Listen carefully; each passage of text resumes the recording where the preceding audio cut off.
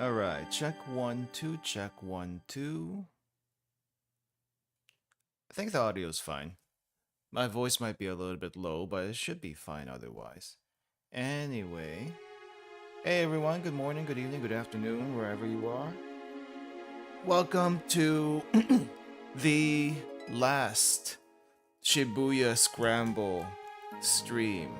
At least I think it's the last Shibuya Scramble stream. At least I think it's the last Shibuya Scramble stream anyway. Indications from the last episode of our indications from indications from the last stream say that we are pretty much at the end. And the thing is, we had 5. We started with 3 characters and then went to 5, and then we finished 2 routes along the way, and now we're down to 3 characters. Now you would probably think, hey, wait, we started with 2 and we're not at 3. Wouldn't there be maybe 2 or 3 more chapters to go? Probably. But even if that was the case, I can't imagine them being that long, because when we finished Tama's route, the chapter was a little bit shorter, so I was actually able to get through it. so maybe that'll help a little bit if it does get that long.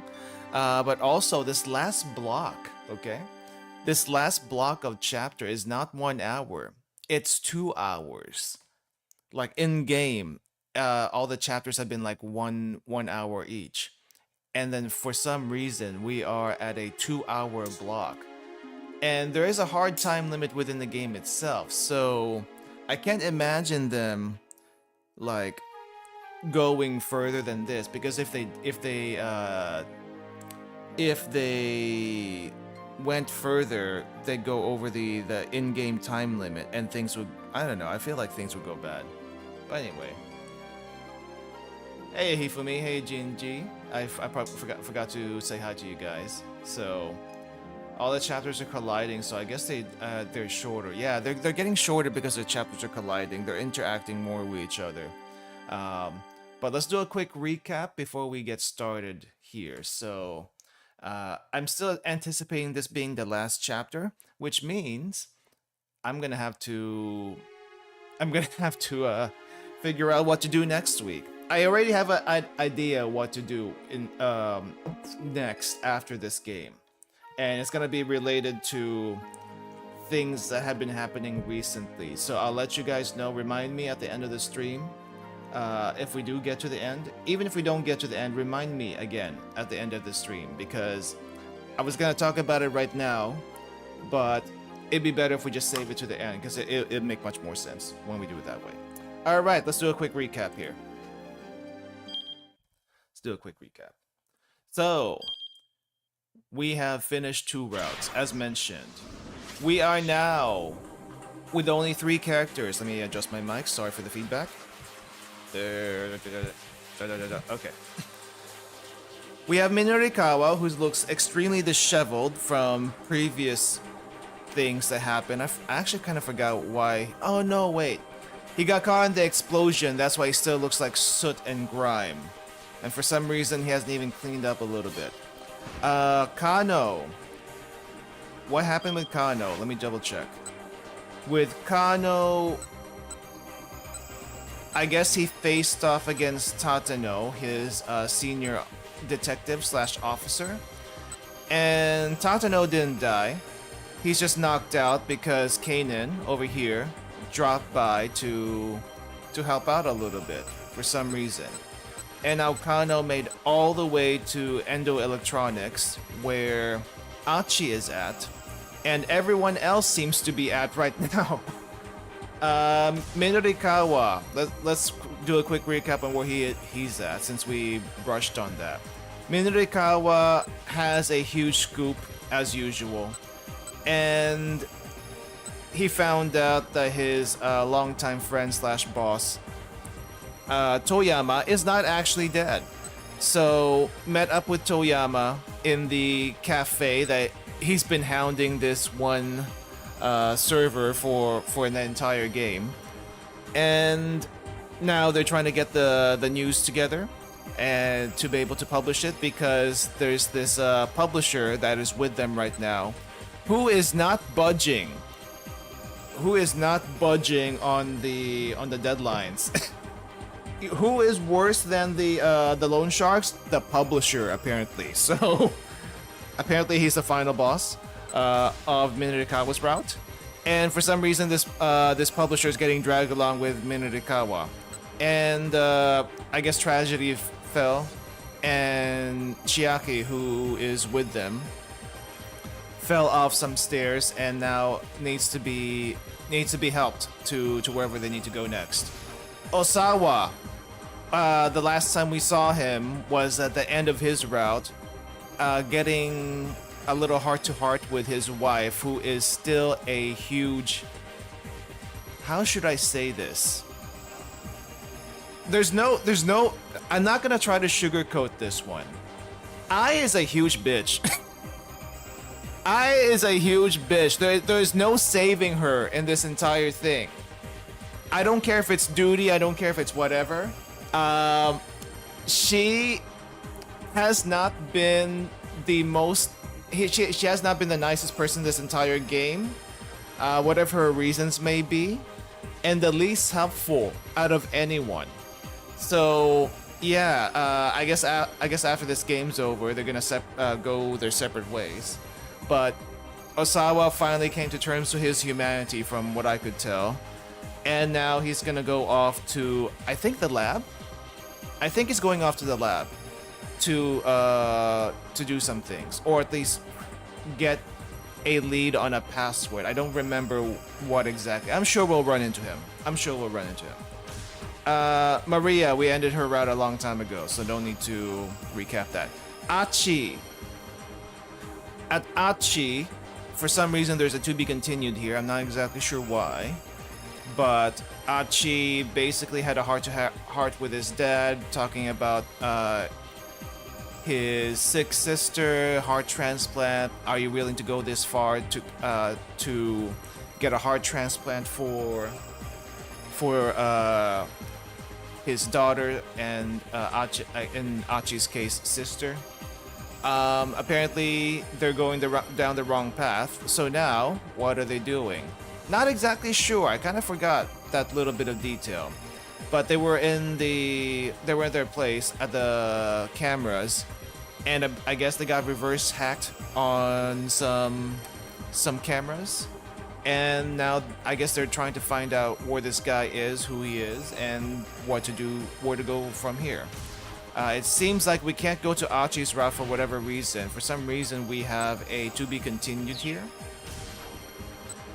And we have Minarikawa and we have Kano. So let's go to Kano first and find out what the heck we need to do. And I'm gonna shrink myself here really quick too. Shrink. And here. There we go. It's Minarikawa. He doesn't care about how he looks. Even the Emperor just has to put up with it. Yeah. That's basically him. That's basically him. Anyway, this last block is 2 hours long. We're going from 1800 to 2000. So 6 p.m. to 8 p.m. Kano's cell phone rang. He saw Kuze's name on the display. Kano speaking. What the hell are you doing? The director's voice was shrill with irritation. What's the situation with Maria Osawa? I have her in custody, sir. We need to get her into the quarantine immediately. I'll send a counter NBC terrorism unit to pick her up. Counter NBC. Public Safety Mobile Investigation Unit belonging to the Tokyo Metropolitan Police Department Public Security Bureau. That is a very long department name. The acronym NBC refers to nuclear, biological, and chemical threats. The unit not only gathers information and investigates terror incidents that make use of these means, but also deploys relief and safety restoration measures. Understood. What's your location? Sir, the situation's a little complicated at the moment, Kano replied. He and Stanley made eye contact. Kano gave him a knowing nod. He knew what he needed to do. Here. He briefly informed Kuze of the plan to take Maria to the laboratory, but was careful not to mention Alphard. Please, sir, Kano said, bowing reflexively to the phone. I do this sometimes too, even though even though they can't see you. Let me handle this. Absolutely not, Kuze exclaimed. There's no way I can allow that. Maria Osawa needs to go in quarantine right now. Quarantine, the act of placing infectees in isolation, such as in a medical treatment facility, in order to prevent the spread of infection. For viruses capable of airborne transmission, an airborne infection isolation room is sometimes used, which employs negative air pressure to ensure that air from within the room does not leak out. I mean, in any other circumstances, this would make the most sense, right?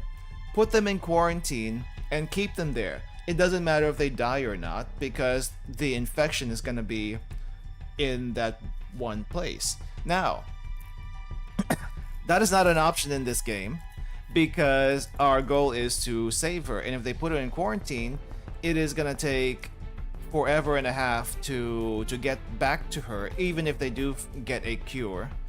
It's going to take forever and a half to get back to her, to be able to administer it, and you know, all that stuff. On top of that, even if she is in quarantine, everyone probably even near the quarantine is gonna die as soon as they get in that place. I don't know. So that, I guess, is the only other option, or maybe just the option that they're going with because they want to save Maria, and is the best possible way to save Maria. Sir, please, just give us a little bit more time. Giving her the antiviral is the only way we can save her. If we put her in quarantine, it'll be a death sentence. Kuze let out a growl of frustration. Kano, that isn't your decision to make. Kano had run out of arguments. It was clear that Kuze's only concern was stopping the spread of the virus. Director Kuze, are you just going to let Maria Osawa die? We can't put the lives of everyone in Shibuya at risk in order to save a single person. I know that, sir. That's why I'm asking you to please let me go to that laboratory. And if it looks like we're not going to be able to hack the password, then at that point, a quarantine can... Kano! Kuze snapped. I'm giving you an order. And I'm not accepting that order. Listen, Kuze said. How many years have you been a cop? What do you mean by that, sir? Kuze didn't reply. Is this an order from up top? What's going on here, sir? Please, I need some kind of explanation. Stop it, Kuze said. You sound like a child. This is a dereliction of duty. Yeah, he doesn't care about that. Call me a child if you want, but I'm not following an order that I know isn't right. Kano punched the end call button with his thumb. From an objective standpoint, maybe Kuze was right. They needed to think about more than just Maria. If the Uo virus spread through Shibuya, it would be a nightmare of epic proportions. Kano understood that perfectly clearly. Okay, I was a little bit confused there because perfectly clearly doesn't usually go together, but okay. But still, he looked down at Maria's face as she lay collapsed on the floor. Right, she collapsed out of the blue. I thought someone knocked her out, but that wasn't actually the case. This girl was still alive, and Kano couldn't stand idly by and let a living, breathing person die. Consequences be damned, he wasn't going to be the one to weigh the worth of someone's life. As he stood, still clutching his cell phone, Stanley gently set a hand on his shoulder. You did fine, he said quietly. Alphard is in possession of the Uo virus. The people of Shibuya are already in danger. He may have already released the virus in the city. If he hasn't, he may do so at any time. Right now, what we need to do is get that antiviral and arrest Alphard. You made the right choice here. Thanks, Stanley. I appreciate hearing that. Stanley gave Kano a slap in the back. He was right. At this point, they needed to focus on the things they could still accomplish. So, guys, Achi stepped forward. Who's gonna take Hitomi's sister and Kanan to the lab? Maria was in no condition to walk, so they were going to have to take a car. Which meant they needed a driver. I only have a motorcycle license, Achi said. I don't know where the lab is anyhow. I should go with Maria alone. Who said this? Oh, Kanan. Kanan looked over at the others. There's no way of knowing for sure when she might become contagious. We shouldn't needlessly risk exposing more people to infection. She knelt down to gather Maria in her arms. Oh, who else is coming in? In that case, I should drive. Kano whirled around at the sound of a new voice behind him. Is it Osawa? Technically, we have 3 Osawas here. Oh no, Tatano? Tatano? How the heck did you find them so fast? Weren't you like knocked out a long time ago? I guess this will be the next obvious place. Tatano was standing in the doorway. You! Achi's face went red with rage. We'll go back to him later. Oh, never mind. We have to go there now. Gosh, I see. Okay, we're bouncing between Achi and Kano for now. All right, bouncing back. There's a. It wouldn't be the first time we did this, but this is a weird place to put a keep out right before a jump.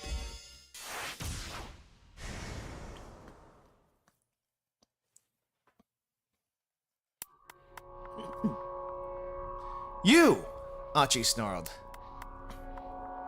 In the doorway stood the man with the cane. Detective Tatano? Tatano. Kano and Daisuke spoke simultaneously.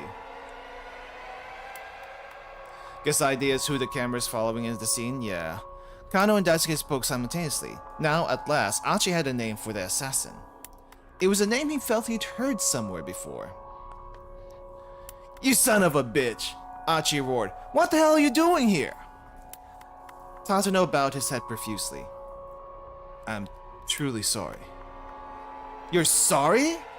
Sorry don't cut it, man. Not what after you were trying to do with Hitomi.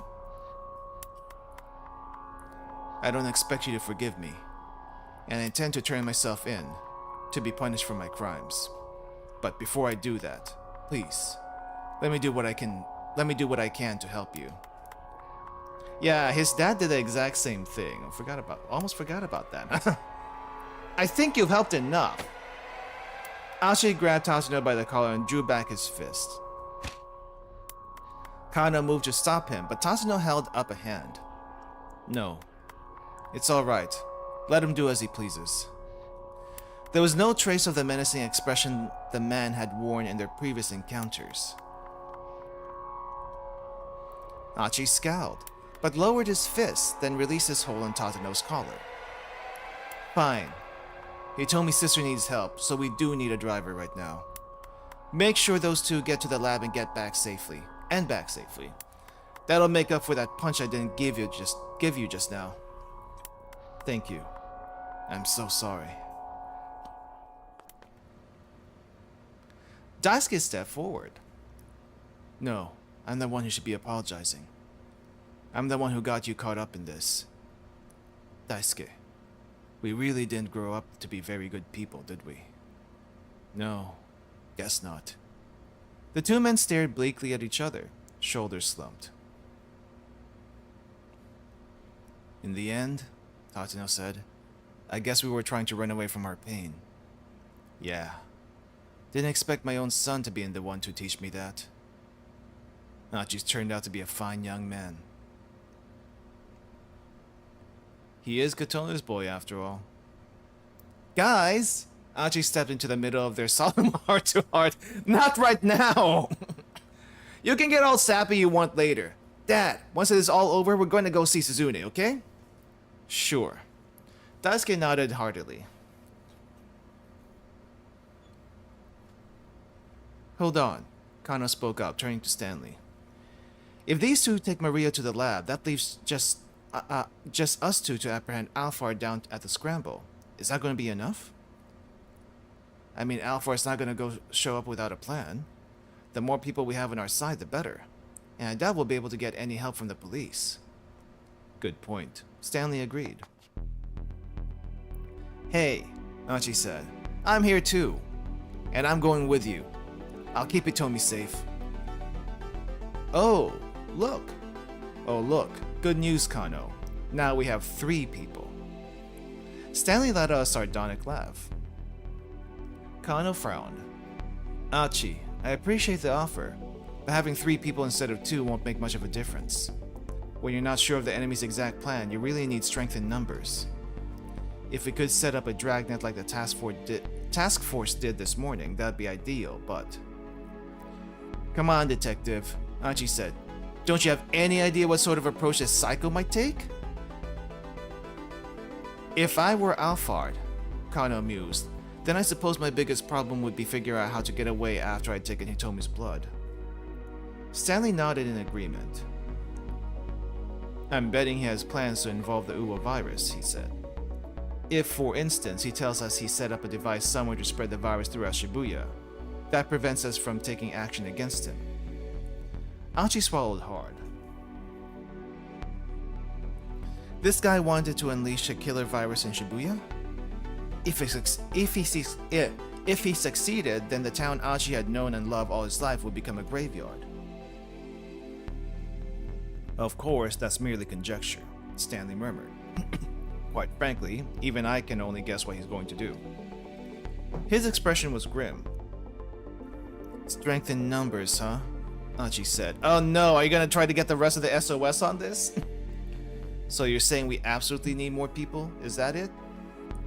Essentially, yes, Stanley replied. But not just anyone, mind. If it's not a group that meshes well, it'll hinder more than help. Kano folded his arms across his chest. He looked perplexed. People who mesh well together, huh? Archie had an idea. They could ask the police for backup. It might be a long shot, but it was their only move. No. We gotta get the gang back together. What if they decide to ignore police leadership and why not involve a bunch of civilians? SOS is a bunch of civilians. If there was anything else he could do, it was that. He could ask SOS. If there was anything he could do, it was that. And we have a theme, what do you call this? Theme power-up? Theme song power-up? It was a selfish request, he knew that. Susumu would probably be furious with him, but Archie would just have to deal with that. Even if his old pals wouldn't forgive him, if they understood that they'd be helping protect Shibuya, he was sure they'd step up and take action. After all, the whole point of the gang was that it was made up of people who love their town. Can you give me half an hour? I'm gonna try and see if I can rustle up some people. Kano straightened himself up. You think you can do it? Archie nodded assertively. Just wait here for me, okay? He said to Hitomi. She gave him a worried smile. Alright, I'll be waiting. It'll be okay. Archie did his best to sound reassuring. I promise I'll bring back some help. Oh, this is gonna go well. He knew where he needed to go. The pool hall in Uraharajuku that was his old gang's main hangout. Running at top speed, he could probably make it in about 10 minutes. Alright! Rushing out the door with a battle cry loud enough for Kano and the others to hear from the back inside the shop, Archie sped on his way. Are we gonna get a keep out, or... Nope, we keep going. Traffic on Dogenzaka was at a near standstill. Had there been some sort of accident? As Archie ran along the roadside, he heard a middle-aged man screaming angrily. You gotta be kidding me. What do you mean no trains are stopping at Shibuya? The guy was red in the face. It's the father-in-law! What the heck is going on? Archie felt compelled to stop and check things out. Calm down, old man. Archie ignored him and kept on running. Ignore him, keep running. Calm down, old man. Achi ignored him, kept on running. Maybe that was a wrong decision, but maybe Kana will take care of it later. Finally, he arrives at SOS's hideout. 2 young men were standing by the door as lookouts. Achi recognized one of them. It was a kid whose so-called buddies had tried to shake him down earlier that afternoon. They roused themselves as Achi approached. Load save, yeah. Hey, I need to see Susumu. No can do. He's in the middle of something right now. The lookouts made no move to let him through. Achi felt a surge of resentment towards Susumu. If he'd still been with SOS, he'd never tried to post members on guard duty like they were low-ranking Yakuza thugs. Achi pressed again. Please, I need to see him. It's important. Fine, then I guess I'll have to do this the hard way. Nah, we don't do this the hard way. Achi pressed again. Please, I need to see him. It's important. Just tell him Achi's here. He'll make an exception. At the mention of his name, the 2 lookouts exchanged glances. I guess these 2 don't know him. Alright, I'll go ask him. One of the lookouts headed inside, leaving Achi alone with the kid he'd helped out earlier. Do they always stick you on guard duty? The boy didn't reply. Back when I ran with SOS, we never needed anyone on lookout. We were just a bunch of guys who loved Shibuya and who had a fun time hanging out with each other. That's all it was, really. It's not Susumu's fault that SOS changed, the boy said, somewhat fearfully. Oh, it's not? Lately, it's Kiryu who's been driving things. Oh, I thought it was Susumu. Why is he letting Kiryu push him around then? Kiryu? Oh yeah, that guy. Achi recalled his earlier run-in with him. The guy was an arrogant bully.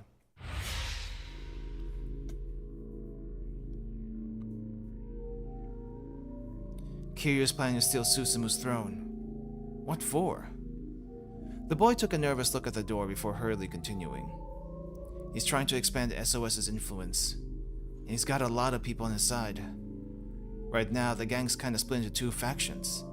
Susumu's guys and Kiryu's guys. Finally, Achi understood what was going on. The gang members had all been acting so weird because they were caught up in some kind of weird internal struggle. Kiryu goes around recruiting new followers by force, and if he doesn't like you, he dishes out punishment. This month alone, he's sent 8 people to the hospital. SOS is a total mess, man. This plan of mine might not work after all. Achi felt a sinking sense of despair. If SOS was ravaged with infighting, it was doubtful they'd heed the dangerous requests he had for them. You know, the only way this is gonna get resolved is if Achi faces against Kiryu. Right? That's the only way. Unless there's something else I'm not seeing. But even still, I want to be part of this gang, the boy muttered. Achi peered at him in surprise. Why? They shake you down for dues, stick you on guard duty? That's not a decent way to treat someone.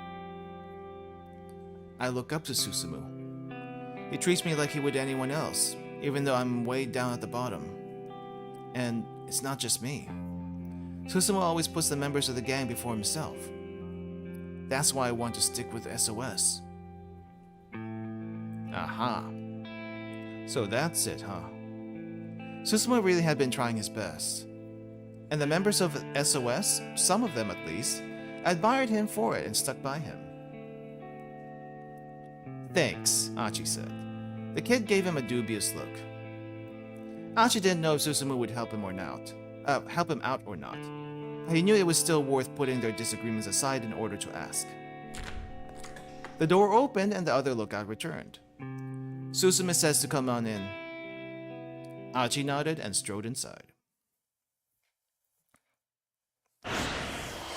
Oh, now we go back to Kano. We really do be bouncing around, don't we? I'm gonna leave Minorikawa for last. Unless for some reason, Minorikawa has to drop over here to the hideout, which I think he does. Because... Wait. he was going this way, but I don't know if he'll be able to make it with an injured Chiaki. Let's hop on to Kano first. Achi's protests were vehement, but he backed down at last. Tatano would escort Kanan and Maria to the lab. That left 3 to try to apprehend Alphard: Kano, Stanley, and Achi.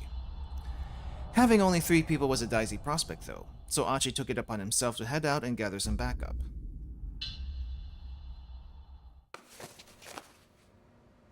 Tatano got the car keys from Daisuke, then helped Kanan pick up Maria up off the floor. Kano watched him warily. There was no trace of the blood-curdling expression the older detective had shown when he was holding Maria at gunpoint. His face was that of a man with a responsibility, the Tatano that Kano had always known. Are you okay? Are you sure you're okay doing this? Hitomi asked Tatano. You might get infected. That doesn't matter. Don't worry about me.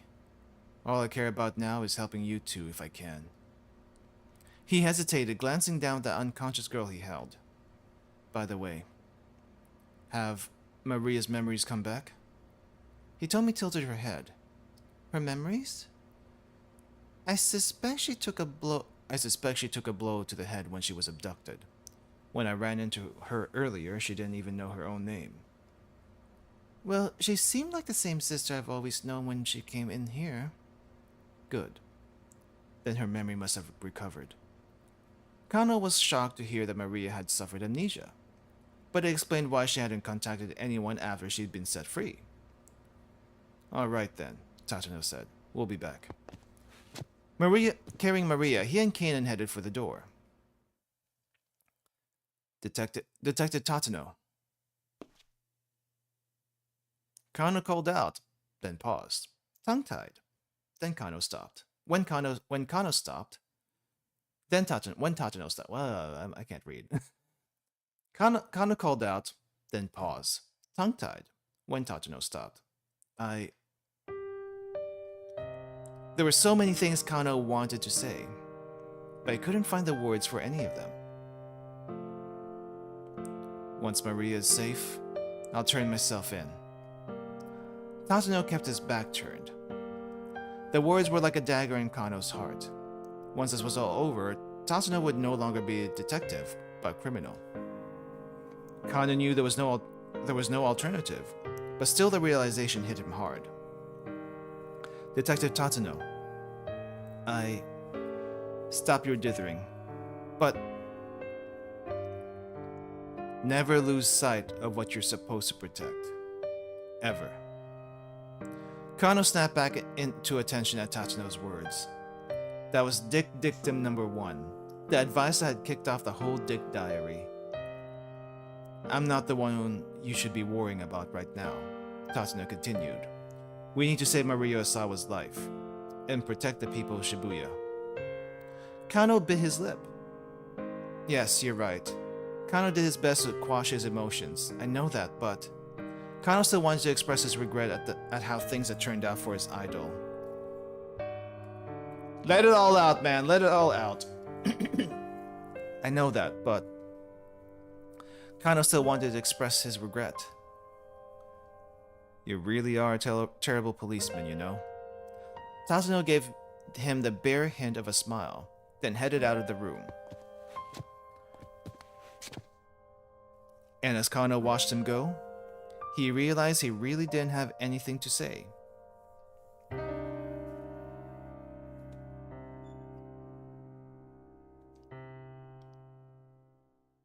Well, there he goes now. There were only 30 minutes remaining until the time when Alphard had told them Hitomi should be at the scramble. They needed to get ready for action. Is the surveillance camera system still up? Kano said. Yes, Daisuke replied. It looks like what happened earlier was just a temporary hacking job. Then, will you help us? Daisuke inclined his head. What do you mean? I'd like you to keep your eye on the scramble for us. If anyone suspicious tries to get near Hitomi, let us know. Anyone suspicious? How will I know what's suspicious? Like that organ trafficker who suggested you kidnap Hitomi, Mr. Endo. Yeah, Hitomi, Mr. Endo. It's possible that he might be Alphard. Would you be able to recognize his face? Daisuke furrowed his brow deeply as he began entering commands on his keyboard. Yeah, don't think I could ever forget. It's because of him that I... He left the rest unsaid. A moment later, several of the monitors switched over to feeds from around the scramble. Alright, Daisuke squinted at the images. I'm not sure how much help I can be, but let me at least try to atone for what I've done. Of course, and thank you. The resolution's kinda crap, not gonna lie. Daisuke's fingers flew over the keyboard and soon all the monitors were focused on the scramble and its surroundings. Then he carefully adjusted the angle and zoom for each of the cameras. Now the whole area was under total surveillance. All they had to do was get their stakeout crew to the scene. Where did Achi go? Kano asked Hitomi. I'm not totally sure, but I think he went to find some of his old friends. Hitomi sounded worried. Friends? Achi used to belong to a gang called SOS. Actually, he told me he was the one who formed the gang in the first place. Oh, wait. What? Kano couldn't keep the shock from his voice. Achi was the founder of SOS. How bizarre that the two of them would wind up meeting each other this way. But I guess there was a big falling out between them. So I think he went to try and win them back over. Kano hadn't heard anything good about SOS since Achi had left them. If things had ended on bad terms between him and the gang, getting them to help might well be a lost cause. And even if Achi was able to gather some people up, how much would Kano and the others be able to trust them? It'll be alright, Hitomi said, as if sensing Kano's thoughts. I'm sure Achi will bring back some of his old friends. And when he does bring them, I'm sure he'll choose people he can count on. You really trust him, don't you? Yes, Hitomi said without hesitation. Then a blush came over her cheeks. What? Alright, then I'll trust him too. It would take about 10 minutes to get from Endo Electronics to the scramble. Kano turned to Stanley. Let's plan to head out by 6:50. Stanley gave no reply. He had withdrawn to the edge of the room where he stood lost in thought, his expression uneasy. Kano decided to leave him alone for a bit. Taking a sheet of paper from one of the desks, he began drafting a plan for positioning Achi's reinforcements around the scramble.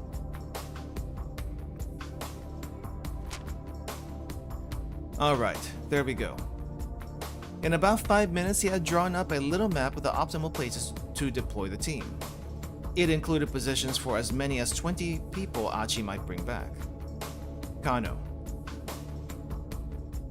turned around, surprised to find Stanley right behind him all of a sudden. The American looked haggard. Is something the matter? Kano asked. You need to go to the scramble without me. What? Where's this coming from all of a sudden? Please, don't ask me to explain. Something else has come up, and I have to see to it. Sweat beaded on Stanley's brow. Whatever had happened, Kano had no doubt it was something major. And almost certainly it had something to do with Alphard. Stanley, Kano said. Please tell me, we're past the point of keeping secrets. I understand, do what you have to, come back soon? I wonder if we can ask him. Let's ask him. Please tell me, we're past the point of keeping secrets. They come this far together. Surely it was too late to get all this tight-lipped now. I'm sorry. I wish I could tell you more. Stanley dropped his eyes. Kano had a vague idea what Stanley was up to. He probably felt he needed to keep things hidden even from his own allies in order to help keep Alphard in the dark. Or at least, that was Kano's guess. Alright, I understand, Kano said with resignation. Do what you have to, and come back soon. With an apologetic look on his face, Stanley turned and hurried from the workroom.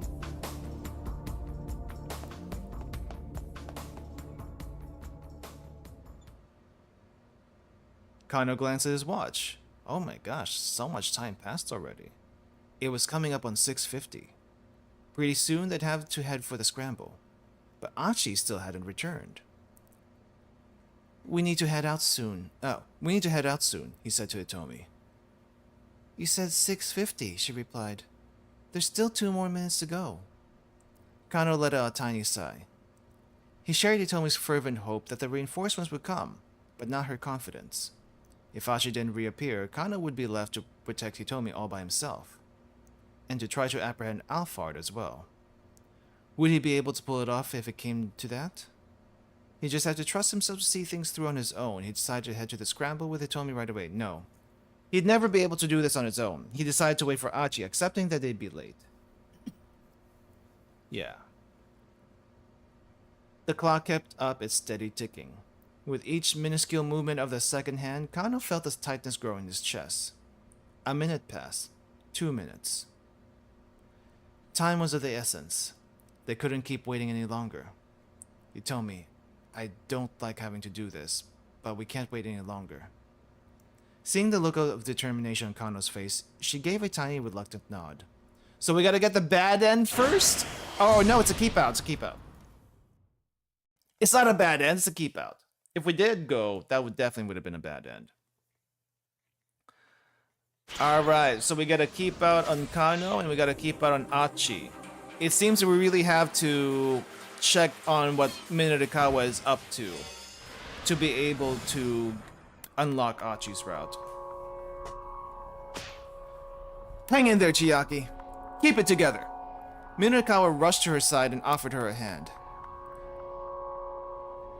Surely it hardly matters at this point. You're not gonna make it on time regardless. Katayama said coldly. Alright, this guy. And in any case, if 4-star General Gossip doesn't get released, it's Mr. Toyama who's going to be in trouble, not you. I dare say the world would be better off with 1 third-rate gossip rag less anyway. Wait. I dare say the world would be better off with 1 third-rate gossip rag less anyway. That is a weird, that's a weird flow. Shut your mouth, Chiaki snapped. Oh wow, her glasses even broke? If the gossip doesn't come out, I am going to be in trouble. An article I've written is supposed to be in the next month's issue. It's a piece I've worked my very hardest on to the very end. A piece Mr. Mino saw fit to put in print. And so if all of that goes away, yeah, I'll be in trouble alright. Chiaki's legs wobbled as she struggled to get back to her feet.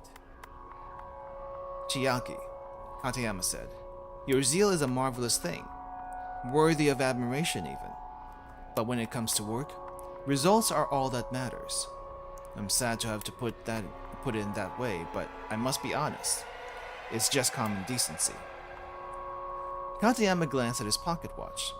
You have 57 minutes and 10 seconds remaining. At this rate, you won't even make it to the interview venue before your time's up. Frankly, I don't think even a further extension of your deadline would make any difference in the end. Damn it! Minarikawa ground his teeth. He wondered if he should just leave Chiaki here and go interview SOS by himself.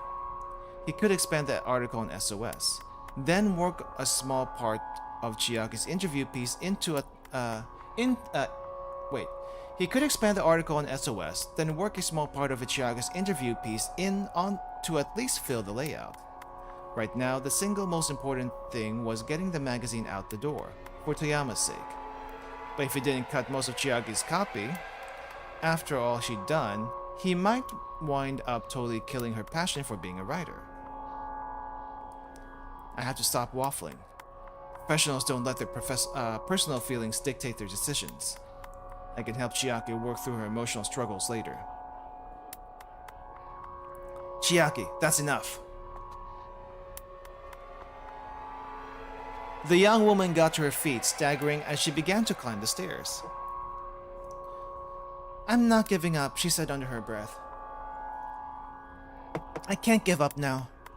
Though obviously in pain, she struggled to keep her legs moving. At least get some first aid first. That shouldn't take too long, right?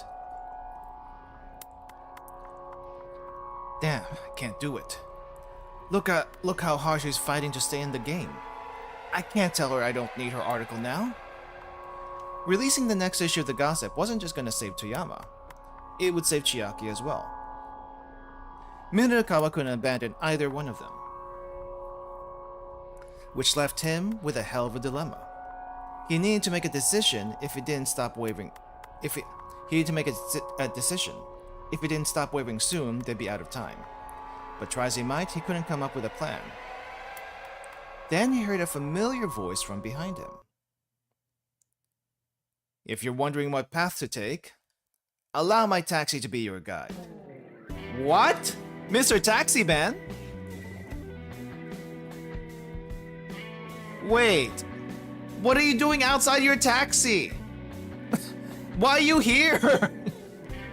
Minorikawa spun around to see Kimizuka standing there. Where to, sir? The driver asked. Despite his polite demeanor, his pride was obvious. Mr. Kimizuka, I appreciate the thought, but with this traffic... Traffic?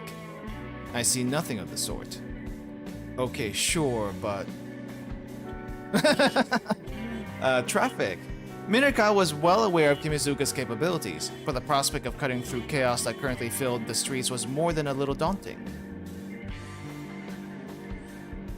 When you know this town as well as I do, there's nowhere you can't go. Alright. What other choice do I have? Guess I gotta trust you. This'll be my last request of the day.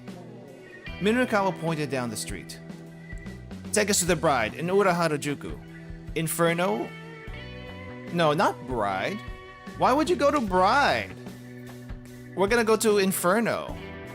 Labyrinth? What? Inferno. We're gonna go to Inferno. Take us to Inferno in Uraharajuku.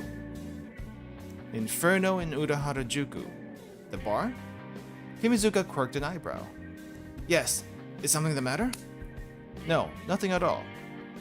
Hurry up and get in. As soon as Minorikawa and the others had climbed into the cab, Kimizuka tore off through Shibuya's network of narrow side streets. The passengers in the backseat jostled roughly back and forth to the sound of screeching tires. And they also took the guy with them. This is altogether far too excessive, Katayama murmured, wincing as his head bounced repeatedly against the window. To think we allow such inconsiderate driving here in this country. Chiaki, meanwhile, had opened her laptop and was somehow working furiously to finish her copy. The sound of her fingers clicking across the keys echoed within the vehicle. How's it going, Chiaki? Minorikawa asked. Just a little bit more. Her eyes were glued to her monitor, her face all seriousness. I don't know how you're typing in a car, but okay. Kimizuka glanced over at Minorikawa. If I may ask, sir, what business do you have at this bar? Just a little interview. I hear a local gang called SOS uses the bar as their big hangout. You're interviewing SOS? Sir, I feel it might be best not to get too involved with that lot.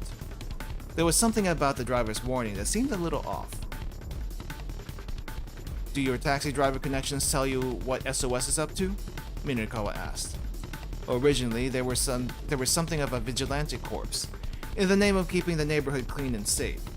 But lately, I hear nothing but bad things about them. Those loan sharks had said something very similar. Minorikawa reminded himself that he'd better be on his guard. There we go. Katayama chimed in. And just how do you plan to go about interviewing a gang like this? That's nothing for you to worry about. I have a plan. Oh, and just what exactly is this plan? It's a secret. Kataya gave him a derisive grin. Clearly, he wasn't impressed. Minorikawa turned to look at Chiaki. She appeared too engrossed in her copy to even hear the conversation.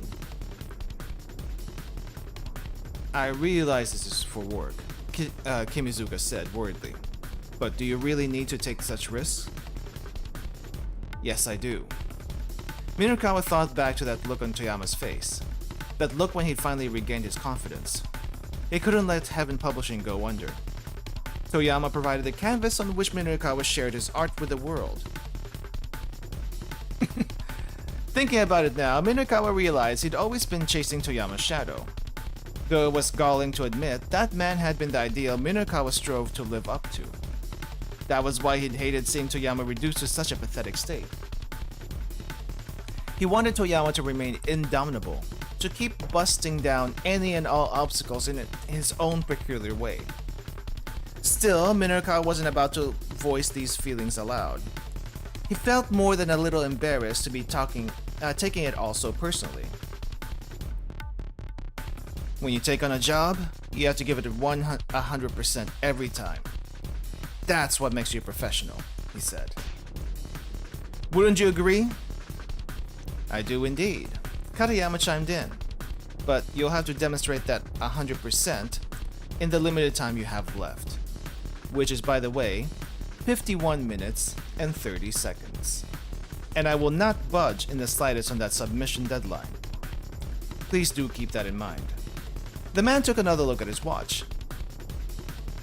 I've got half of mine to break that thing, Minorikawa told him.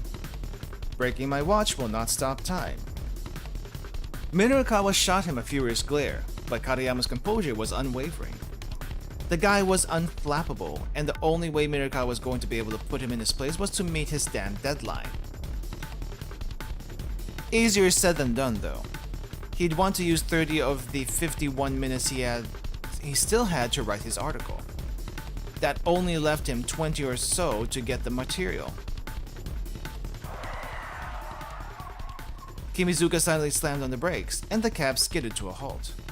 Minorikawa stared through the windshield in shock and saw a smallish, boxy minivan weaving erratically along the road. Whoa, look out! That thing's headed our way! Don't worry, sir, the driver replied. Just leave this to me. Keeping his cool, Kimizuka dexterously steered them clear of the oncoming traffic. That's gotta be something weird. As the minivan sped past, an eerily cold breeze wafted over the taxi. The vehicle is being driven by members of Wandering Angels? What? This is not what I expected. I thought it was something more sinister. The vehicle is being driven by members of the Wandering Angels theater troupe. They are on their way to return the dry ice machine they used in their performance to Endo Electronics. The machine is malfunctioning, continually spitting out white plumes of carbon dioxide. The troupe members inside the van are beginning to suffer from oxygen deprivation and are driving around Shibuya in a daze. Will they be able to make it to Endo Electronics in the end? Stay tuned next time on the next episode. What the heck was that?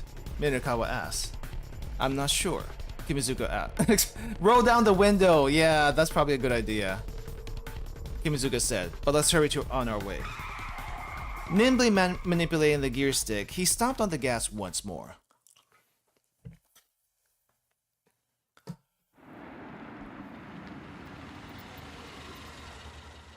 Here we are, sir. Inferno. They pulled up outside of the dilapidated old pool hall. You're a lifesaver. Minorikawa clapped a hand on Kimizuka's shoulder. Just be sure to be careful, sir. Minorikawa nodded. Huh? What? Chiaki asked, looking up. What are we being careful about? Nothing, Minorikawa said. You just wait here in the car. You still got that copy to finish up, yeah? Well, yes. Alright then. Chiaki frowned, but resumed her typing. And you wait here too, Minorikawa said to Katayama. But of course, that goes without saying. Incidentally, you have 49 minutes and 6 seconds remaining. Minorikawa did some quick mental math. With the half hour he'd already set aside, that left him 19 minutes. However dangerous SOS might be, he couldn't afford to hesitate for even a single second. Bracing himself, he stepped out of the taxi and headed for the pool hall. Phew. Minorikawa took a deep breath as he approached the grimy door. Here goes. He drew his leg back and gave the door a hearty kick.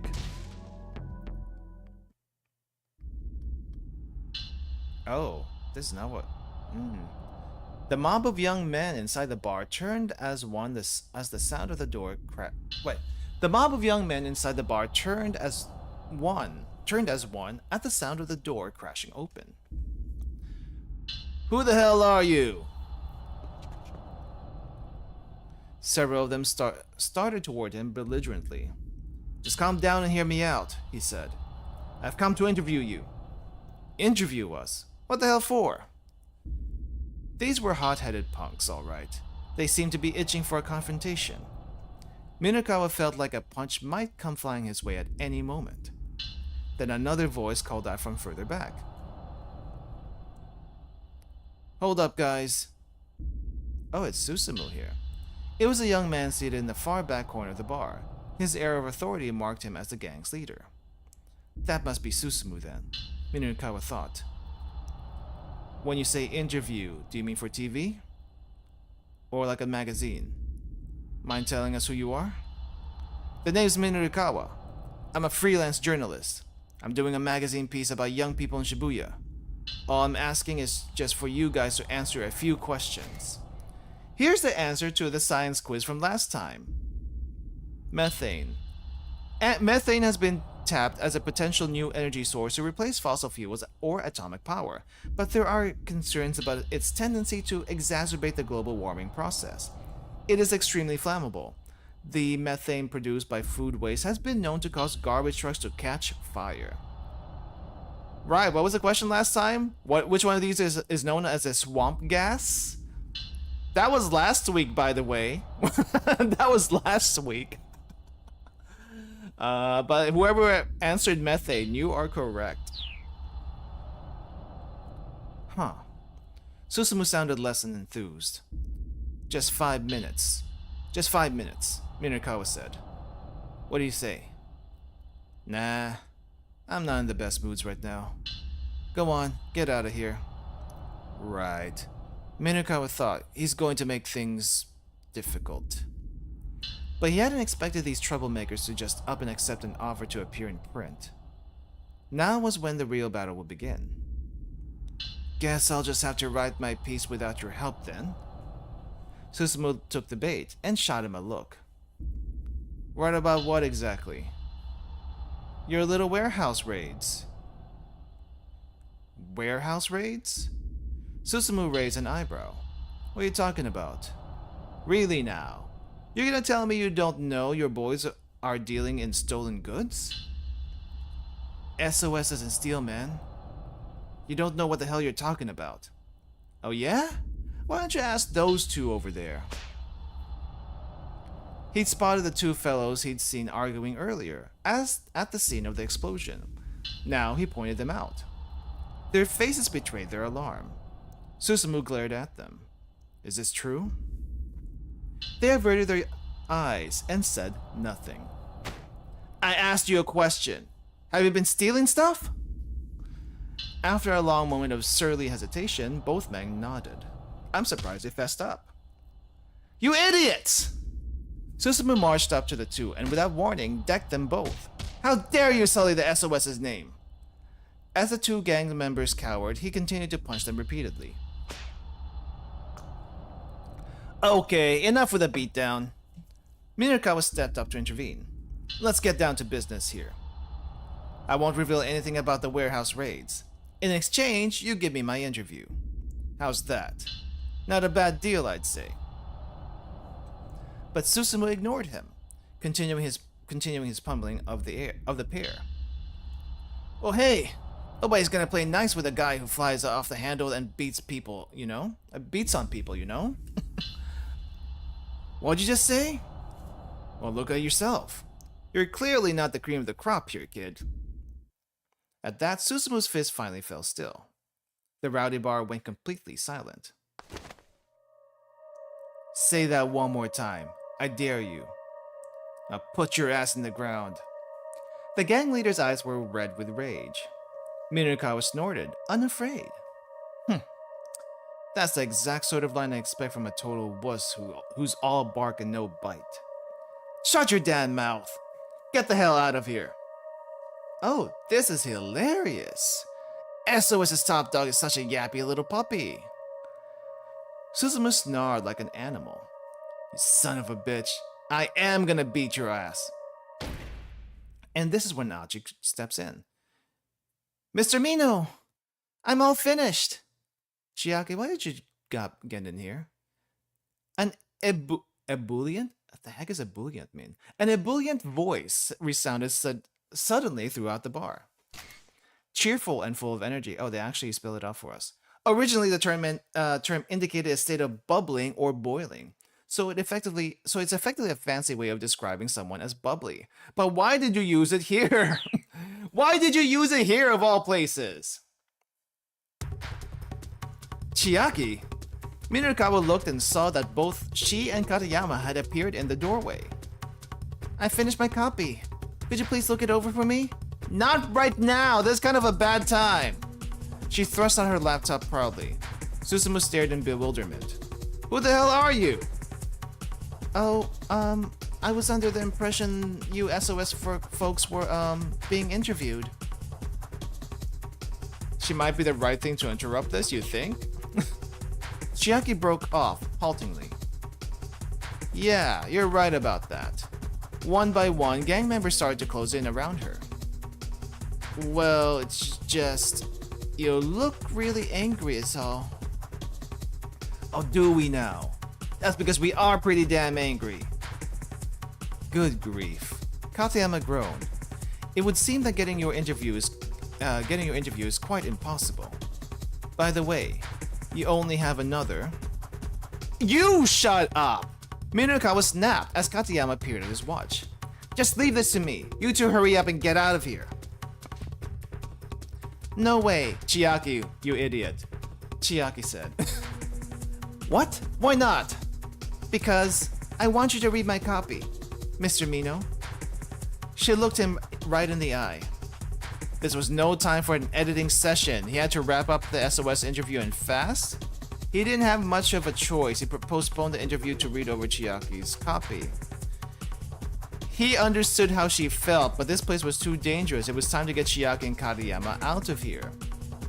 Oh my gosh. I'm kind of torn. We either go with A or we go with B.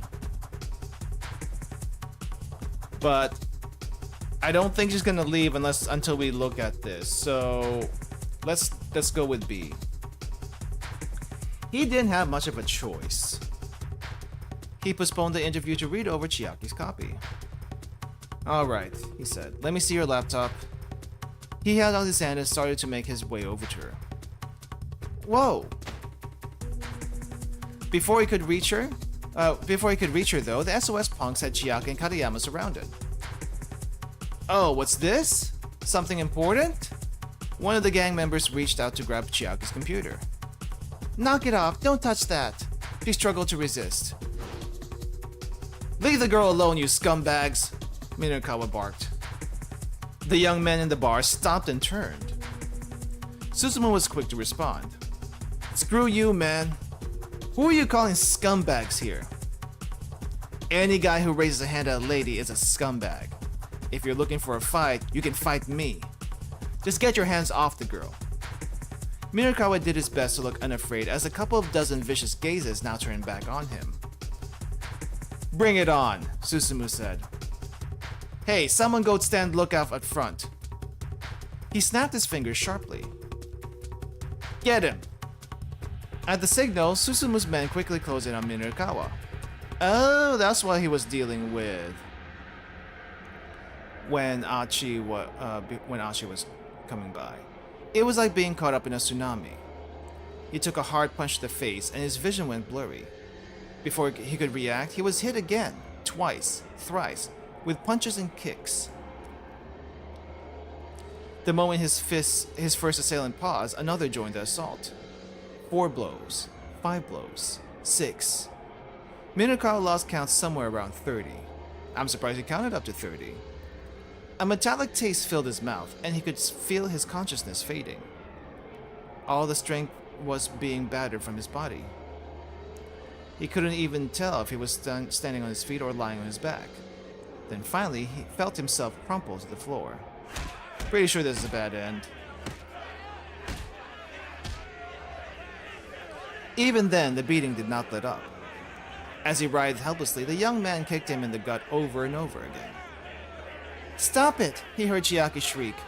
"You're going to kill him!"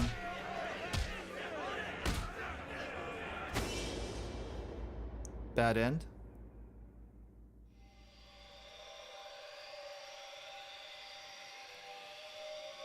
Eventually, Minakawa forced himself to go limp. Finally, the kicking stopped. Ah, crap. One of the thugs muttered, sounding panicky. Did we take this a bit too far? "Mr. Mino!" Chiaki rushed to Minakawa's side, sobbing. "Please," she cried out, "answer me." He held his breath and said nothing. "Mr. Mino!" Tears streaked down her cheeks. She shook him desperately. And the guy back there is not even helping. "Don't worry. Don't worry," he gasped out at last, holding up a hand to stave her off. She let out a yelp of surprise, staring at his battered face. He could feel blood trickling from the corner of his mouth. He turned his grisly visage on the gang members as he painfully rose to his feet. "You're still up?" Abruptly, Minakawa broke into peals of mocking laughter. Mr. Mino?" Chiaki stared at him aghast. He only laughed the harder. It seems he took a few too many blows to the head. The poor thing. Katayama averted his eyes, unable to watch. Minakawa shot out an accusing finger out at the crowd. "Looks like I win this round!" What? Susumu blinked, dumbstruck. "Don't you get it?" Minakawa said thickly around his bruised tongue. What am I saying? What I am saying, you're a bunch of idiots. Now then, if you'll pardon me. Oh, I get it. Oh. Minakawa was halfway to the exit when Katayama's exclamation rang out. "You were planning all along to let these guys beat you up, huh?" Minakawa jerked to a halt, his shoulders trembling. "You knew they'd turn down the interview. And so by letting yourself get beat up, you'd have something to put in an article, yeah? It's a bit bogus, maybe, but I guess it's one way to get material to fill your pages." Minakawa broke out in a cold sweat. "Shut up, you idiot." But Katayama continued with his oh-so-brilliant analysis. "You sure pulled a fast one on this gang here. I wonder what sort of headline your piece should have. The trial of Shibuya's legendary street crew? Former vigilante squad, now mere gang of common thugs." Hey Panzer, welcome! There's a lot has happened. Let's just say a lot has happened, but we're bouncing between Kano, Achi, and Minakawa. Minakawa right now is currently in the hangout spot of the SOS, where he got promptly beated up by the gang, and now he's trying to get out of here in one piece. So yeah. Yes. Let's see. The trial of Shibuya's legendary street crew, former vigilante squad, now mere gang of common thugs. Something like that, maybe. Susumu stared daggers at Minakawa. "Go on. I dare you to write that up. Then we really will put your ass in the ground." He moved to block the path to the door, clutching a broken beer bottle in one hand. "You moron!" Minakawa bellowed at Katayama. "I was this close to pulling it off." Well, that's a shame, isn't it?" Katayama replied. "You know you're gonna die here too, right, Katayama?" Minakawa rolled his eyes. "Gee, you think?" Susumu slowly advanced on them, beer bottle at the ready. Incidentally, oh wow, this guy is really dedicated to the job and not taking account of the situation. "You have 40 minutes and 7 seconds left. Good luck." Minakawa hung his head. Was everything futile at this point? Hopeless, pointless, ineffectual. Not to be confused with feudal, which refers to the socio-political system of the Middle Ages involving lords and vassals and fiefdoms. Who's this guy? Alright, cool your jets. I'd say that's quite enough. Is this the taxi driver? It's a taxi driver. What do you know about these guys? Susumu stopped and spun around. Kimizuka had entered the bar. The taxi driver stared out sternly from behind his sunglasses. All the young men in the bar fell silent. Wait, who is this guy? Minakawa and his companions exchanged glances. Oh man, you? Susumu's face twisted up in awkward embarrassment. Kimizuka's tone was light and playful, but intimidating nevertheless. Let me guess, he used to be an ex-Yakuza? Whoa, hey now. That's no way to address your teacher. Teacher? Teacher? Minakawa blurted in disbelief.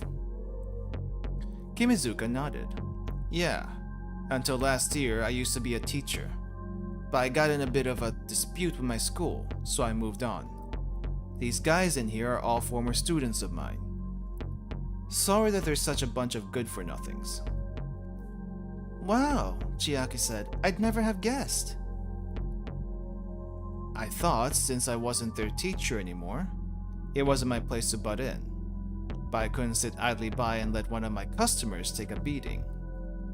Kimizuka turned back to Susumu. This guy totally played you, every last one of you. Susumu bit his lip in frustration.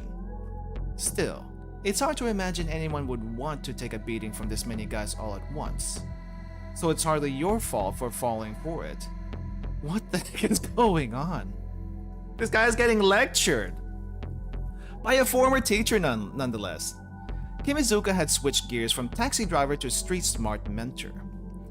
You guys lost this one, he said. And for that, you need to give him his interview. No way. Susumu looked disgusted. Look here, kid, Kimizuka said. Let yourself save some face and help the man out. And maybe you won't come off as a bunch of total idiots in his article. He flashed an amicable grin. Well, when you put it that way... Fine, alright. Susumu blew out his breath in resignation. Susumu, you can't just let yourself cave like that. Oh, it's Kiryu. The remark had come from a particularly nasty young fellow who slouched on the bar sofa. Minakawa recognized him, the kid he encountered earlier that afternoon, wandering around with a wooden cudgel. You shut up, Kiryu, Susumu said. So what, you're just gonna let SOS make a mockery of itself? Kiryu demanded.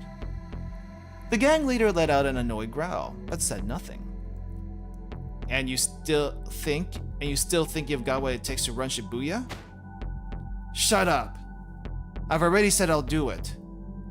Kiryu sneered sullenly at Susumu's outburst.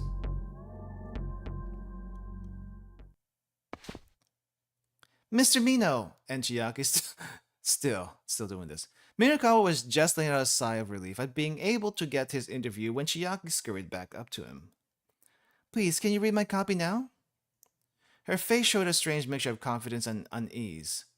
All right, he said resignedly. Let me see it.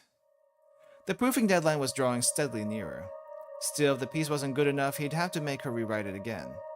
He wasn't going to compromise on quality just because they were surrounded. Bracing himself, Minakawa stared at the monitor. Chiaki swallowed hard, so anxious that it was audible.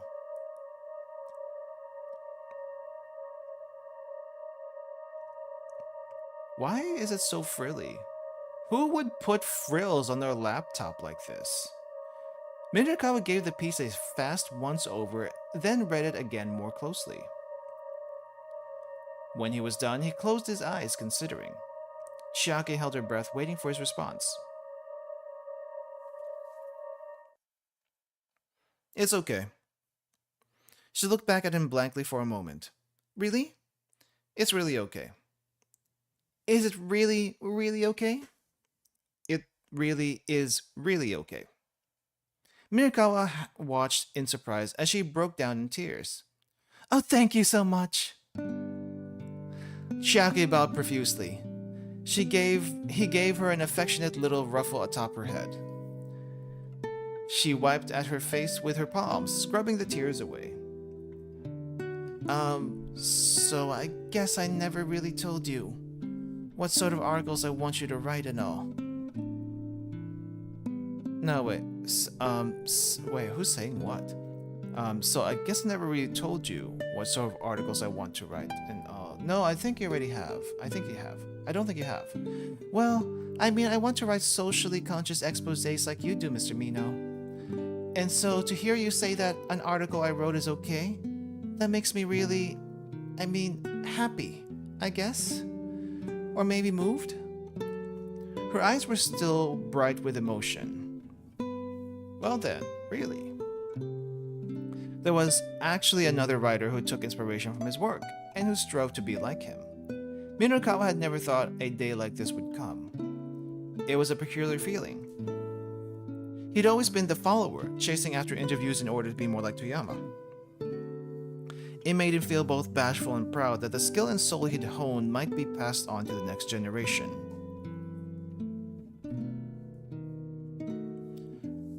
Right. I should be off. No, right, I should be off. Kimizuka gave Minokawa a slight nod. Minokawa returned the gesture, but more deeply. You really have been a tremendous help today. I'm not sure where I'd even be right now if you hadn't been there for me. Oh no, not at all. I was just driving a customer around to where he asked me to go. Oh, that's right. I still owe you a fare. Opening his wallet, Minokawa saw he had only a 10,000 yen bill. Still, now was no time to be frugal. Keep the change, he said as he handed it over. But even as he said it, Kimizuka was already handing him some money back. Here, I insist. The driver had already counted out the exact change in advance. You really are a pro, huh? Minokawa took the money and stuffed it into his pocket. We'll meet again, somewhere out there on the streets of Shibuya. Kimizuka pointed his index finger at Minokawa's face. Minokawa responded in kind. After that, the interview with SOS went off without a hitch. Finger point back at him. Now that the tension was diffused, there were just a bunch of ordinary young guys. The juxtaposition of their appearance and their behavior would make for an interesting piece. So, about what you said earlier, Susumu said once Minokawa had finished questioning. About how I'm not the cream of the crop. Yeah, that. I just said that to get you worked up. Don't worry about it. Well, let me just ask you what you really think then. How do you think I could be a better leader? I don't know. I'm not really the sort of guy who wants to stand at the top, you know. But I guess I can tell you two things that'll make things go more smoothly with you and your buddies. Susumu leaned in, listening intently.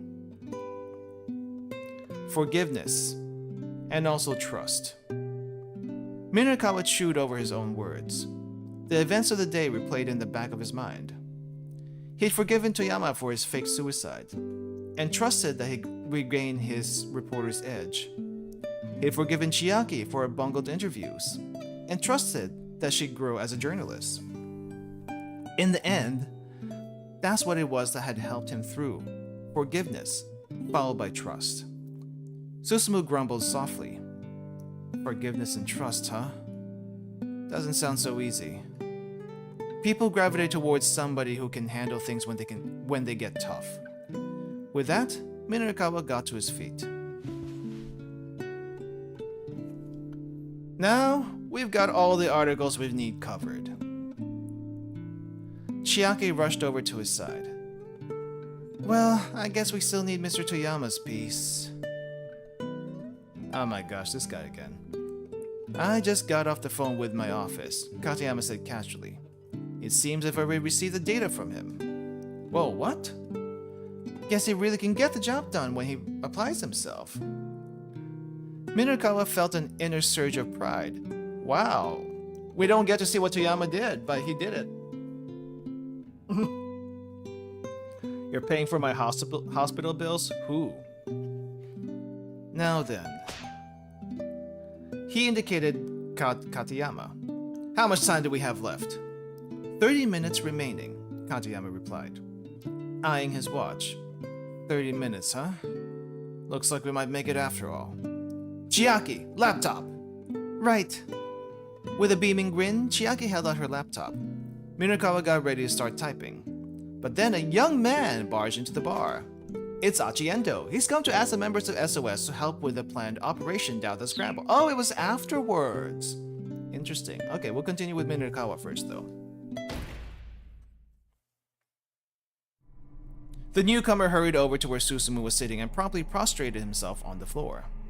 Whatever this was about, it looked like a big deal. Who was this kid?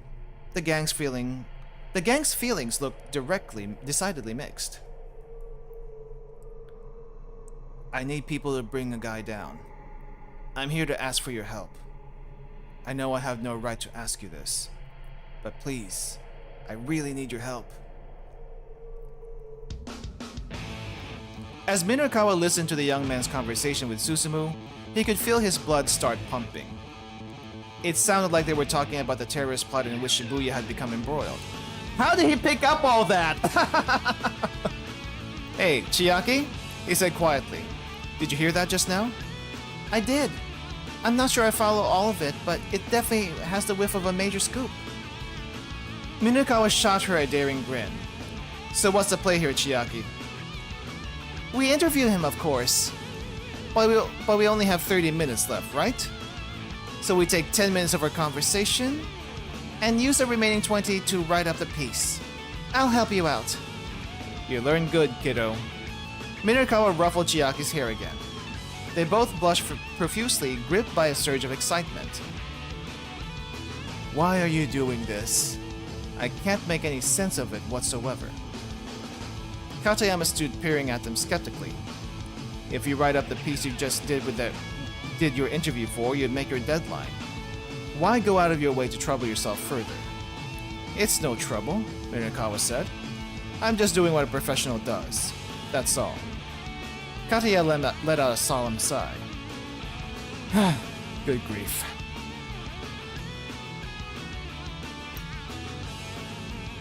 He looked at his pocket watch again, then snapped it shut.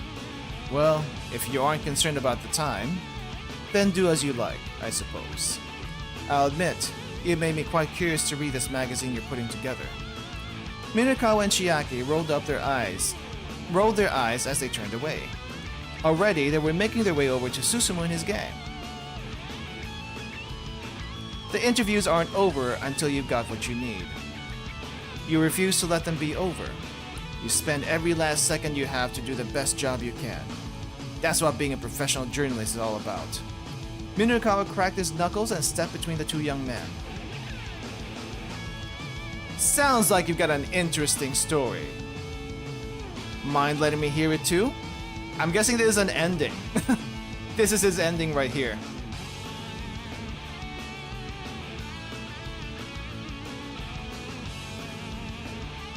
I had a feeling this was actually gonna be his ending. By this point, Katayama should be hollering on the phone to delay the deadline. An exclusive about the terrorist plot and a local gang. It'll sell like hotcakes. Yeah. Okay, well, that's Minorikawa's ending. And now we're only left with two people. With 1 hour and change left to go. But before we get to that, we have to jump to Achi. With the deets right here. Young man, Achi, let's go.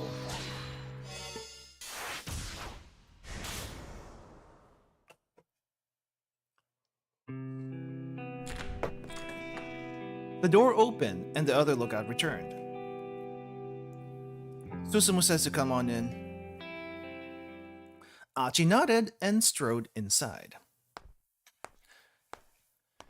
Whew, okay. The scent of alcohol and cigarettes washed over him. Susumu sat on the sofa at the far end of the bar.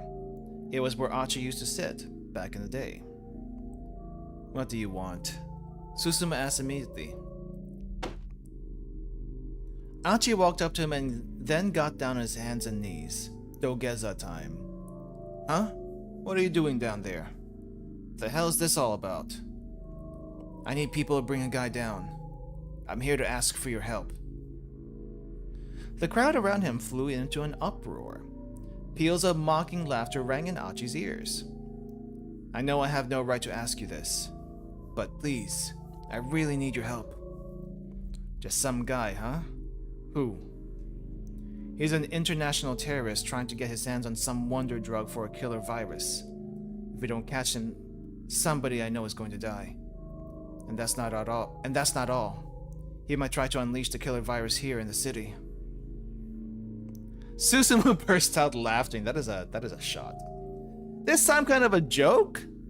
You all right in the head there, Achi? The other gang members followed his lead, unleashing another storm of mockery. The laughter continued for quite some time.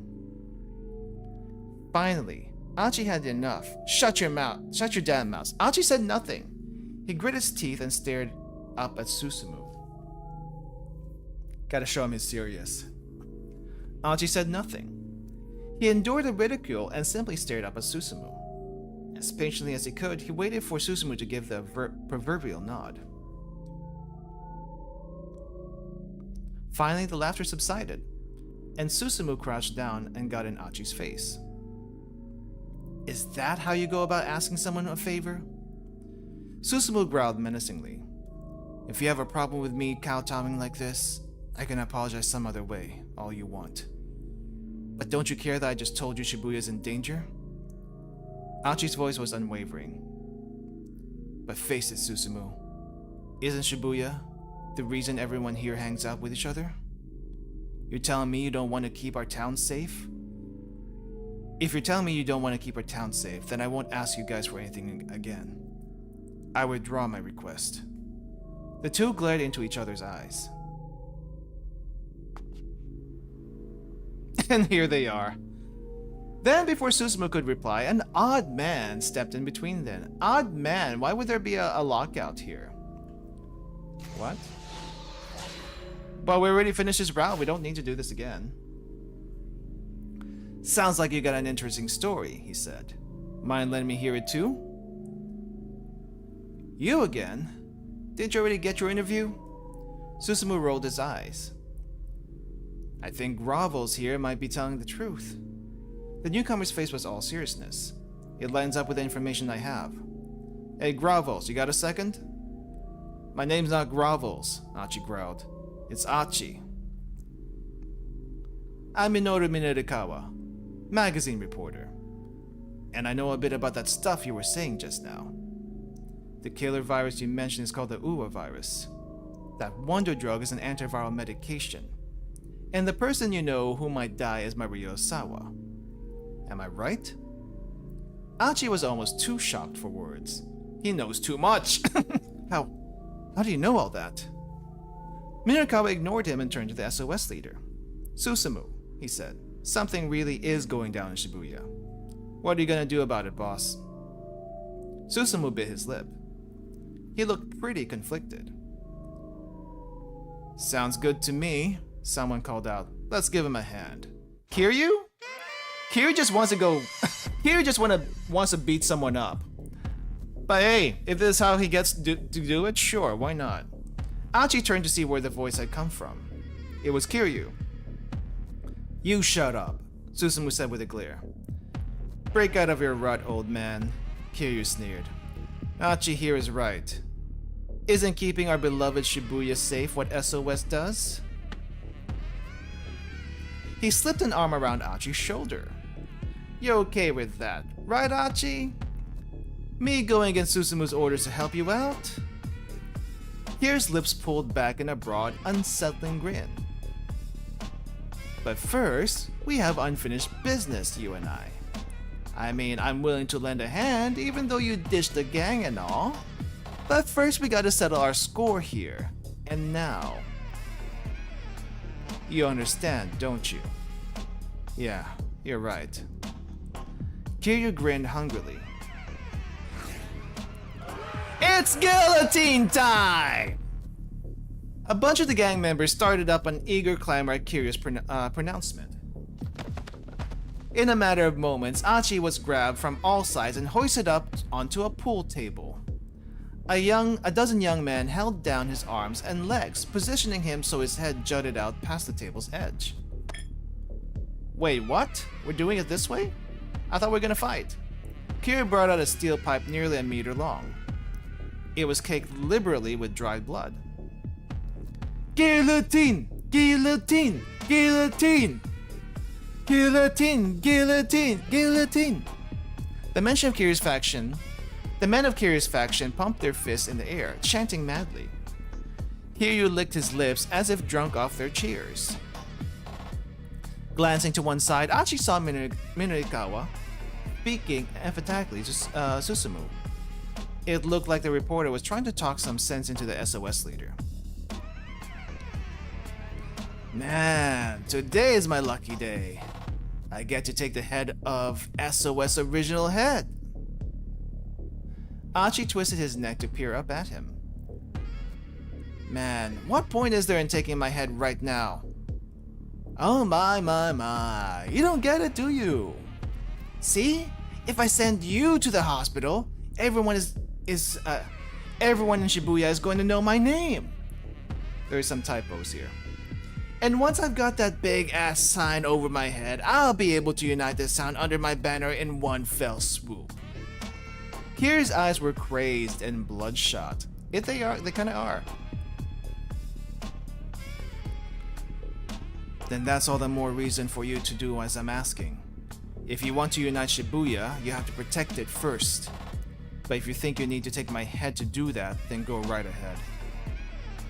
Even if these guys were all like Kiryu, if this many of them actually showed up at the scramble, they'd be able to do far more than Achi could hope to by himself.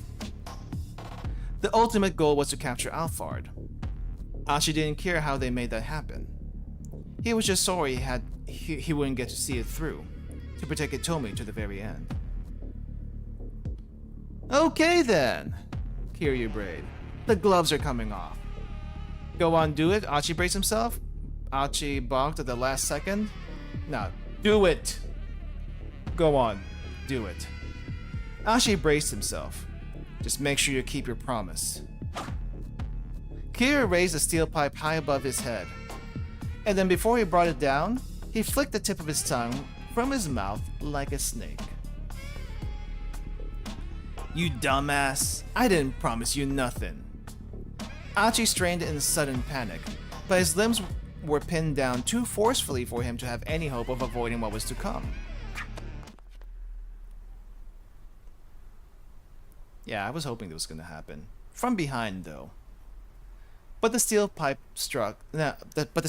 never struck home. Just when it was about to smash into Achi's head, Susumu grabbed hold of it. The hell you doing? Enough of this crap, Kiryu. Susumu yanked the pipe from Kiryu's grasp and tossed it onto the floor. Kiryu stood frozen in surprise. A vein pulsed angrily in his forehead. You guys too, Susumu added, glaring at the others. Let him go. The toughs holding Achi down cautiously took their hands away. Kiryu let out a red-faced cry of rage. But we got unfinished business! Ignoring him, Susumu helped Achi slide off the table. Every man gets to make one request in his life that cannot be denied. Do you remember saying that? The words stirred up some bitter memories within Achi. Yeah, I remember. But you didn't grant me my request. No, I guess not. That's why I'm going to heed yours. No questions asked. What? Didn't think it was going to go this route, but okay. Susumu held out his right hand. Susumu, you are... That'll make me a better man. Finally. The better man. Achi reached out and clasped Susumu's hand in his. Yeah, Achi said, letting his relief show in his face. You're quite the guy. Susumu cracked a tiny grin. It was the sort of smile Achi had seen all the time back when he'd run with SOS.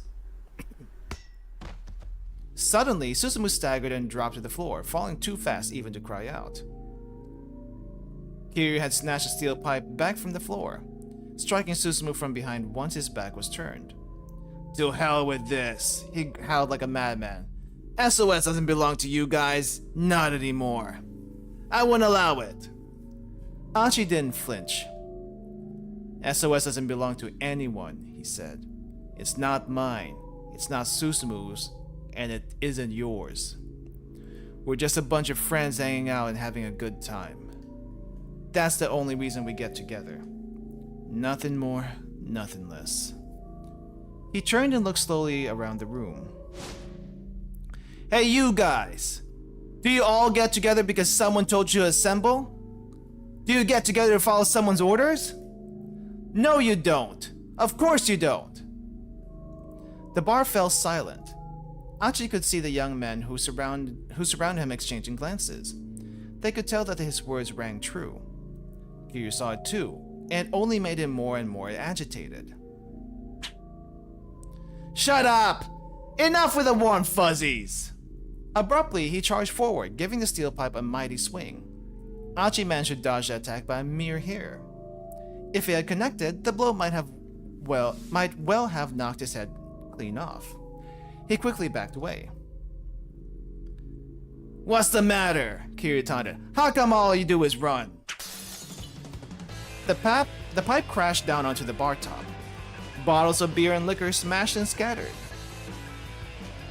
Come on! What's the matter, Achi? Kiryu slammed his weapon into the pool table, sending balls scattering across the floor. Some of them collided with Susumu. Susumu let out a faint groan. Smirking at the sound, Kiryu stalked toward him. Speaking of unfinished business! With a gleaming grin, Kiryu took aim at Susumu's head, lifting the pipe up high. Stop! Before he could think better of it, Achi was rushing for his fallen friend. You dumbass!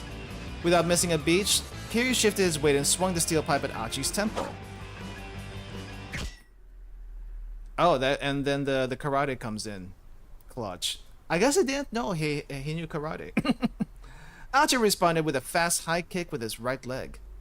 Steel pipe connected hard with his shin, but it was Kiryu who went reeling off balance. Yeah! Achi pivoted and put all his might into a straight right to Kiryu's jaw. The blow struck home. Kiryu's head snapped back and he crumpled to the floor. They like to use that word a lot, crumpled. There was a momentary hush of withdrawn breath. Then the bar erupted in a wild clamor that practically shook the whole building. All eyes were fixed on Achi, marveling at what they had just seen go down. Sounds like folks were hoping for a little more of a fight. Susumu got to his feet, his left hand clutching his right shoulder. You alright? Achi asked, mostly. Guess my shoulder took the brunt of the blow. The gang members from Kiryu's faction rushed to their unconscious leader's side. Achi shot them a steely glare, and they gathered up Kiryu and dragged him out of the bar. I didn't go too far here, did I? Achi asked Susumu. Is this gonna cause trouble for you? No. I figured Kiryu would pull something like this eventually. It was just a question of when. Right. I'm sure he's gonna go to gather up his own bunch after this. We'll probably wind up butting heads again. Susumu didn't sound especially eager for that fight, but he didn't sound especially afraid of it either. Achi was still worried about a few things, but his friend had clearly grown as a leader. And they still have a decent amount of people to pull off whatever they need to do. Anyhow, back to that story about you needing some manpower. Will the guys here be enough? There are around 30 gang members still in the bar? That is a lot, dude. 30 is still a lot. Achi looked each of them in the eye in turn. Some he knew from back in the day, while others were fresh faces. I was born and raised in this town. I'm fond of the friends I met here, and this has always been a great place to have a good time. And today, right here in this town, I met someone who's very special to me. And I know this doesn't involve the rest of you, but I'm willing to protect her. Achi knew he wasn't doing a great job of getting to the point, but the members of SOS listened quietly. And so, it's like, he felt like a grade schooler who didn't know the answer to a difficult question. He fussed with his hair and frowned sheepishly. Okay, so I'm not sure how to really put this, but Shibuya is a special town to me because of getting to meet people like that. And maybe... No, I mean, it's like that for you guys too? Yeah, it's like that for you guys too? Don't you love Shibuya? So help me with this town. He bowed low and deep. I want to protect this girl who means so much to me. And the city that means so much to me as well. You know my answer. Susumu clapped a hand on Achi's shoulder. Listen up, everyone! SOS's original founder is back in action. He needs our help, and I for one am ready to follow him into battle. What do you say? Susumu's people led a hearty cheer. Now, can we organize these guys into a cohesive unit? Because at the end of the day, they're still civvies, gang or not.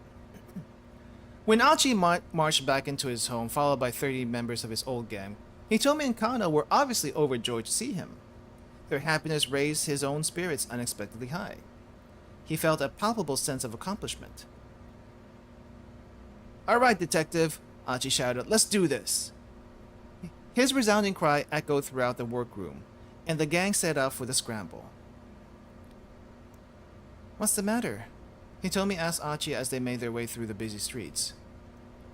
"What's the matter with what?" "You look pretty pale." She peered good and hard into his face. "Do I now? Are you tired or something? I mean, you've been kind of going all out all day long after all."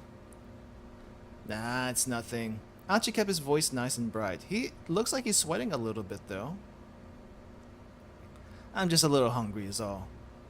So don't worry about me, or Alphard either, okay? I swear I'll keep you safe, Hitomi." "Alright." Hitomi gave a tiny nod. "Just leave it to me. Alphard's got nothing on this guy."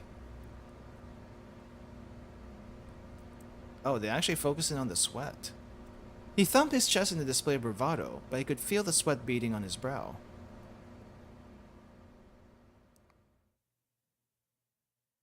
We continuing? Oh, okay. Alright, we're back where it all started, kind of, sort of.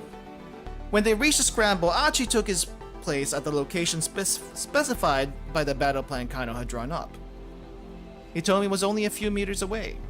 Whatever happened, he was in a good position to shield her from harm. There were 3 minutes left until the appointed rendezvous. Achi wondered what sort of person was going to show up. Still, he knew he couldn't scan the crowd too much. He needed to act as naturally as possible so Alphard wouldn't be suspicious. He risked a glance over at Hitomi. Maybe now wasn't the time for admiring, but he couldn't help but think how cute she looked. Come on, now is not the time. In some ways, seeing her there felt similar to when he'd first seen her that morning, in this very same spot. The difference was that this time, it wasn't just Hitomi's good looks that made him find her so attractive. They might have only spent a few hours together, but in that time he had learned a lot about her as a person. He knew what was important to her, what her worries were. He wanted her wants and desires. And also he'd learned what a kind-hearted person she was. Achi recalled what had happened back in the workroom. Even though her own life had been in danger all day, Hitomi had shed tears for his father and his sister. She really understood people's grief and suffering.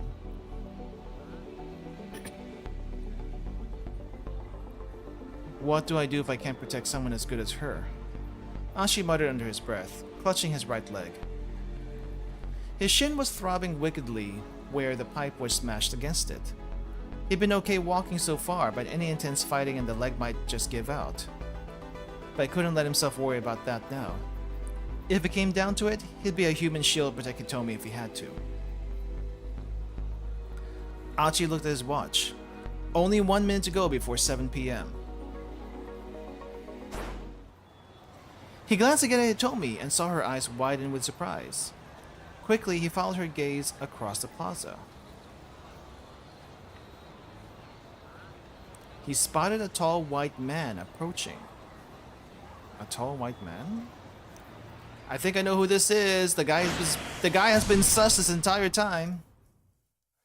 But I guess we'll save that reveal for when we get to Kano. Alright, Kano jump time.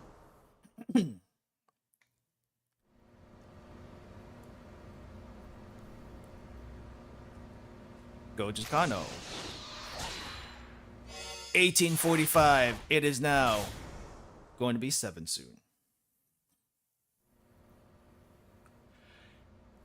He told me I don't like having to do this, but we can't wait any longer. Seeing the look of determination on Kano's face, she gave a tiny reluctant nod. Her shoulders began to tremble. He told me, I'll be alright. I'm just a little nervous, that's all. She had a right to be nervous. Alpha was after the antiviral that she had in her bloodstream. Once he had it, he told me it would become a liability that he'd want to dispose of. And right now, the only person who could keep her safe was Kano. He clenched his jaw tight and tried to look confident. Please, just try to relax. I'll protect you with my life, if I have to. Protecting Hitomi's my job. Wow, isn't this the background music for the eye catches? Or the chapter transitions? Kind of funny we're hearing it here. Achi, you're back. I said I'd see you through to the very end. Didn't I? Yeah, you did. Hitomi gazed back at Achi with grateful reassurance. Ahem.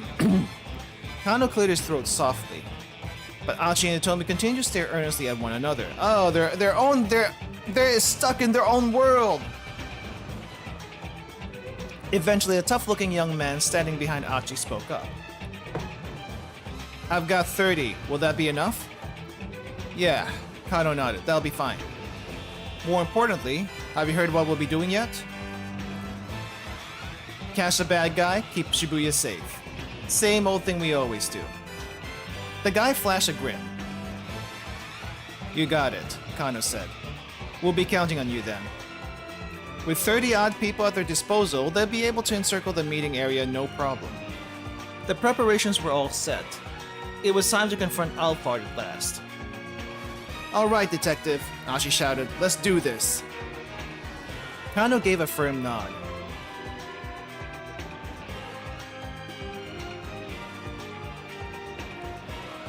Nine minutes later, 6:59 p.m., Kano and the others were in position around the scramble.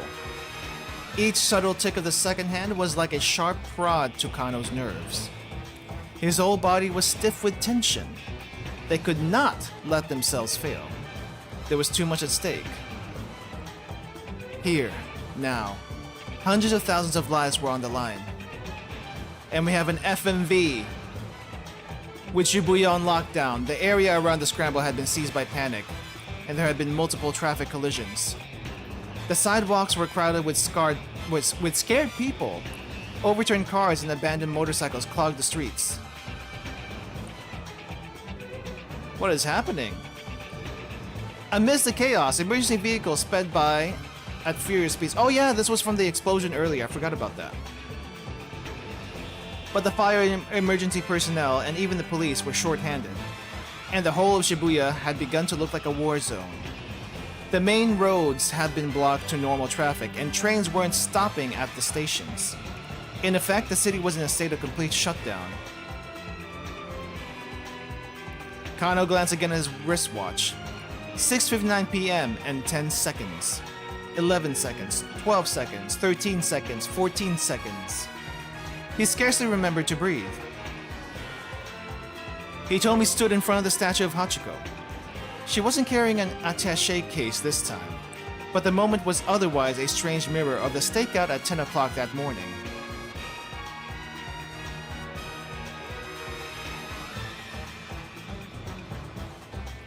She looked terrified. Kano couldn't blame her. The criminals weren't after some case full of money this time.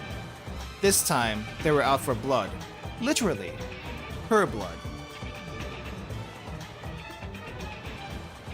Kano did a slow scan of the area. Achi was standing out too far away. Not too far away. His companions were strewn about here and there, carrying on as normal. Here in Shibuya, those guys fit right in with the crowd, and they had the area around Hitomi completely surrounded. Yet again, Kano looked at his watch. 6:59, 35 seconds, 36, 37, 38, 39. He forced himself to take several deep breaths. He focused on the sound of his own heartbeat, and exhaled until all the breath was expelled from his lungs. And then, it all started. Kano's cell phone rang. "I've got him." Who said that? It was Daisuke, the organ trafficker who devised the kidnapping. It's him. "Where is he?" Kano asked. "Is he close by?" "I've got him on camera now. He's on the other side of the intersection." Kano looked out across the scramble. There were so many people that it was hard to tell who was or wasn't suspicious. "Can you describe him for me?" "Tall foreign guy. The one wearing glasses." And we've only had one foreign guy with glasses the entire game. I knew it! A tall foreigner. Kano's eyes drifted over the crowd.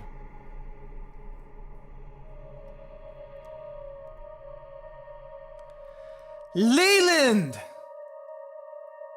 I knew you were freaking sus from the beginning! Aha. There he was.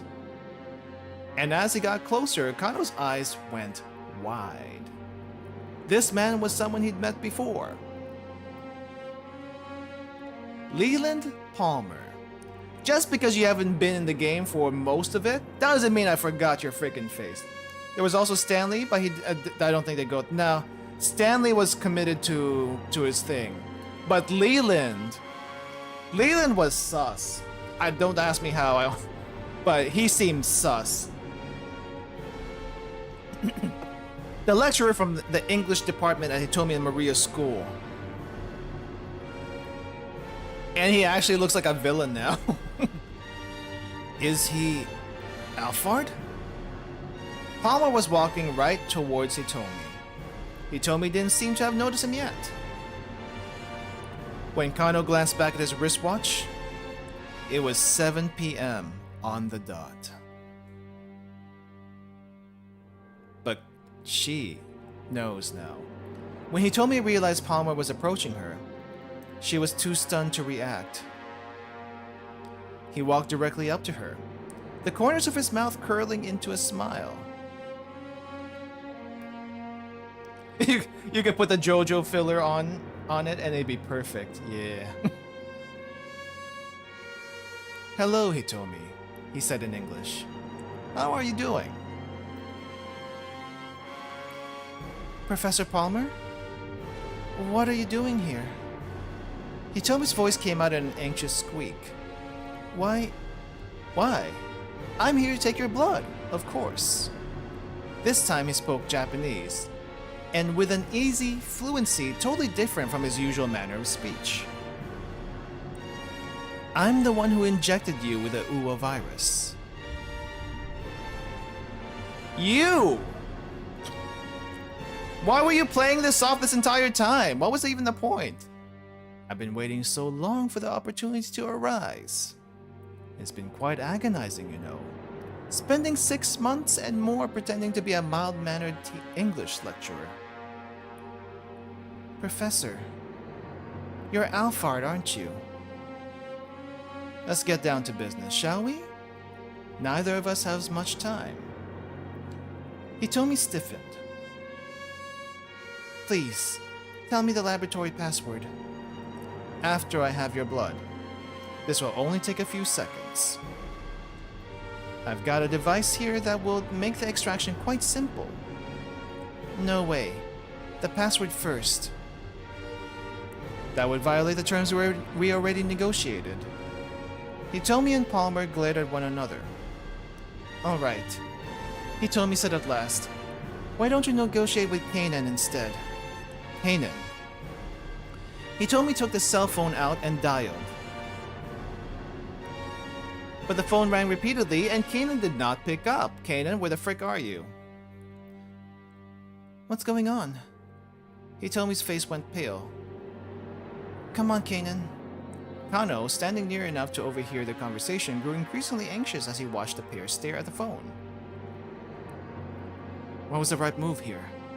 Should we keep waiting? He had to hope talking to Kanan would work out. Kano waited for the call to go through.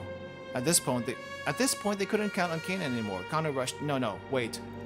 Kano, wait a bit. He had to hope talking to Kanan would work out.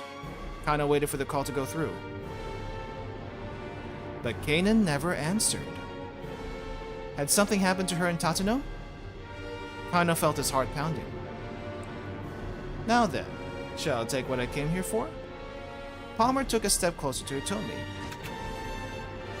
Kano reacted instinctively. Oh, he would have done this anyway. Freeze! He drew his gun and trained it on the criminal. Nearby pedestrians scattered in fear. Seizing the moment, Achi darted in to protect Hitomi. We'll jump to him later.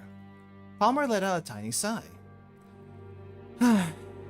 So you're breaking the terms of so you're breaking the terms we agreed upon then. I don't negotiate with terrorists. He said the line. Kano inched his way closer, his point of aim never wavering. Hitomi, call Kanan again. Again, Hitomi dialed her cell phone. Palmer opened the attaché case he was carrying. One more move and I shoot, Kano shouted. But the terrorist ignored the warning, producing a set of small glass vessels from within the case. Are these Uwa virus? If you want to shoot me, then shoot me, he said. Assuming you don't mind this getting scattered about. Is that? Surely you don't need me to explain. Stanley was right. Alphard had weaponized the virus. Doing his best to conceal his horror, Kano tried to sound defiant. How can I even know that's real? Oh no, maybe we shouldn't have agitated him like this. It was entirely possible this was all a bluff. Indeed. This could all be fake. Would you care to test that theory? Palmer flashed a coy smile, holding out his fistful of vials. He began to tilt them slowly, back and forth, letting them clink against each other. They were fake. No, maybe they were real. Kano couldn't quite decide. He couldn't take any rash action if there was even a possibility these were the real thing. Did you come here to carry out a suicide attack, Mr. Alphard?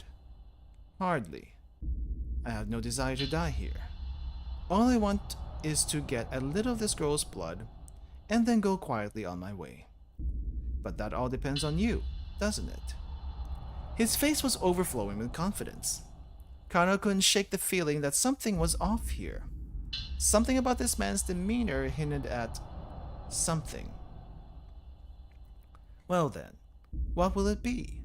Palmer continued. Will you condemn the people of Shibuya to death? Cursing inwardly, Kano lowered his gun. Palmer flashed a triumphant grin, then resumed his stroll towards Hitomi. He stood frozen on the spot. Suzumu! The shout had come from Achi, who jumps to Achi. In an instant, dozen members of SOS headed toward Palmer from all sides. Tough luck, pal, Suzumu said.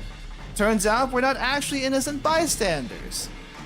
Now it was his turn to grin. You're completely surrounded. Give up and tell us the password now. And just for the record, we ain't scared of no virus. The tough-looking young man radiated bravado. Without hesitation, they closed in around the kidnapper. Surrounded. You certainly don't look like police. Palmer cast a bemused glance around himself. You're right about that. I mean, just take a look. I gathered up a bunch of people who love Shibuya more than their own lives in order to take your ass down. He kept Hitomi shielded behind him while he spoke. There's no escape, he declared. You've lost. Lost? Me? Well, it sure doesn't look like you're gonna get away. Palmer grimaced at Achi's words. Ah, I see. Then it appears our negotiations are at a close. Enough of the high and mighty act. Susumu stomped aggressively toward Palmer. Hey, Kano snapped. Easy now. They couldn't risk a scuffle sending the virus crashing to the ground. What a shame. Palmer swung his right arm up high. Oh, he tossed it. Oh no, he tossed multiple vials. Don't let a single one break. Everyone watched in dismay as his hand shot up.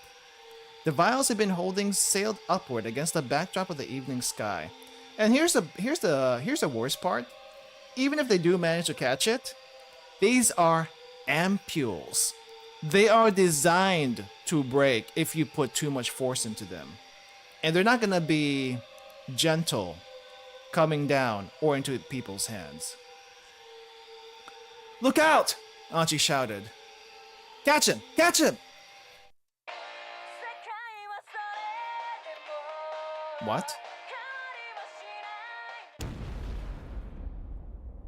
Okay, I wasn't expecting an explosion.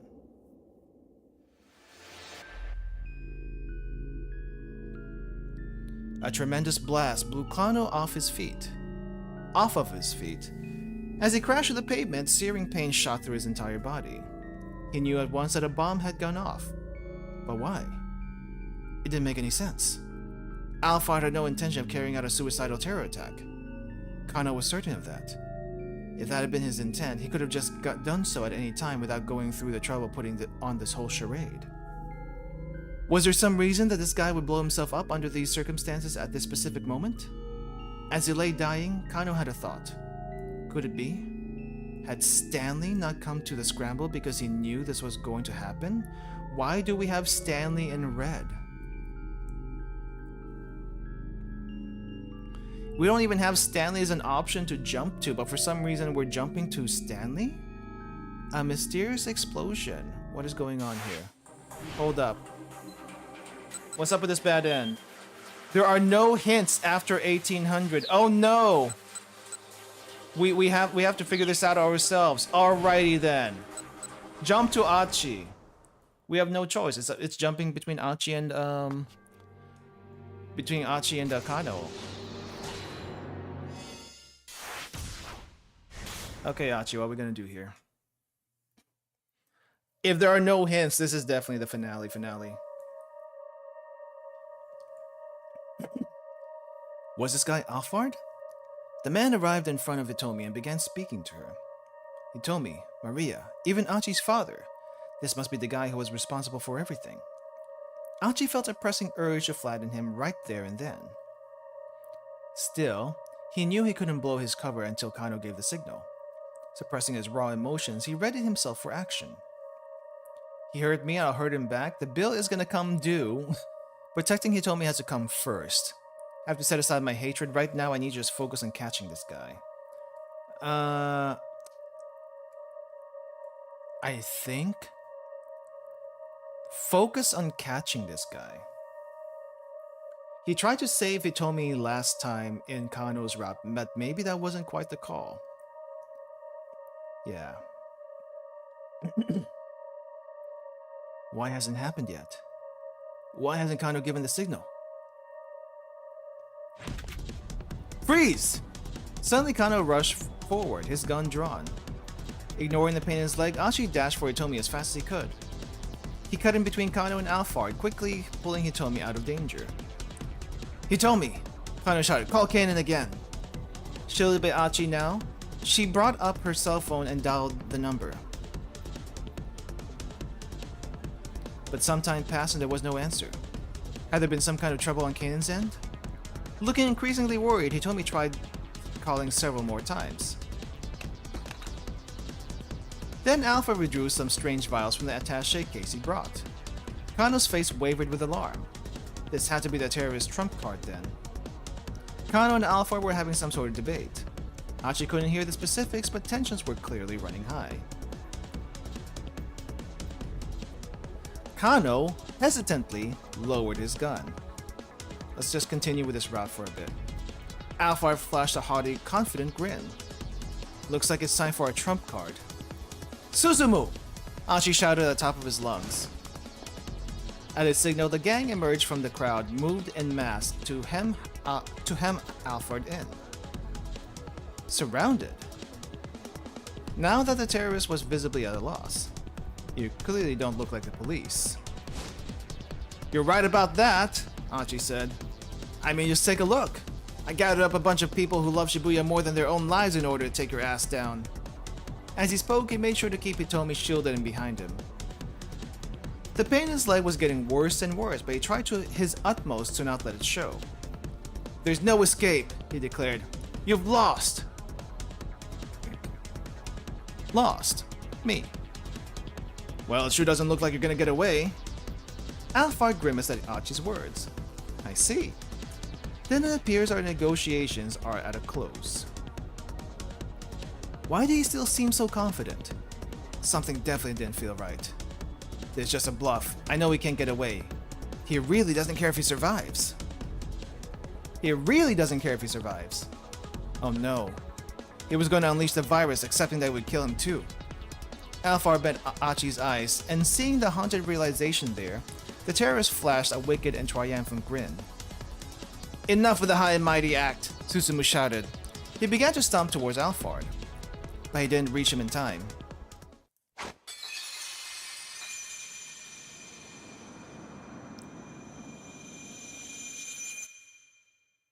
The vials in Alphard's hand went sailing high into the air. Look out! Catch him! Catch him! Achi gestured for his comrades to fan out across the open space.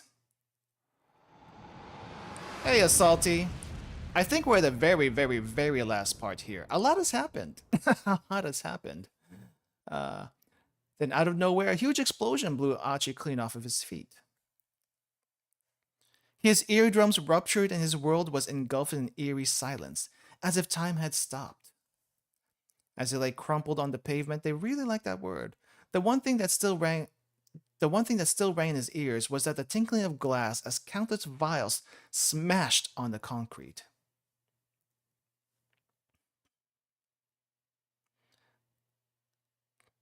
The very lewd official image from Project KV. I want to talk about that after the stream is over. I got things I want to say. Good things I want to say. Alright, mysterious explosion. There are no hints. Because you know why? We have to jump to Kano. And I don't know if that's gonna help at all. Alright, let's jump to Kano, see if that does anything whatsoever. It seems like we gotta inch our way through 1900.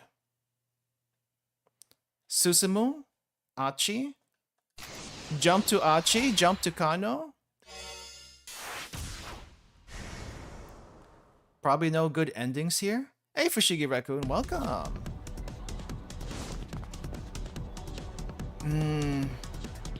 Surrounded, terrorists visibly at a loss.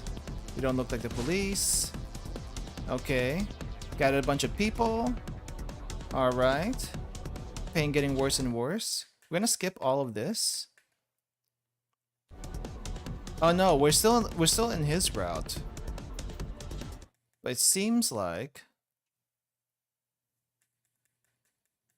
it's still the same ending. So bad end, bad end. Minukawa's done. Maria is done. I feel like we're missing something. We are missing something. We gotta get the Stanley unlocked somehow. And I'm not quite sure how to get the Stanley unlocked. But I guess we gotta jump. We gotta jump to Kano. No, we gotta jump to Achi. And then see if we can get the Stanley unlocked. We gotta unlock Stanley.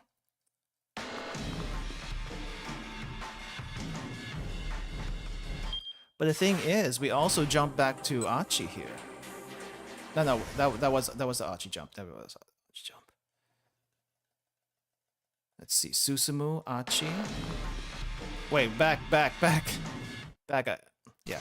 Okay, jump back to Achi. Let's just let it run through.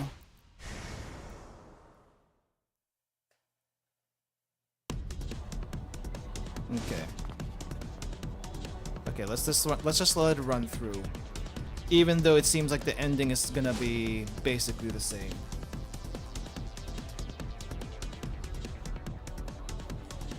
Alright.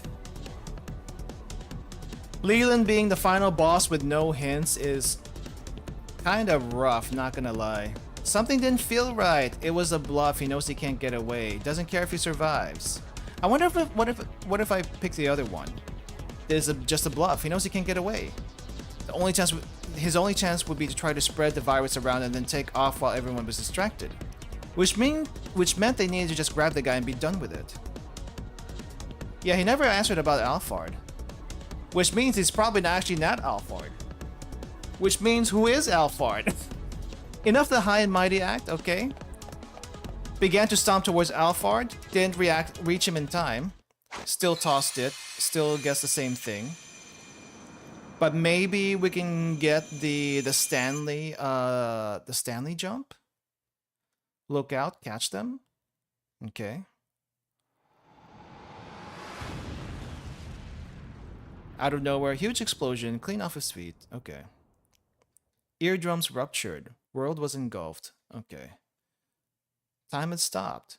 As he lay there crumpled, one thing still rang in his ears. Was the tinkling of the glass as the countless vials smashed, which is still the same as before. Alrighty then. Let me just see what happens if mysterious explosion. Ending 72 and 75 are both mysterious explosions. What the heck are you talking about? Alphard's composure. We got both of those. What is going on here? Why is Stanley an option here? Could it be he had Stanley not come to Scramble because he knew this was going to happen? All the way back at 1820? Oh, you know what? I think I need to do something over here with Stanley. Hold up. Back at 1820. For Kano... No, yeah, over here. Stanley's suggestion. We let him do his own thing. Maybe that'll open something up. I understand, do what you have to, and come back soon. I'm sorry, I wish I could tell you more. It's alright. I'll find a way to get by. Kano had a vague idea what Stanley was up to. Needed help. Kano's guess. No ordinary opponent they were up against. Okay, you do your thing. Kano, promise me one thing. What's that? Once it is all over, you'll go have a beer with me. Stanley's suggesting that. Sure. Alright. Kano couldn't help but smile. That's a promise now. Remember. The promise these two made just now mirrors another made by a certain pair of brothers in the past. Once that is all tidied up, I'm gonna need a drink. Let's you and me have a beer together. That was what the younger brother said, and the older brother still feels the pain of the promise going unfulfilled. We need to keep going backwards. And with that, Stanley hurried out of the workroom. Oh, we need to keep going backwards. Why? Kano glanced at his watch. Okay. We can skip forward a little bit. Can we jump to Stanley from here? Or do I still have to do something weird? Why, how? We're jumping backwards. Uh-huh. Stanley had not come to the scramble because he knew this was going to happen. But it's still blocked. So I think this is all on Stanley's route. Yeah, this is all on Stanley's route. There's nothing we can do here for...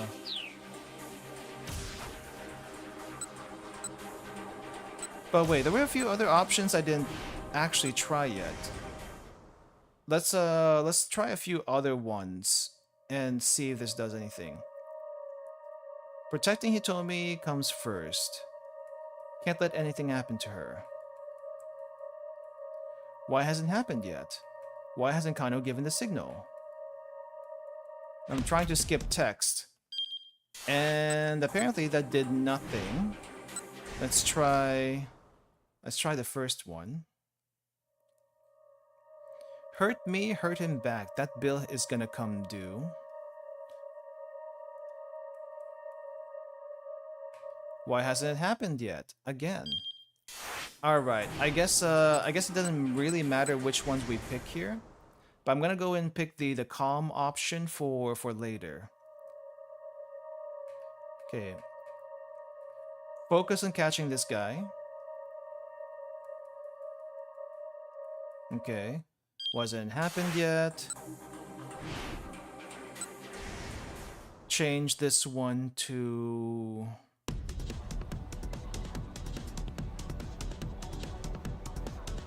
Doesn't really care if it survives. And then we go back. Alright guys, we need to... We're not getting a hint for this one. So I think we need to find a way to jump backwards somehow. Do what you have to. It's a promise. That was what the younger brother said, and the older brother still feels the pain of that promise still going unfulfilled. What's happening at 1800? Okay, let's just pick this one. Let it run a little bit until the scramble area and then try to go backwards yet again. No ordinary opponent we were up against. Keeping secrets wasn't a bad call. Promise me one thing. Let's get a beer. Okay. Just had to trust himself and see things on his throne. Decided to go scramble. Nope.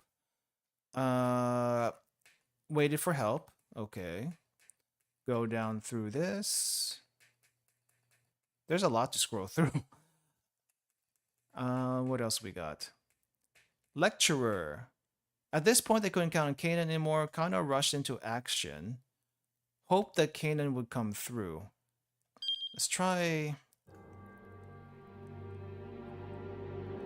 option B. I don't think we tried that. They couldn't count on Kanan anymore. Kano rushed into action. Freeze. And everything still happens the same way. Okay, going further back. At 1800? What? How do we jump to 1800? Tata knows words. Let's try this one.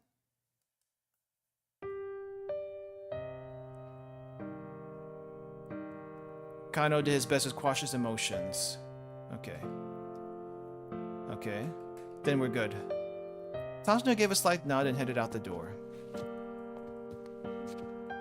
Detective Tatsuno! Just before the older men disappeared, Kano called out one last time. Be careful out there. Kano called out one last time. Be careful out there. Tatsuno flashed a hint of smile, then left the workroom. I can't fast forward, meaning we're maybe on the right track?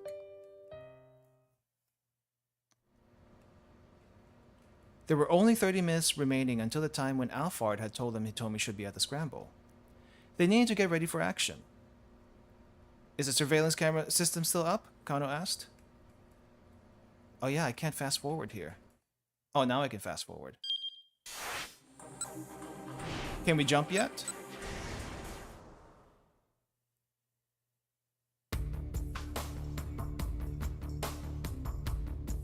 Okay, get a beer.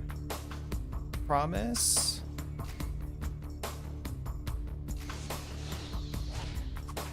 No! What are we missing? What are we missing?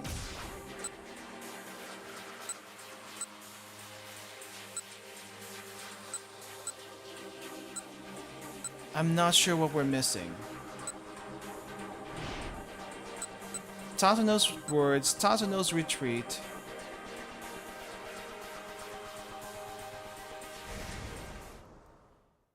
How about the other option? Called out one last time, give him a silent salute. It was a breach of protocol to salute while in plain clothes and without his cap. Still, it was the best way he had to let Tatano know how he felt. I'll leave the rest to you. Oh, here we go! Tatano took one last look over his shoulder before finally leaving the workroom. We'll let the scene play out and we'll go back. Don't see what the different choices make, but it brings out weird options, that's the thing. Even after Tatano disappeared from view, Kano remained for a long time at attention, his fingertips pressed to his temple. He squeezed his eyes shut, but still the tears he'd been holding back poured down his cheeks. And then we're back to the scene. Okay, Tatano. Why are we jumping to you? What's going on here? Okay. Jump to Tatano.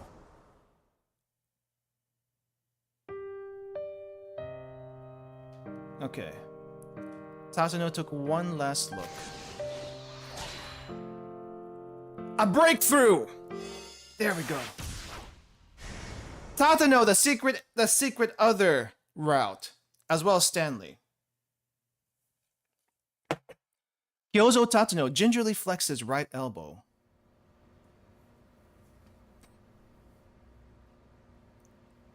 It was still a little sore, but it shouldn't interfere with his ability to drive. Does that hurt? Asked the girl called Kanan. No, I'm alright. Good thing I didn't kill you, she said, her tone matter of fact. You ought to thank that younger detective. If he hadn't stopped me, you wouldn't be here right now.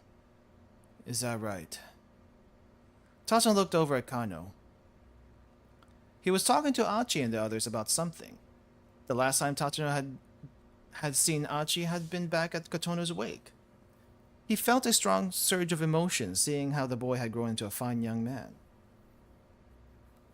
Are you sure you don't mind driving? Kanan's voice snapped Tatano back into the moment. Yes, it won't be a problem. Back when she'd attacked him on that rooftop, she'd moved too quickly for him to even get a glimpse of her face. Zoom in. Now that he was able to get a good look at her, he was shocked by how young she looked. And yet there was a cold gleam in her eyes, a glitter of awareness with no trace of emotion behind it whatsoever. In his long career as a detective, Tatano had seen eyes like that before. It was a look he knew well, the look of someone who had killed and had done so many times.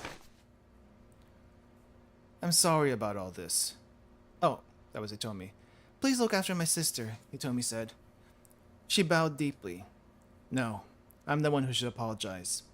Tatano would have liked to go on, to say that helping now was the least he could do to atone for what he'd done earlier, but he stopped himself there.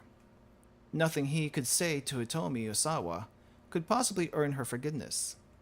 Silently, Tatano lowered his head. His subsequent actions would have to make up for his crimes.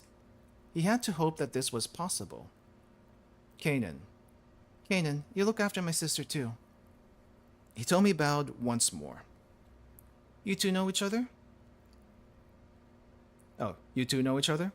Tatano looked at the two girls in surprise. Kanan's my sister's friend, Hitomi said.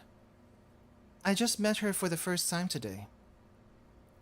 What strange series of events could have transpired for Maria and Keenan to wind up as friends? Tatsuno felt a prickle of curiosity, but now was not the time for that conversation.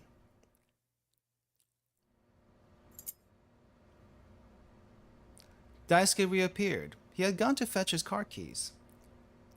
You know where it's parked, yeah? He asked. Same as back in the day? That's right. Over where we always hung out with Kotone back in grade school. All at once, Tatsuno was hit with a surge of childhood memories. Getting a lot of flashbacks now. The sky was a piercing blue. The droning of cicadas echoed in his ears. A refreshing breeze brought intermittent respite from the heat. During the summer vacation, they spent their days here in the parking lot behind Daisuke's house. As Tatsuno and Daisuke played near the stairs at the side of the lot, the blazing sun beating down on them, Kotone would always come along with some iced barley tea for them. The two boys would race to see who could drink theirs up the fastest. The cold and fragrant tea flowed down their welcoming throats. Most of the time, it was Tatsuno who would finish first. Daisuke often wound up choking and spitting his out. Kotone would flash him a motherly and sympathetic smile. Then Daisuke would grin back at her sheepishly and fuss with his hair. That had all been nearly 40 years ago, but Tatsuno would envision their smiles as vividly now as ever. They were his only fond memories of his childhood.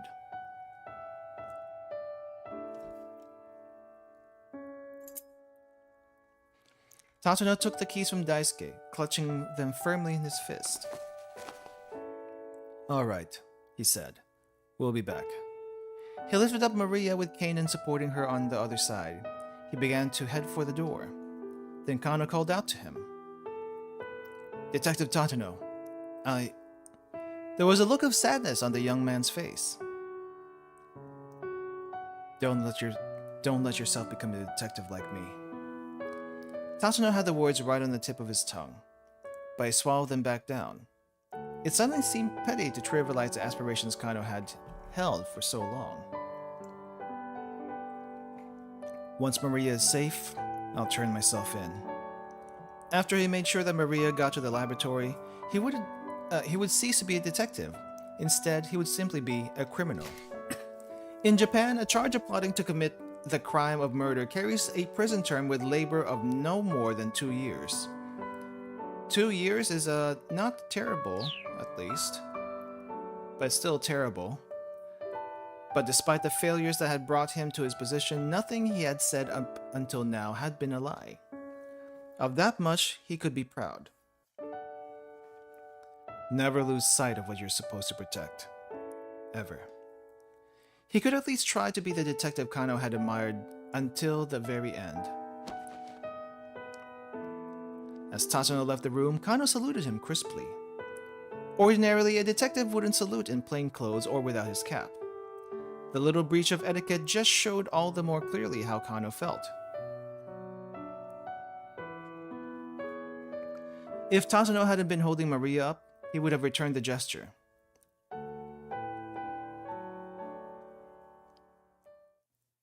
Okay, so what happened with Tatsuno? Leaving Endo Electronics, Tatsuno and Kanan carried Maria up a hectic Dogenzaka. The parking lot was less than a minute away by foot. Before long, however, they found their way blocked by a veritable wall of people. Kuze! It was a riot squad! It was a riot squad with Kuze at the lead. A police squad that carries out security and control activities in order to maintain or restore public order in the event of an emergency.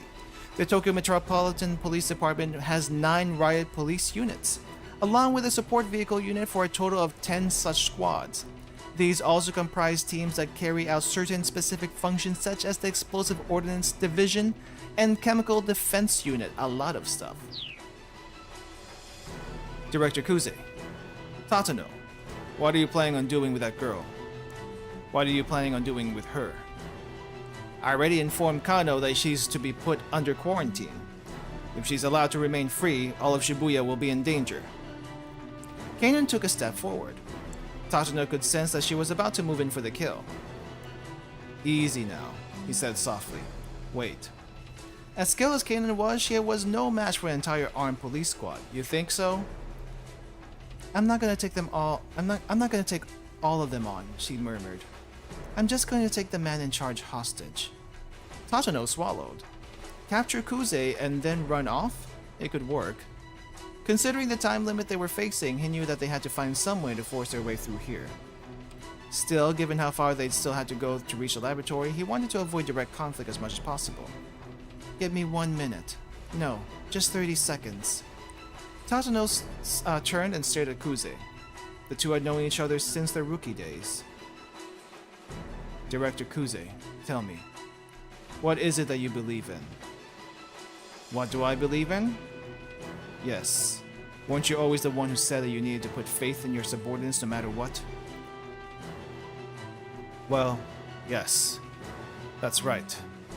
Kuze's eyes wavered ever so slightly. In that case, put your faith in me. No. Put your faith in Kano. In Kano. He believes that saving Mariyosawa will let us save Shibuya. He's doing everything he can to make that happen. Kuze's lips curled into a wry grin. That sounds like Kano, alright. Always thinking in such simple terms.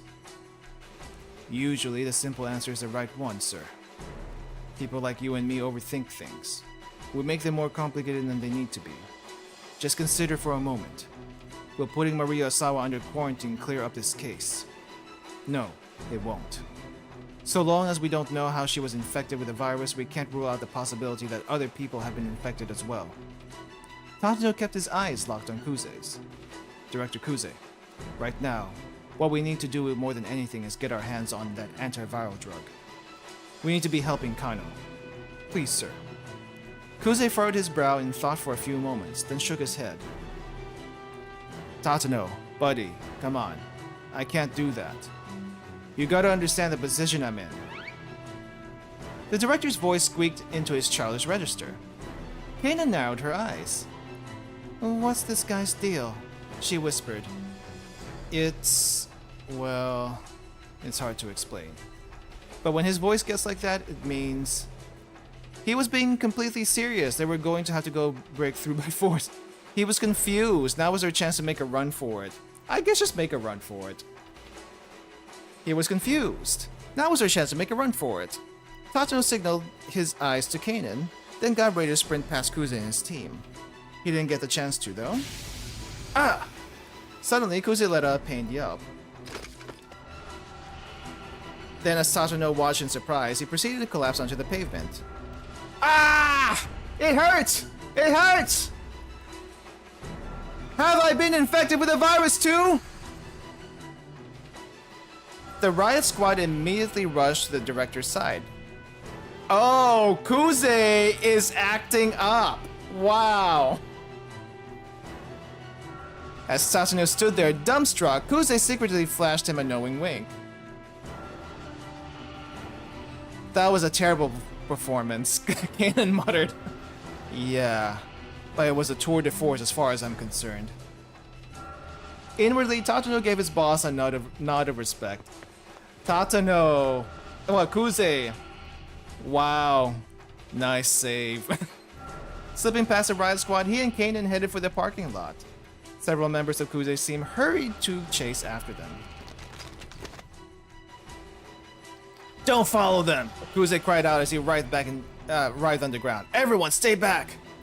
If you get too close to Mariyosawa, you'll be infected as well! The riot squad stopped in their tracks. Tatano and Kanan took the opportunity to hurry out of sight. Darting through some narrow alleyways, they arrived at the parking lot. Dude, you're out of line. Like, literally, look at that parking job. It's terrible. But the area had changed since Tatano's youth, but some of the old air of nostalgia still lingered. There it is. He spotted a minivan with Endo Electronics written on the side. It's mostly straight? True. Tatano gently laid Maria on the back seat. She was still apparently unconscious. Once Kanan had climbed into the passenger seat, Tatano hit the gas and sped off.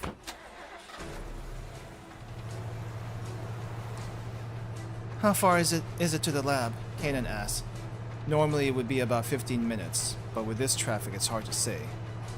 Takashino avoided the stop and go of Dogonzaga, taking side streets as he headed towards Shibuya Station.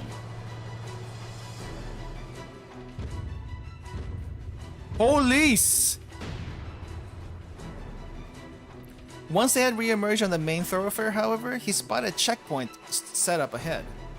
Barricades and armored vehicles were blocking the road. The scale of the security efforts showed just how grave the situation truly was. Takashino hit the brakes. What do we do? What do we do? Hina spoke without taking her eyes off the barricade ahead. Takashino thought for a few moments before arriving at an answer. They'd talk their way out through, they'd have to find another way around, they'd have to plow through. I don't think we can talk our way through this. No, we're just gonna have to plow through. They'd have to plow on through. Get in the back seat, Takashino told Kanan. Why? I want you to hold on to Maria so she doesn't fall. A feisty grin came to Kanan's face. You got it. Kanan quickly clambered into the back and Takashino gunned the accelerator. It's do or die now.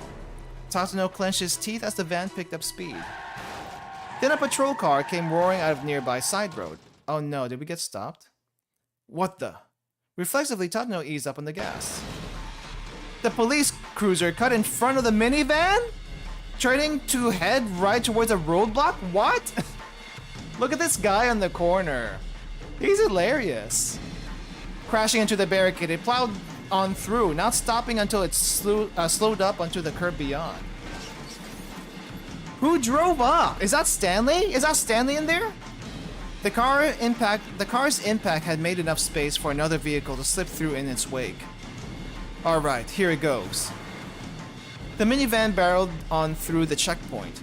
Takashino wondered who in the world had been driving the cruiser. Takashino's phone rang and he picked up as he sped onward. Were you able to break through safely?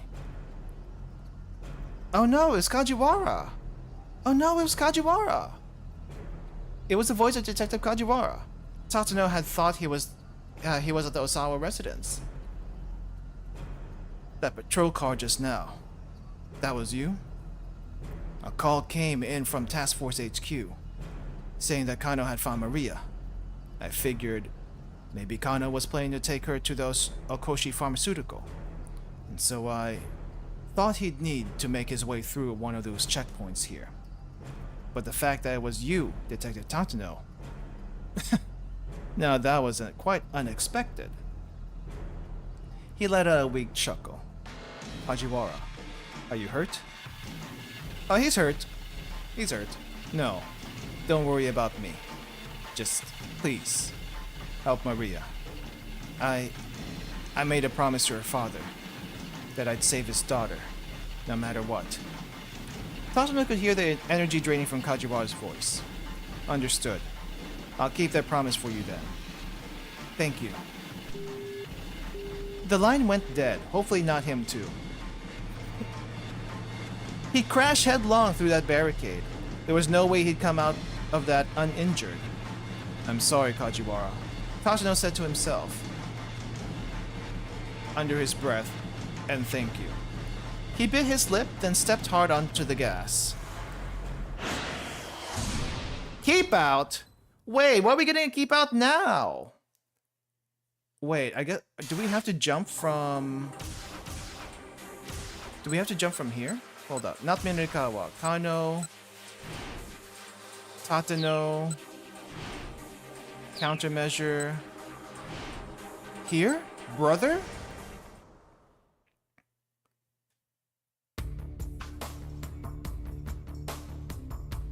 Okay. Alright, help a brother out. Older brother. Why are we jumping to Stan? Oh my gosh, we are on Stanley's route now. It was 6:00 p.m. Alfar had contacted the motley team at Endo Electronics and the situation had immediately deteriorated. But the new development has also provided them with one big chance. A chance that Alphard might appear in person at long last. You did fine. Jack Stanley set his hand on Kano's shoulder. A weak smile came to the detective's face. Stanley paused, unexpectedly moved. For that moment, he saw in Kano the image of his younger brother, Frank. Frank? Jack, you have to get everyone to a safe place right away.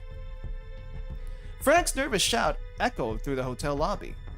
Stanley's younger brother was a member of a bomb squad and bomb and arson squad, subsection of the Chicago Police Department's Bureau of Investigations that handles investigation of bomb and arson related cases. Okay, I thought there was something else there. This was 2 years ago. The CIA had obtained intel that Alphard was targeting a high-class hotel in Chicago for a terror attack. Stanley and his team had searched the hotel interior and had discovered the bomb set inside a large planter. When Frank arrived at the scene and saw the explosive, his expression grew grim. The detonation trigger is set in the worst possible place. Oh wait, no, that was someone else. The detonation trigger is set at the worst possible place. It's going to be a bastard to remove it. In that case, you need to get out of here too, Frank. Stanley said. No, I need to make sure I can figure out how this thing is set up so the disposal unit knows what to do when they get here. I'll be alright. Look, you can probably see it from the back there. Stanley could indeed see the small explosive from where he stood. It was held in place by several screws. The timer had just ticked down past the 30-minute mark. There's plenty of time left for the disposal guys to get here. Jack, I need you to help finish evacuating the building. There are a lot of people who haven't gotten out yet. But Stanley hesitated. From a cold and logical perspective, Frank was right. He had a job to do, and if Stanley listened to his personal feelings and tried to usher his brother out of there, a lot of innocent people might die. Alright, he said. I understand. Heck, if we had something as simple as dry ice, we could freeze this thing. Frank grimaced as he eyed the bomb. Oh, that was Stanley. Dry ice, huh? I don't suppose ice cream would do the trick. That'd be a waste of ice cream. You'd be better off just eating it. Of course, even dry ice would be a long shot in place of actual liquid nitrogen. The brothers looked at one another for a moment, then for a moment the tension dissolved into laughter. Alright, Stanley said. I'll be back. Is this a Metal Gear reference? I wouldn't know. Hey Jack, once it is all tidied up, I'm gonna need a drink. Let's you and me have a beer together. Sure. You got it. Stanley headed for the hotel lobby, which was still overflowing with guests.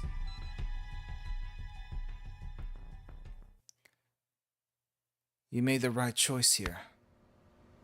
Oh, that was Stanley. You made the right choice here. Stanley gave Kano a thump on the back, and the detective cracked a tiny grin.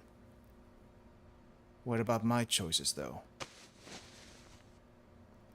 Debating his own next move, Stanley stepped away from the others and took out his cell phone. He made a call to his superior, Gordon.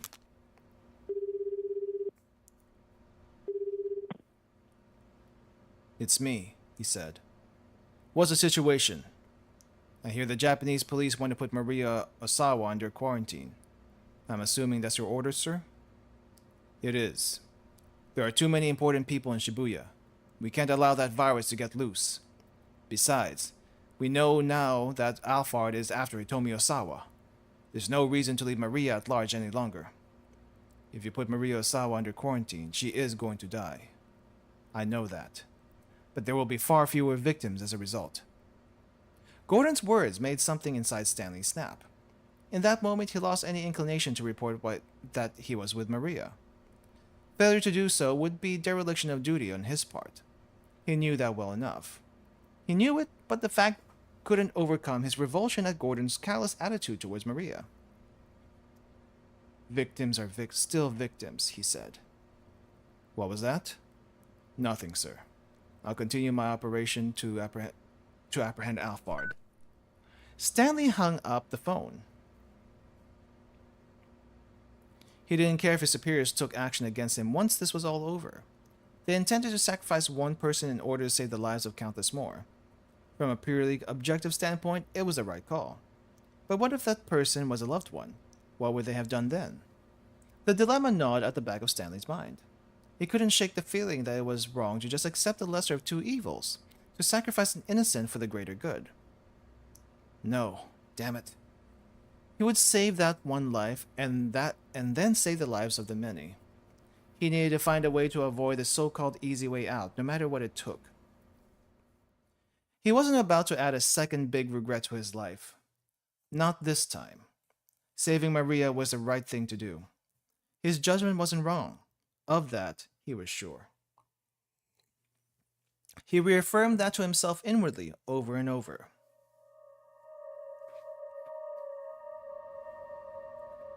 Kano was watching Tatsuno prepare to depart. The group had put together a reasonable plan of action. Tatsuno and Kanan would head to the lab with Maria and attempt to get the antiviral for her. Stanley would accompany Kano and others to the scramble to apprehend Alphard. It was a two-pronged plan of attack. Still, could they really count on things going as smoothly as Kanan had suggested? Stanley thought back to her earlier words. Once Alphard has made contact with Hitomi, call my cell phone. I have plenty of information Alphard might want to bargain for. I can negotiate with him directly. That meant that getting the password hinged on whatever deal they struck. What sort of things might Alphard request in exchange? Stanley cast a thoughtful look at Kanan. She was helping Tatsuno to carry Maria out of the room. Stanley doubted she'd answer if she'd just asked what the bargaining chips were. He held his tongue, watching as she left with the others. Whatever else happened, he needed to focus on capturing Alphard. He glanced at the monitor displays in the workroom. The disembodied sound of Alphard's voice from earlier crept back into his mind. I will appear at the rendezvous in person. After all, it wouldn't do for the stars of the show to miss the final curtain. Those words notwithstanding, it seemed absurd that Alphard would actually show up in the flesh. Nationality, age, sex. So much about the terrorist mastermind was shrouded in mystery. Why would someone who had hidden so well for so long ever reveal their true identity? And yet Alphard had gone out of the way to claim that was precisely what was about to happen. It almost seemed like he'd made turning up in person a major selling point of the deal. I'm looking forward to meeting all of you then. There was no doubt about it. Alphard wanted them to expect him on site and in person. So, why would that be? He's using himself as bait to lure me and Kanan out. There's a near-perfect opportunity to wipe out the two people who are gunning for him the most. That being the case, how might he attempt to kill me once I'm at the scramble? Stanley felt a sudden flash of insight. No, something was off here. His thought process was running well, each deduction logically following from the last. But at a time like this, that could be a very dangerous thing. Alphard may well have anticipated where this logic would lead. Stanley needed to assume that any clue he thought he'd found was something Alphard had left behind on purpose. So, maybe the suggestion that their target would come to the scene was a different kind of trap. At the risk of sending himself in circles, Stanley decided to rethink the whole case from the ground up. What was the single strangest part of this whole thing?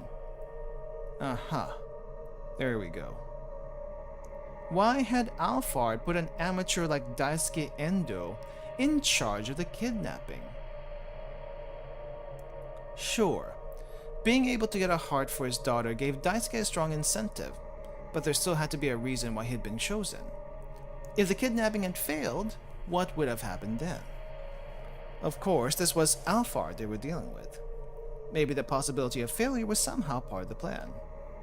Hell, Daisuke had managed to accidentally kidnap Maria instead of Hitomi, hadn't he? If Alphard had gone with a professional, that sort of mix-up would have never have happened. And yet, even if that degree of uncertainty was acceptable, or even desirable, using Daisuke seemed like far too big of a risk. There must be some other motive for bringing in Daisuke into the plan. Of course. Advantage. Using Daisuke must have provided some important advantage that outweighed his flaws.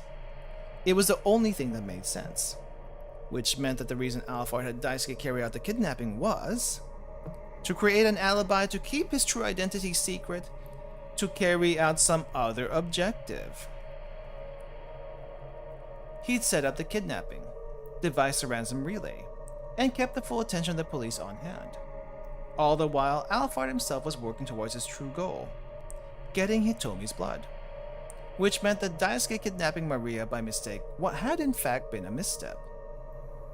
That was why, in the end, Alphard had proposed trading the password for Hitomi's blood. Could that really be it? Stanley decided to take it up with the man himself. Mr. Endo, let me ask you something. Did you know Hitomi had a twin sister before the kidnapping? I didn't, no. So when did you find out?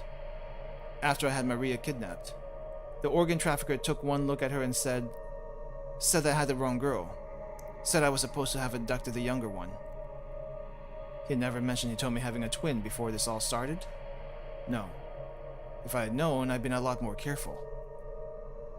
Alphard had certainly known that the Osawa girls were twins. But despite the added risk that fact implied, he hadn't told Daisuke. There was only one logical conclusion. Daisuke's mistake hadn't been an accident. Alphard had intended for the wrong sister to get kidnapped. By using an amateur, Alphard had set up the police to write off Daisuke's kidnapping of the wrong target as a simple misstep. Daisuke had been brought in simply in the name of camouflage? But why? Alphard was after Hitomi's blood. Daisuke was after Hitomi's heart. They both wanted the same thing, so why target Maria instead? Stanley's train of logic had run out of steam again. Still, he was sure he was on the right mark. He just needed to keep following till he found out where that track would lead.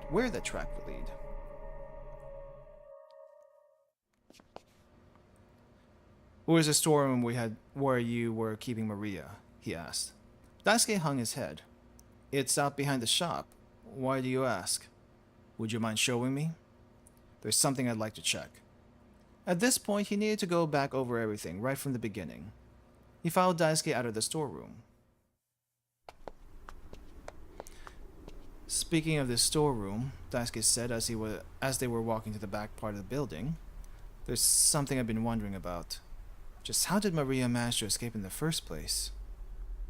You were certain you locked her in? Stanley asked. Daisuke nodded. At 8 o'clock this morning, the organ trafficker came by to check up on her. I made sure to lock up the place after he left. I see. That visit must have been when Maria was injected with the UA virus. It makes sense, based on our working timeline of when we expect her to go symptomatic. When they got to the work storeroom, they spotted a padlock that had held it shut lying broken on the ground. Daisuke picked it up, then opened the storeroom door. Look at this mess. It was obvious immediately that merchandise had been stolen. I doubt Maria did this, Daisuke said. Maybe some thieves broke in? He made a quick inspection, assessing what had been taken. Some digital cameras and laptop computers were missing. This looks like the work of some local thugs. This kind of thing has happened to me a few times before. Daisuke let out a sigh of exasperation. Stanley, meanwhile, was carefully looking around inside the storeroom. Where did you have Maria Osawa? He asked. Behind those cardboard boxes. The boxes he indicated were piled high, closing off one corner of the room. If Maria were unconscious behind them, the burglars might well have never noticed her. So, Maria was able to escape from the storeroom thanks to the burglars breaking the lock. Stanley mused. Just what impact had that stroke of misfortune had on Alphard's plan, he wondered. What had Alphard planned to do with Maria if nobody had broken in? He was going to kill her, he was going to trade her for Hitomi. He was going to release her at some point later. I think that was what was going to happen.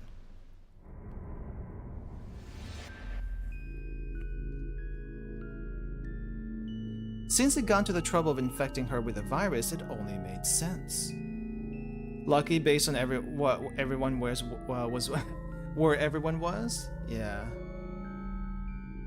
And Stanley could only think of one reason to release an infected Maria. To turn Shibuya into ground zero for its pandemic that would sweep through all of Tokyo.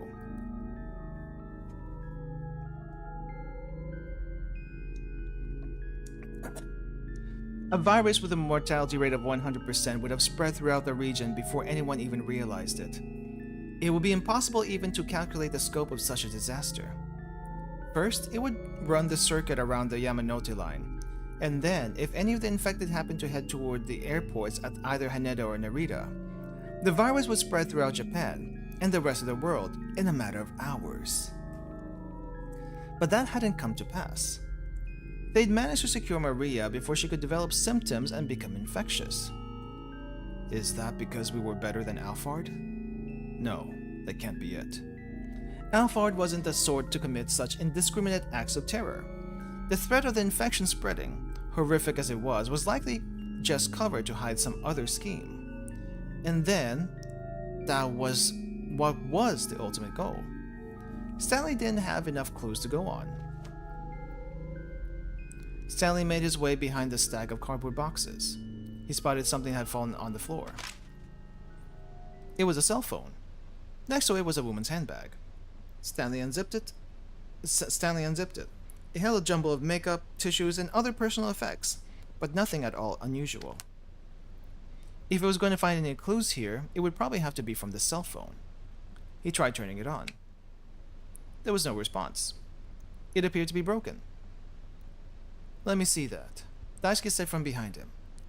I'll see if I can fix it. Do you think you can? Stanley asked as he handed it over. I won't know until I try. But that sign out front saying that I run an electronics shop isn't just for show. He does run an electronics store. Turning his attention back to the handbag, Stanley searched it more thoroughly and found a photograph tucked inside that he'd overlooked on his first inspection. What the hell? He stared at the image, swallowing the lump in his throat. What'd you find? Oh, not a keep out. Come on. Why do we have a keep out now? Okay. Well, we have a keep out here. I want to check something really quick. Oh, we actually do get them here. We got Tatano. And we get Jack.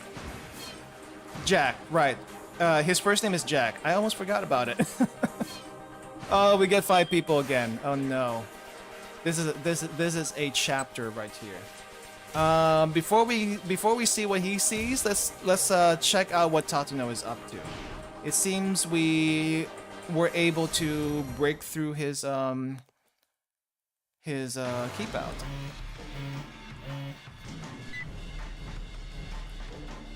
Tatano's phone rang as he picked up as he sped forward.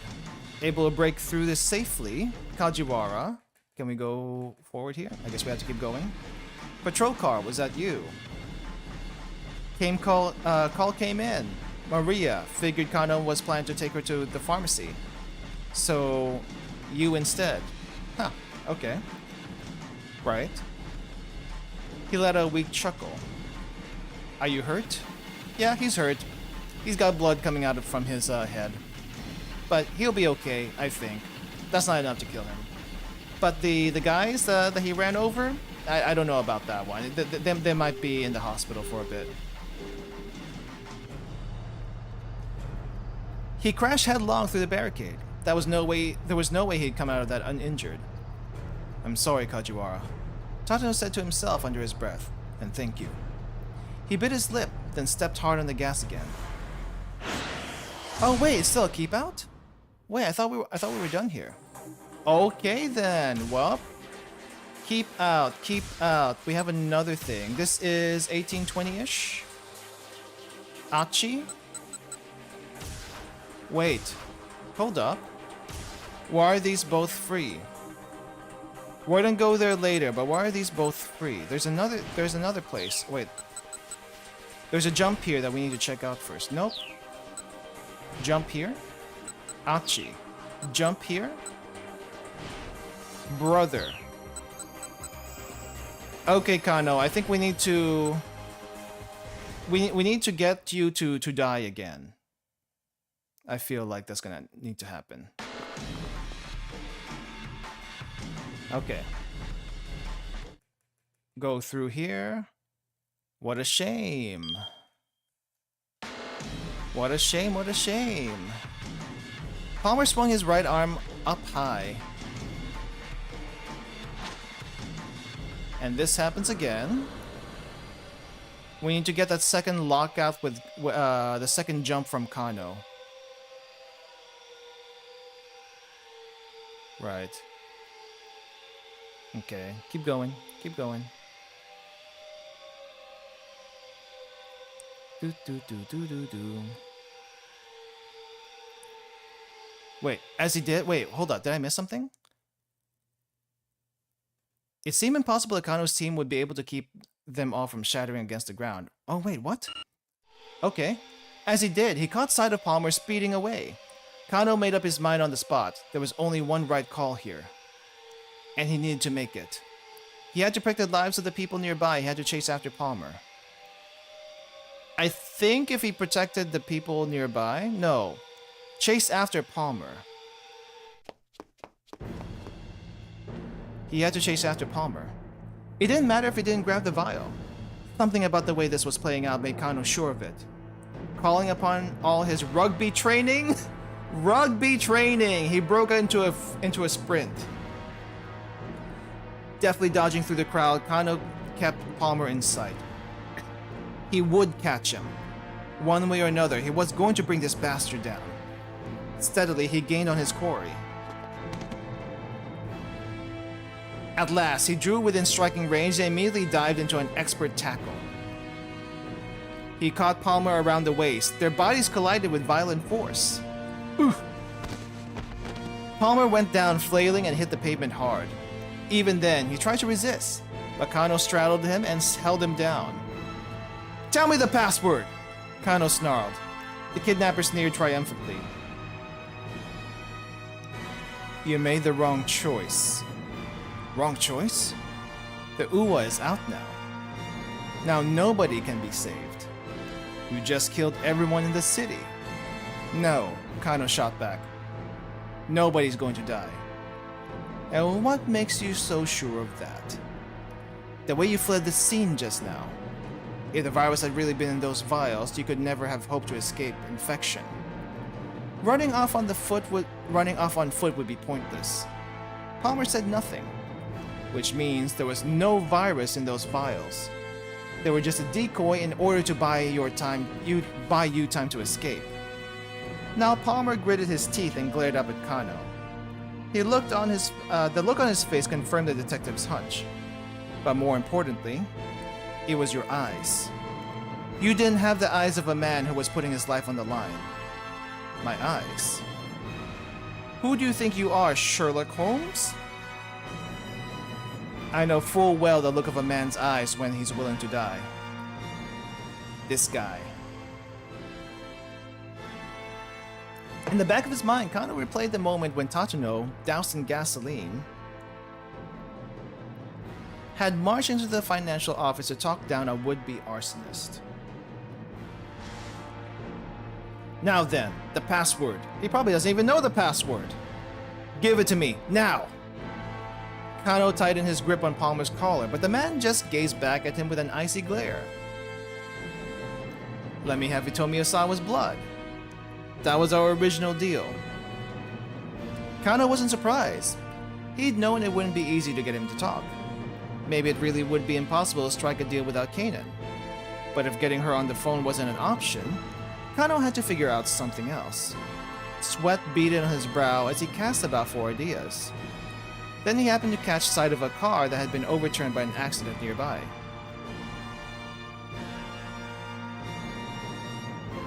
Car accident? Gasoline had spilled from the vehicle, creating a broad, dark puddle on the pavement. Oh, this is where the explosion came from. Kano took out his handcuffs, then cuffed Palmer's arm to his own. Come with me. Jerking his captive back to his feet, Kano led him over to the car. Then, without hesitation, he sat down in the pool of gasoline. Yanking on the handcuffs, he pulled Palmer down beside him. Ah, the gasoline move. Kano pulled out a lighter from his pocket. Palmer snorted. And just what's this supposed to be, Tell me the password. Or else what? You'll light the gas? You'll be burnt to a crisp yourself. Yeah, probably. Kano heard the casual desperation in his own voice. What the hell are you thinking? The smile vanished from Palmer's face. Kano scowled down him. I just want to know the password. I'm getting revenge for my partner. Even if I die, my friends will avenge me. I'm getting revenge for my partner. I was gonna say just shoot him in the foot. Nah, we gotta threaten him also. But yeah, we're getting revenge for our partner. I'm getting revenge for my partner. Kano thought back to the sight of Sasayama sprawled out and bleeding on the pavement. Thanks to this man's scheme, his partner was now teetering on the brink of death. Alphard should pay for that.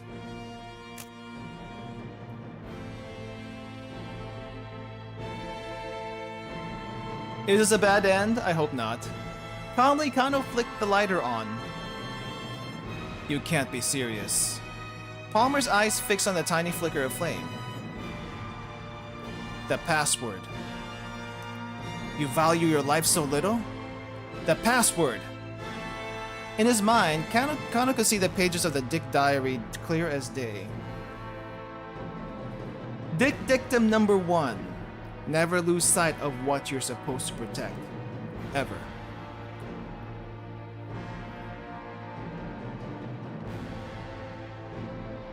Palmer glared in defiance.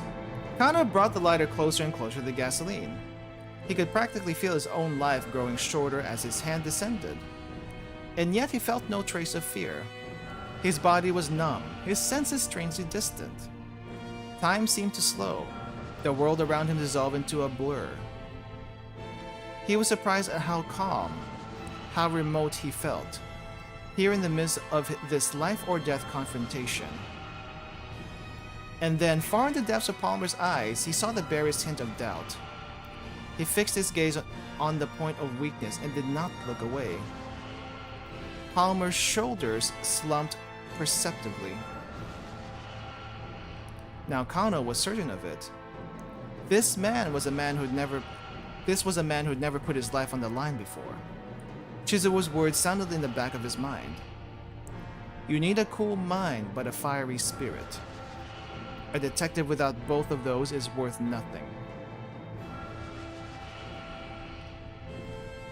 Let me go. Promise to let me go and I'll tell you. Is that your answer? I don't think you quite understand the situation here. Kano brought the flame still closer to the gasoline. Palmer's eyes went wide. No longer was he able to hide his trembling uncertainty. All right, I'll tell you. Just put that thing out. The password first. His voice a strangled snarl. Palmer gave him the password. Kano extinguished the lighter.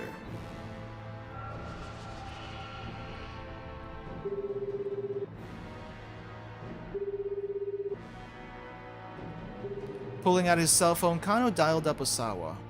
As he did, he recalled his last exchange with Stanley at the electronics shop. Looks like we'll be able to have that beer together after all. We'll go back to that later. But Osawa didn't answer. Kano guessed immediately that something was amiss. Detective! Oh, that was Achi. Achi's voice was full of worry. I've got Stanley on the line. He says Detective Tatano.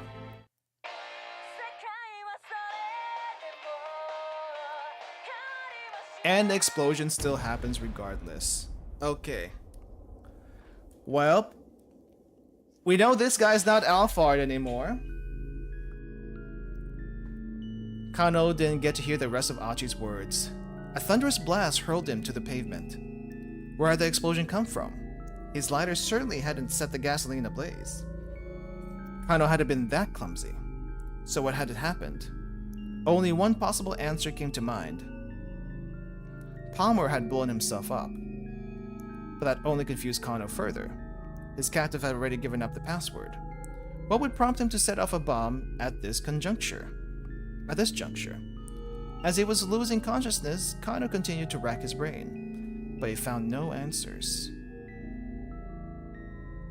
Bad end number 67. Alright, okay, so we need to jump from him to Stanley. I had a feeling that wasn't gonna tidy it up so quickly, but alright, back to Stanley. What did he find? Stanley. Whoa, nope. Ah, crap! Darn it. Alright, Stanley. What'd you find?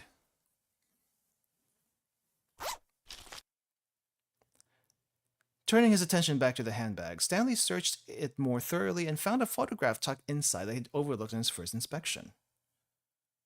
What the hell? He stared at the picture, swallowing the lump in his throat. It was a photo of Maria, standing next to another young girl. There was something written in marker on the back. Me and Kanan, 7:30. Stanley hurriedly flipped the phone back over and looked at it again. What does this mean? The girl in the photo with Maria looked nothing like the Kanan who had been at Endo Electronics, who had left with Maria and Tajano just a few minutes ago. Oh my gosh! What the heck? That wasn't Kanan? Guys, I think there's only one person who that could have been. There's only one person who that person could have been, who was not actually Kanan. The girl in the photo did not look like her.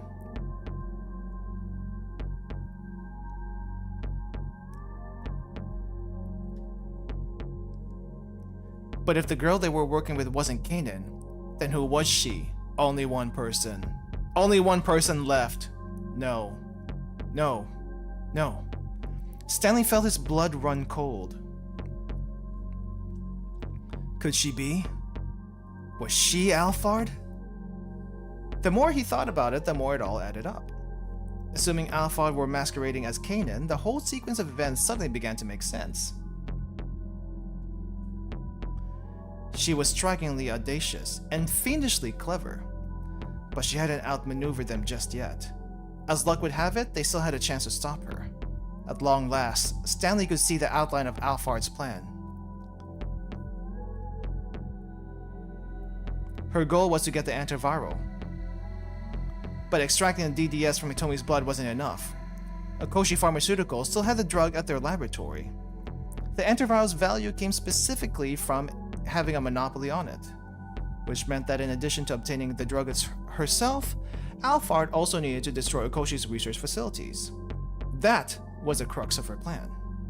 The problem was finding a way to infiltrate those facilities. In all likelihood, Alphard's scheme went something like this.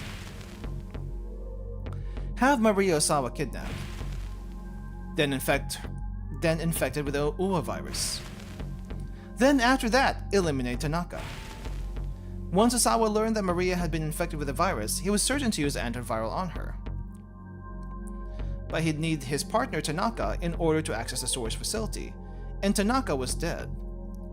That was why Alphard had been masquerading as Kanan. Kanan was Maria's friend, and an expert at hacking passwords. If she could secure Osawa's trust, he would let her into the research facility in order to carry out the hack.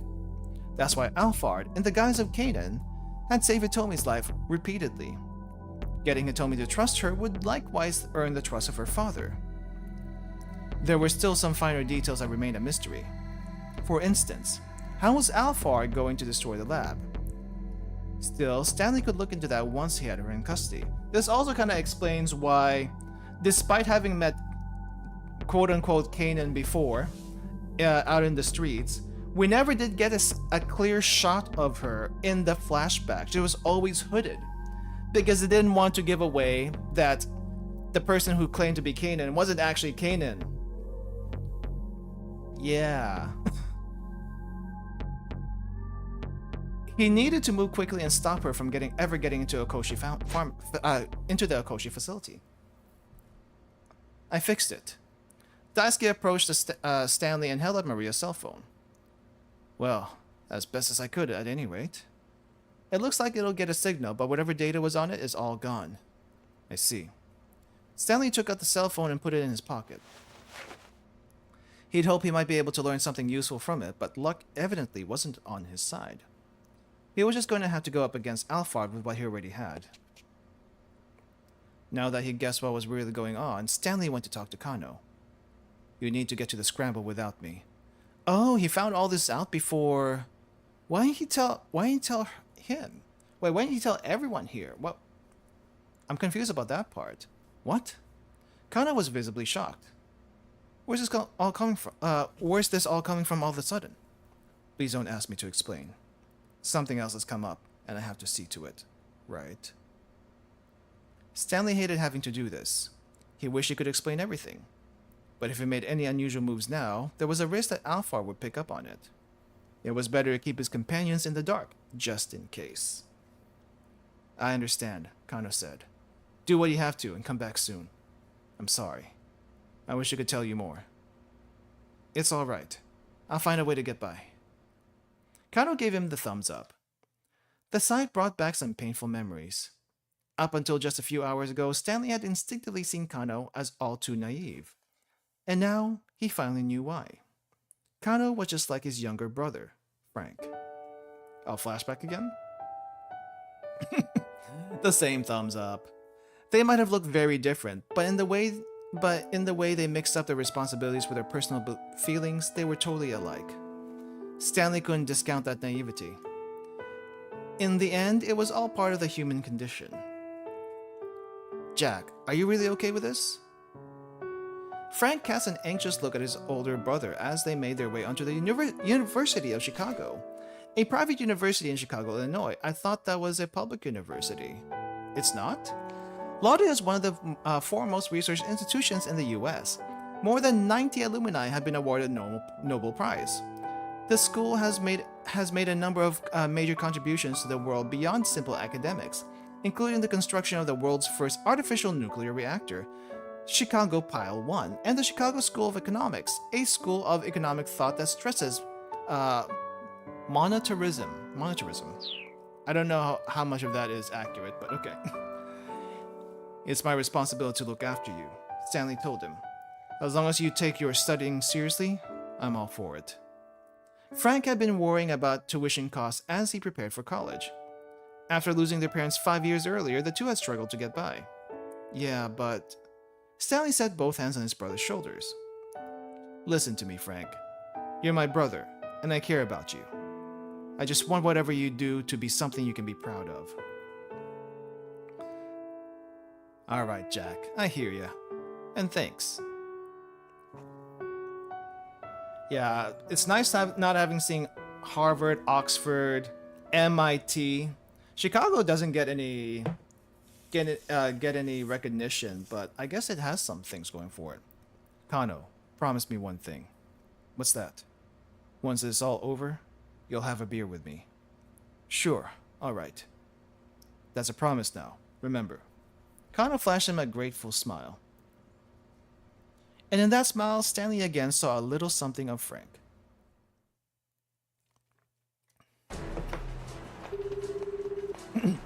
Hurrying out of electronics, Stanley dialed up Tatano as he ran along. Oh, this is where we jump. Listen carefully. Your life may depend on it. As he said as soon as Tatano picked up. He knew that the detective wouldn't be able to respond openly, since Alphard was right there with him. On the spur of the moment, Stanley devised a simple code for how he should answer yes or no. He told Tatano to respond with "that's right" to mean yes, and "will do" to mean no. There was no time for anything more complex. Right now, Stanley just needed to stop Alphard from getting into the lab. He quickly explains his suspicions about Kanan. Tatsuno sounded distinctly unnerved. At any rate, Stanley said, you need to find a way to turn back without her realizing what's going on. Will do. Tatsuno replied, not now. So he was going to head to the laboratory despite Stanley's instructions. Saving Maria is your top priority, isn't it? That's right. The detective's affirmation was firm. Alright then. Guess I'll have to head that way myself. In the meantime, do not let her inside that lab. That's right. Tatsuno was no match for Alphard. Definitely not with that bum leg of his. If she figured out what was going on, she'd probably kill him on the spot. Reassurance or encouragement would be meaningless right now. Instead, Stanley left Tatsuno with one final warning. If it comes down to it, just shoot her. If you hesitate for a moment, she'll have you dead. Find some way to stall until I get there. If she realizes we're onto her, you're done for. Keep Maria safe, that's your job. Keep Maria safe. That's your job. Tatsuno hung up without saying anything.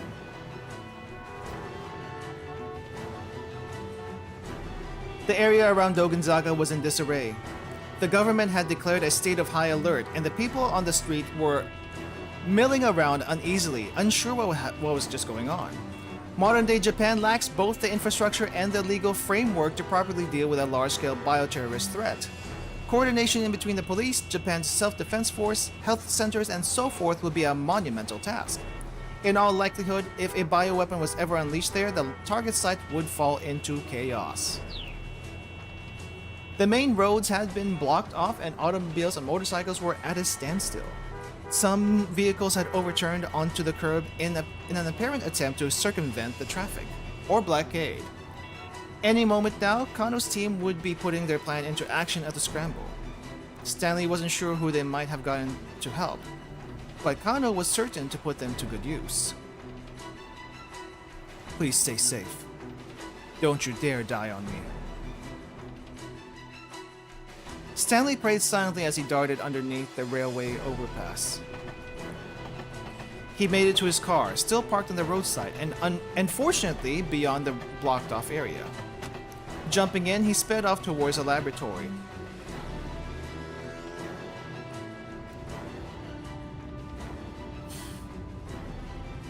As he drove along, Stanley again tried to deduce Alphard's plan of action. If Alphard herself was on the way to the lab now, then what was the objective of the fake who'd been sent to the scramble? A call came in from Tatsuno. Stanley here. He picked up quickly, but as he did, he wondered. Why was Tatsuno calling him? Alphard was right there. There was no way the detective should be risking a phone call. What's going on? Tatsuno said nothing. Stanley repeated the question. Still, Tatsuno did not reply. Alphard's apprehension spread like a droplet of ink in water. Hey, has something happened?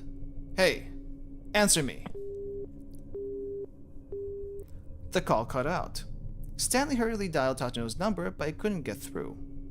Something had gone badly wrong. He was sure of it. Had he been too arrogant in thinking that he might be a match for Alphard? His worries turned to the team at the scramble. What if they had walked into a trap? Figuring that it would be too dangerous to call Kano in the midst of the negotiations, Stanley instead dialed up Achi. Oh, there's a jump here. Mr. Stanley? What's going on? To Stanley's relief, it sounded like things down at the scramble had gone well enough, so he asked Achi to put him on the phone with Kano. Yeah, give me a sec, the young man said. Detective! Stanley could hear Achi shouting on the other end. I got Stanley on the line. He said that Detective Tatsuno... There was a tremendous boom, and then the call cut out. Stanley's jaw dropped. He felt his mind emptied out by despair. He opened his mouth, but he couldn't even bring himself to scream. All he could do was curse inwardly, again and again. Stanley slammed his fist into the steering wheel as hard as he could. And he did it again, and again, and again, and again and again. He didn't stop even when his fists were marred with blood.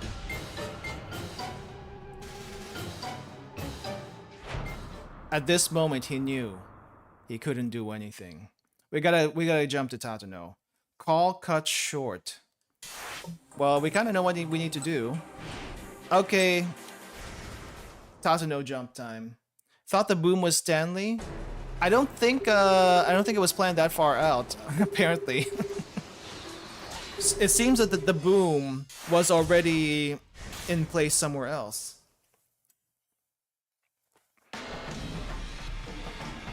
Once they made it past Shibuya Station, the roads were relatively clear. They ought to make it to the lab in no time. The phone rang again. It was Stanley. What's going on? He asked the American. Listen carefully. Your life may depend on it. I'm going to ask you some questions. If the answer is yes, say that's right. If that's no, reply with will do. Do you think she's hearing all of this just now? I mean, I feel like it'd be kind of hard, but still. For a moment, Tatano was bewildered. From the urgency in Stanley's voice, however, he realized that there was some kind of emergency. That's right, he said after a moment's thought. That ought to let Stanley know that he understood the code. Is Kanan with you right now? That's right. That Kanan is an imposter. Tatano gripped his phone more tightly, hoping it would stop the trembling in his hand. It's her, Stanley said. She's Alphard. The detective had to stifle a gasp of alarm. I don't have time to fill you in on the details, but I've got some pretty incontrovertible evidence. You need to turn back now. Tatano struggled to come in terms with what he just heard. He glanced at Kanan through the rearview mirror. She was holding Maria tightly in her arms. Was this really all an act on her part? And if so, why? There was only one possible reason.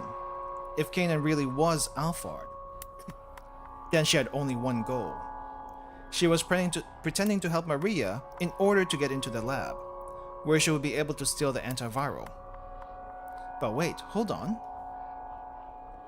Kanan was Maria's friend, wasn't she? Hitomi had said as much herself. Kanan is my sister's friend. Maria certainly knew what her own friend looked like, and since it was obvious that Maria might be president, it didn't make sense for a clever imposter to pretend to be Kanan. Okay, so my initial hunch was correct. That Maria was knocked out before our fake Kanan went into the room, because as soon as Maria would see her, she would know, hey, who are you? Who are you? You're not Kanan. And so, yeah, okay. She was knocked out silently somehow as they made their way in. Or did it? When Kanan showed up on the roof of South Hill, making her surprise attack on Tatano, Maria had taken off down the staircase without ever looking back. And when she turned up at the Endo Electronics workroom, Maria had already collapsed and fallen unconscious. Tatano felt a chill spread through his body. As far as he knew, Maria had never actually seen the girl who was now sitting in the back seat. But then, what about Hitomi? Wouldn't she know? Wouldn't she have known what Kanan looked like? Tatano tried to remember what Hitomi just said. Kanan is my sister's friend. I just met her for the first time today. If they'd never met each other before today, then maybe Hitomi didn't know what the real Kanan looked like. That was the only explanation that made sense.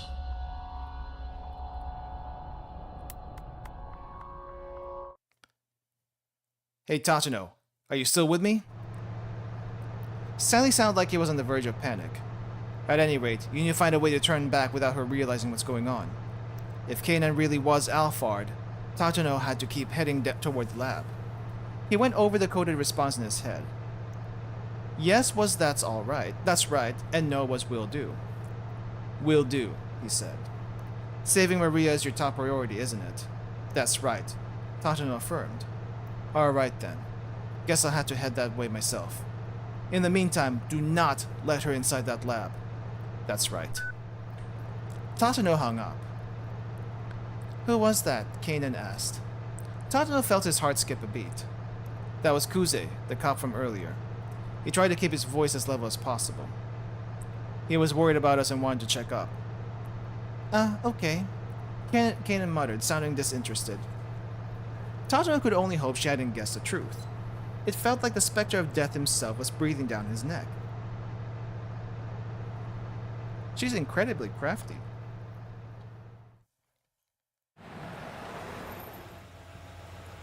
At last, the minivan arrived at Okoshi Pharmaceutical.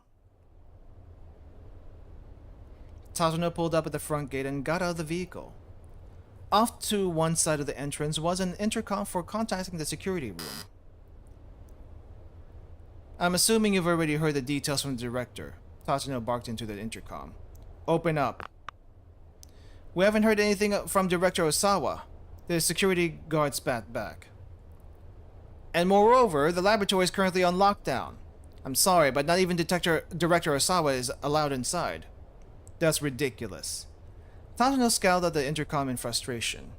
Then a car came racing towards him along the street. Hey, it's Osawa! The sound of screeching brakes filled the air as the vehicle skidded to a halt, and then Kenji Osawa jumped out from the driver's seat. Maria! Osawa rushed over to Tatano, then to Maria where she lay in the minivan. He looked carefully at his daughter's face. Oh, thank goodness. She still hasn't gone symptomatic. Mr. Osawa, why aren't people being allowed into the laboratory? Osawa tilted his head. They're not? Tatano explained what the guard had said. That's ridiculous. Osawa immediately called the security guard on the intercom. He got the same story. You gotta be kidding me! Osawa raged. I'm the lab director here. But the security guard wasn't hearing it. I'm sorry, sir. These orders come from Mr. Makino. No. So am I just supposed to sit out here and watch my daughter die? Tatano racked his brain for other ideas. Maybe they'd have to climb the gate and break their way in. Then over the intercom they heard the sound of a phone ringing in the security room. The security guard answered it without muting the intercom speaker. His voice was faintly audible. He sounded rather differential. Who in the world could be he talking to? Before Tatano could muse further, the gate suddenly opened. Oh. I guess Makino said yes? Huh? Why? Tatano and Osawa looked at one another in surprise. I have a message from Director Osawa from Mr. Makino, the security guard said. From Makino? Osawa huddled over the intercom and had a brief sotto-voce exchange with the guard. What was that all about? Tatano asked. It would seem that my wife was able to pull some strings for us. Oh, wow. The one redeeming factor that she had, and it's this. It doesn't excuse her for everything else, but this is her only redeeming factor. After Osawa left home, I had a change of heart. Even if it meant losing everything, she decided she wanted to save Maria's life. Although Maria was not Ai's real daughter, it turned out that the time they spent living together had sowed the first seeds of familial bond. Okay, that happened. Osawa smiled uncomfortably. Tatano didn't have time to wonder what that might mean. Has the lock been open for us as well? He asked.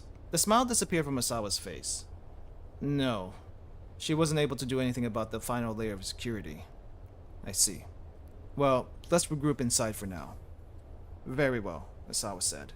By the way, who's going to be back hacking the password? I am, Kanan replied.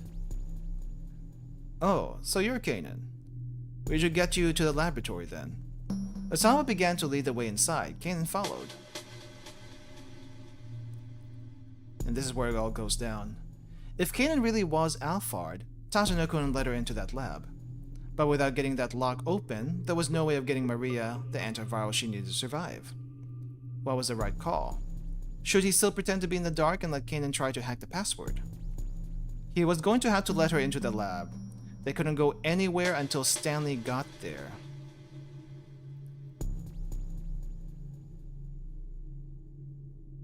Let's see if we can wait for Stanley. I don't know if that's the right call.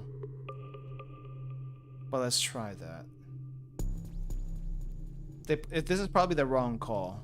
So, they couldn't go anywhere until Stanley got there. Tasha knew exactly what he needed to do. What's the matter? Asawa turned and cast a look of confusion at Tatsuno and Kanan, both of whom had stopped in their tracks. Kanan was about to get the password, isn't he? Yeah, he was about to get the password. Well, we'll wait out here, Tatsuno said. But, I mean, isn't Kanan going to hack the password? There's been a slight change of plans. Go ahead and wait for us at the lab, Director. Oh, this was the wrong call. Alright. But we don't have much time before Maria develops symptoms. I'll be inside. Please don't keep me waiting too long. With Maria in his arms and a worried look on his face, Osawa hurried through the gate and disappeared from view.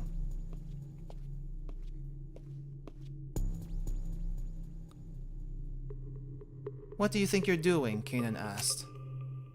Stiffening as Tatsuno nudged the barrel of his gun against her spine. You're Alphard, aren't you? I have no idea what you're talking about. It's no use trying to play dumb. Stanley found proof. Before he finished speaking, Kanan seemed to disappear from view. Wow. She cartwheeled away at blinding speed, too quick for Tatsuno to keep a bead on her. By the time she'd righted herself, she'd already drawn a gun of her own. Abruptly, he found himself facing her in a stare-down, weapons aimed at one another. Yeah, this is a bad matchup. This is a bad matchup. Then Kanan's phone rang, and she reached to answer it. Don't move, Tatsuno roared. Did you forget the plan? That might be Hitomi calling. I don't care. Don't you move. If Kanan really was Alphard, the whole plan might be a sham. Tatsuno kept the barrel of his gun squarely on its mark. Kanan let out a little sigh. Have you considered that Stanley might be lying to you? Yes, it's possible. But I need to make sure we avoid the worst case scenario. If you don't let me into the lab, who's going to hack the password? We've got your little decoy. My friends will get the fake Alphard to cuff up the password. Once her phone had stopped ringing, Kanan sighed again. And what about Stanley then? Is he on his way here? Who knows, Tatsuno said. At that, Kanan lowered her gun. She seemed disturbingly full of confidence. Why is there a jump there? Kanan flipped open her cell phone. Who do you think you're calling? Tatsuno adjusted his aim, pointing his gun at the young woman's head. Look, I'm going to call Hitomi and have her clear up these suspicions you have about me. We don't have time for this right now. Wouldn't you agree? Kanan stared back at Tatsuno, cell phone in hand, waiting for his reply. It doesn't matter what Hitomi says, I trust my own judgment. Do you think she's trying to call Stanley? But why would she have Stanley's number? There's a sort of nonsense we don't have time for right now. Maybe let's go for this one. No. I trust my own judgment. Be very sure of yourself. It doesn't matter what Hitomi says. I trust my own judgment. Your own judgment, huh? And is that always correct? Kanan began punching in numbers. She never took her eyes off Tatsuno as she waited for Hitomi to pick up. She's not answering. Kanan hung up and tried calling again. Fake call. It's me. It looked like she got in through this time. That detective doesn't trust me. Apparently he thinks I'm Alphard, not Kanan. Yeah, that's definitely not... She's not talking to Hitomi right now. After a few moments, Kanan held the phone out to Tatsuno. Here, Hitomi says I'm definitely Kanan. Hitomi says you're Kanan, but the thing is, Hitomi hasn't met you until today. So, checkmate. Tatano didn't reach out for the phone. Instead, he advanced on Kanan with his gun still on its mark. This is a farce, Tatano spat. Hitomi's words don't mean a thing. You might be Kanan to her, but you aren't to me. I don't even know if there was a real person named Kanan in the first place. So maybe you're Kanan. And you're Alphard. Both at the same time. Kanan shook her head, then put her phone away. If you're really Alphard, then you don't actually need to hack the password, Tatano said. I'm guessing you've already gotten it from Tanaka. Which means you'll be able to get your hands on the antiviral as soon as you get into that lab. Kanan didn't so much as flinch. The only thing stopping you is the antiviral still in Hitomi Osawa's body. Possessing the antiviral and having a monopoly on it are two very different things. You want to eliminate Hitomi. That's why you lured her down to the scramble. Am I wrong? If that's true, then how am I planning on getting rid of her? Using this so-called substitute Alphard or something? Yes, that's right. Tatano couldn't be certain. But he couldn't think of any other way. Kanan just let out a laugh. You don't know the first thing about Alphard, she said. Alphard keeps the outlines of his plans blurred so that his deliberate actions just get lumped in with the coincidences. That's the crux of all of his plans. That's how he's able to pull off his schemes by himself. He'd never solicit help from a third party. The words seemed like they were Kanan's, but also they were Alphard's.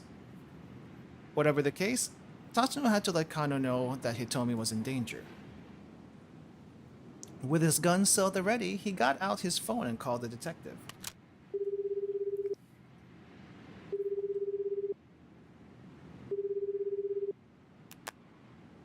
But the phone rang several times and nobody answered. That can't be right. Eventually, he had no choice but to hang up. They must have been in the middle of a confrontation on the other end. For now, Tatsuno could only pray that Kano and the others would be able to handle whatever threat they were up against. I am not letting you in there. Oh, there it is. At that, Kanan let a faint chuckle. In that case, I'm going to have to eliminate you. Even without her gun ray, she still radiated intimidation. Tatsuno might have had her at gunpoint, but he could feel the threat of her presence like a gathering storm. Eliminate me, he said, doing his best to mask any sign of weakness. Dude, you're full of open spots. You're the one who doesn't have your gun ready. I don't need my gun, Kanan said simply. And why's that? Because you can't shoot me. What's that supposed to mean? Kanan glared sharply at Tatsuno. Her look pierced him like a blade. Then she quirked an unsettling smile and took a step closer to him. Don't move, he warned. Tatsuno said, Try anything funny, I'll make sure you regret it. I guess we'll have to go with the first one. I don't see a reason why we would go with the second option here. Let's go with the first one. Try anything funny and I'll make sure you regret it. He kept his gun trained on the center of her chest. You can't shoot me. Kanan took another step closer. You're still traumatized from that time you let your friend's wife die. How do you know about that? Oh yeah, she listened in on everything. How do you know about that? Tatsuno was shaking now, his aim wavering. I heard you talking with a younger detective up on the rooftop. That was right. She had been there. Let's test my theory out. Kanan pointed her index finger at her own heart. If you think I'm Alphard, then shoot me. Right here. Huh? The corner of her mouth twisted up. You can't do it, can you? Tatsuno's gun hand shook all the more. You're afraid to pull the trigger. It was as if her words were a spell she that she had, what? It was as if her words were a spell she casted all over him. I think the wording is weird. You can hardly even stand the thought of pointing your gun at someone. Tatsuno shook his head violently, back and forth, but he couldn't get Kanan's word out of his head. Just keep Maria safe. That's your job. That's what Stanley had said. And he was right. Don't hesitate. Don't think. This was Alphard, a sadistic terrorist. He just needed to trust himself and pull the trigger. Pull it! There was a horrid, visceral sound. Gastric fluids rushed up Tatsuno's throat. He pitched forward onto his hands and knees and vomited on the spot. The sensation of pulling the trigger, the recoil in the wake of the shot, it was exactly as it had been all those years ago. He never wanted to fire a gun again. At this point, he'd probably never be able to. Where were you even aiming? The voice had come from right in front of him. He looked up to see Kanan standing right there. His heart began hammering like mad. This was the end. He braced himself for oblivion, even as his body cried out to survive. There was the dull roar of the gunshot, and then silence. Is it a bad end? It's a bad end. One last shot. Okay. I'm guessing it's still gonna end up the same way. If he doesn't shoot. Let's see. I'm gonna have to do this systematically. I know we're coming up to 4 hours, but we're gonna finish this today. We're too deep into this. We have to finish this today. It's not that you don't want to pull that trigger. It's that you can't pull the trigger. Still traumatized.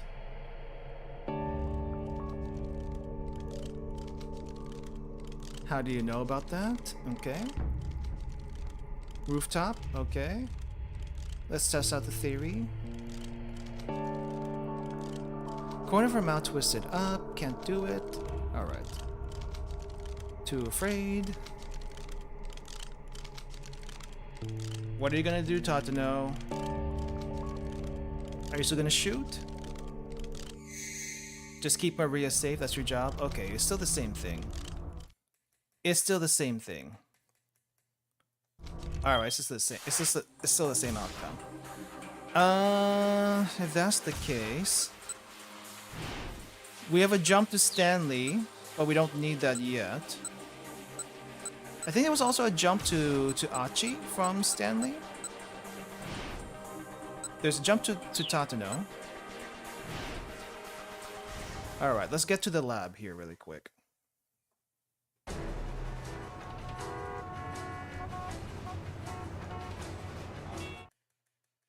Sped towards off the laboratory. Got to the car.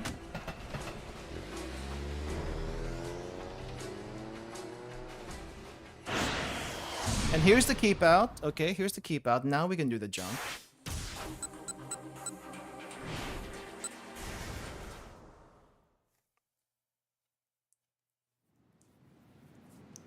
What about Stanley? Stanley's over there.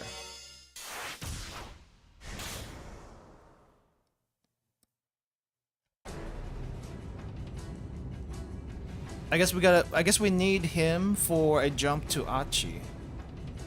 On the way to the lab, okay. Access decoy, indiscriminate terrorism. Wait.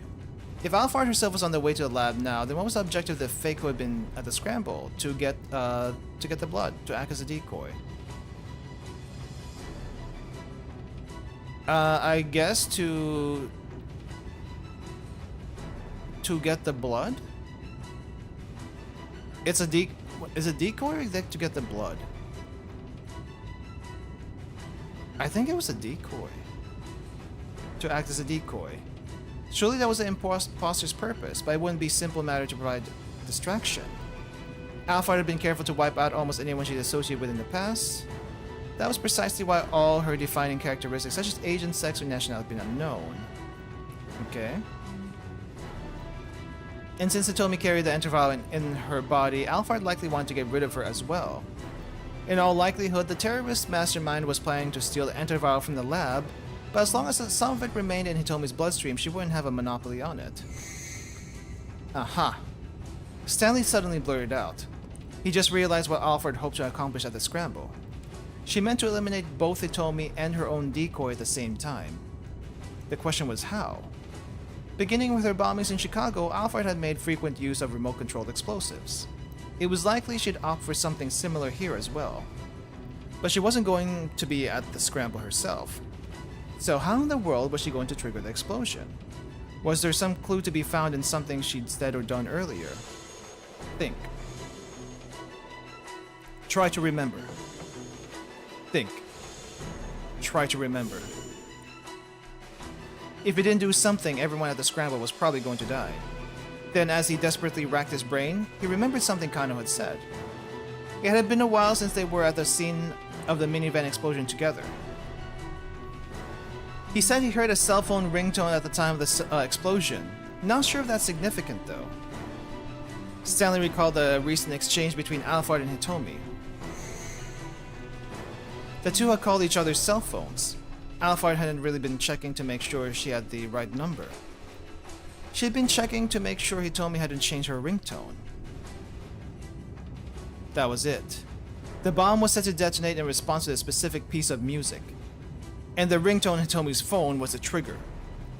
Where could the bomb be hidden then? Stanley didn't have time to think. He needed to alert Kano and the others right away. As he pulled his phone out again, he recalled the map of the stakeout positions. Kano would probably be right next to the decoy Alphard. It might be a mistake to call him under the circumstances. So we call Achi. Maybe he couldn't risk calling Kano, but he could call Achi. Stanley dialed Achi Endo's number. Please, don't let me be too late. He muttered to himself as he waited for the call to connect. But although he called repeatedly, Achi still didn't pick up. Was he already too late? Stanley decided the answer to that question. Keep out. Alright, it's Achi's turn now. Alright, Achi, what are we doing here? Composure? It was a bluff. This is a bluff. He knows he can't get away.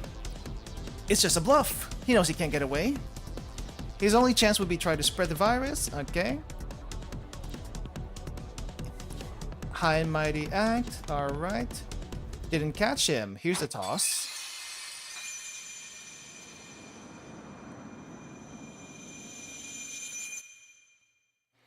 The vials in Alphard's hand went sailing high into the air. We don't need to catch them anymore, guys. It's a bluff. Even if one of them broke open, it would be a death sentence for Shibuya. They had to make sure they caught them all. Oh, there we go! Spinning around in the midst of the chaos, Achi saw Susumu catch one vial deftly. Oh, nice! This is what... They're good at what they do. Many of the other gang members appear to have done the same. There's one more! Over here! Or over there. The desperate shout had come from Hitomi. She spotted a vial sailing in a high arc away from all the SOS members. Damn it! Achi launched into motion, ignoring the searing pain in his leg, but the falling vial was so far away. Yeah! It was now or never. He threw himself into a headfirst slide. Nice catch! The gang members broke out into a cheer, into cheering and applause. Achi got to his feet and looked around, but saw no sign of either Kano or Alphard. Hey Achi, if you're looking for the detective... Susumu gestured with his chin. Achi looked and saw Kano far away across the scramble, chasing after Alphard. Soon, both men were lost in the crowd. Achi would have charged off in pursuit as well, but his wounded leg made that impossible. Get him, detective. He murmured under his breath. We're counting on you.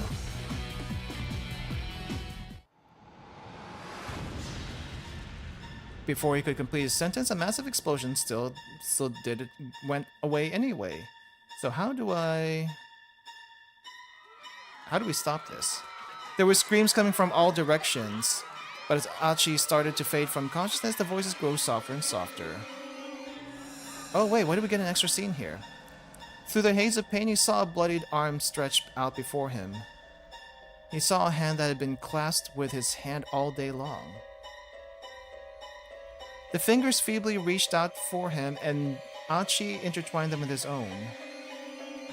I don't think it's the blood device. He took the very last of his strength. Then both hands subsided into stillness. There's gotta be something else I'm missing here. There's gotta be something else I'm missing. Jump to Kano, rising emotion.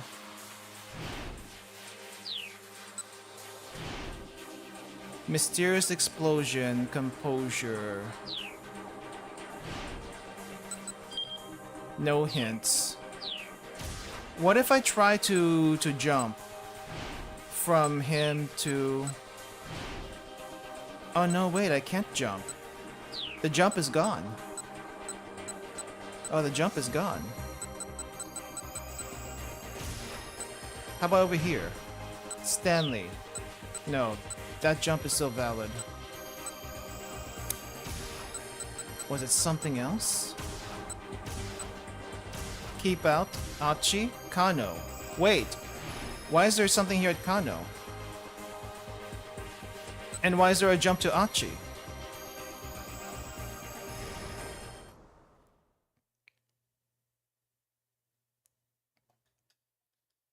Wait, back up a bit. 1905 to 1905.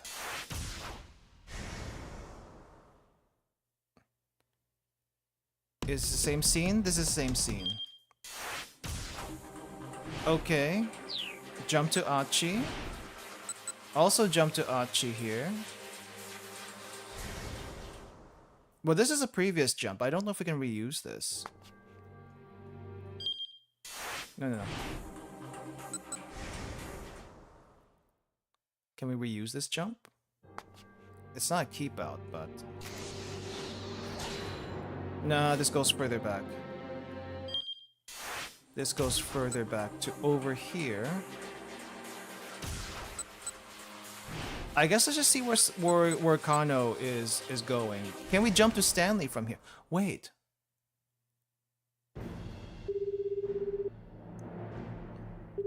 Stanley.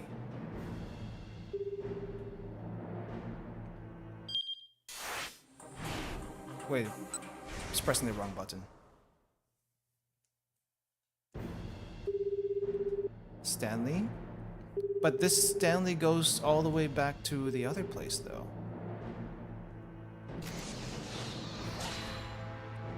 Yeah, this isn't the jump we want.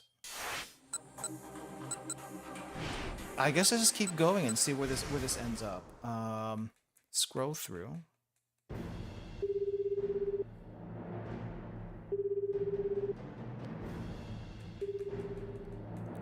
Pulling out his cell phone, Kano dialed up Asawa.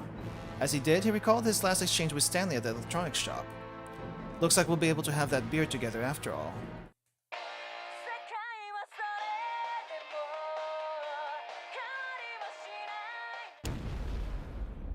And the music.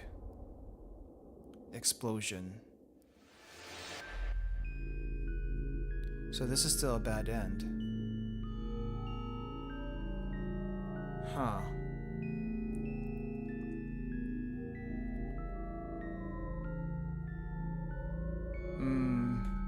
Yeah, this is still a bad end. Alright, we gotta think a bit. How do we get out of this situation? So we have a lot of bad ends, and one keep out. Oh wait, there's a jump to Stanley here. Have I used this one yet?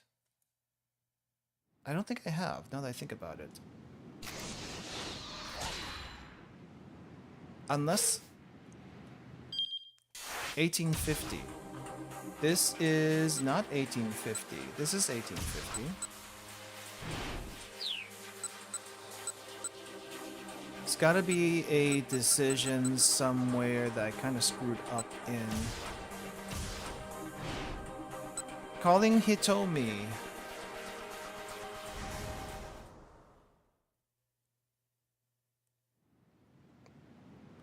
So calling Hitomi set off the bomb. That's the sort of nonsense we don't have time right now. Okay, there we go. She was about to call Hitomi, which would have set off the bomb, but if she doesn't call Hitomi, we should still be fine. If you're really off hard, then you don't actually need to hack the password, Tatano said. I'm guessing you've already got it from Tanaka, which means you'll be able to get your hands on the antiviral as soon as you get into the lab. Kanon didn't so much as flinch. The only thing stopping you is the antiviral still in Hitomi Osawa's body. Possessing the antiviral and having a monopoly on it are two very different things. You want to eliminate Hitomi. That's why you lured her down to the scramble. Am I wrong? If that's true, then how am I planning to get rid of her? You're in this so-called substitute Alphard or something? Yes, that's right. Tatano couldn't be certain, but I couldn't think of any other way. Kanon let out a laugh. You don't know the first thing about Alphard. Alphard keeps his plans... the outlines of his plans blurred, so his deliberate actions just get lumped in with the coincidences. That's the crux of all his plans. That's how he's able to pull off his schemes by himself. He'd never solicit help from a third party. The words seemed like they were Kanon's, but also they seemed like they were Alphard's. With his gun set at the ready, Tatano got out the phone and called Kano. The young detective was quick to pick up. Detective Tatano, what's going on? You need to get Hitomi Osawa to safety immediately. Alphard isn't trying to get her at her blood. She wants her eliminated. What? Hurry. Yes, sir. Once she's gotten Kano's confirmation, Tatano hung up. Oh, there we go. That was it. And now your little plan has been foiled, Tatano said. Kanon snorted. Has it now? If I really am Alphard, then all I need to do is eliminate you here and head right into the lab. Even without her gun ray, she still radiated intimidation. Tatano might have had her at gunpoint, but he could still feel the threat of her presence like a gathering storm. Eliminate me, he said, doing his best to mask any weakness, and he will die regardless. Okay, we don't need to go through this part. It's still a bad end, but we did change something. Yeah, we changed something here. So, where do we go from here? I guess we go to Jack. Fake Alphard goals. There was a jump to Kano, but we need to also do this. Act as a decoy. And we go through all of this. And I think this part is a keep out. Let's just make sure it's actually a keep out. Specific piece of music, ringtone. Hidden, okay. Might be a mistake. He couldn't risk calling Kano, could call Achi. Kano's number. Don't be too late. Achi was quick to pick up, and then we have a jump here again. We can't go there yet because we haven't unlocked it. Okay, so that's the right track. Next thing's next. We need to jump from Tatano to Kano, but we can't do that yet either.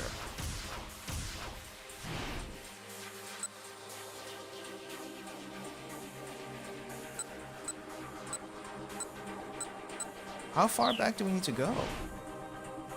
Alfard flees. I guess we don't chase after. We do not chase after. Need to protect the lives of the people nearby. No, we're not chasing Palmer. As much as he wanted to apprehend his criminal, he couldn't sacrifice innocent people to do it. Kano caught one of the vials deftly in both hands.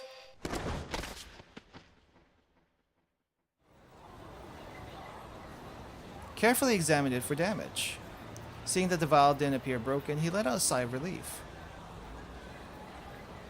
Then he looked around for Palmer, but there was no sign of him. Damn it. The mastermind had gotten away. Vanished without a trace. Amidst the frenetic crowd at the scramble, a lone criminal would blend in an instant, becoming just another pedestrian. Trying to find him now would probably be a hopeless endeavor. But you're gonna get a call here soon, though. I hope. Oh, what? Really? You call that a bad end? Come on. Come on.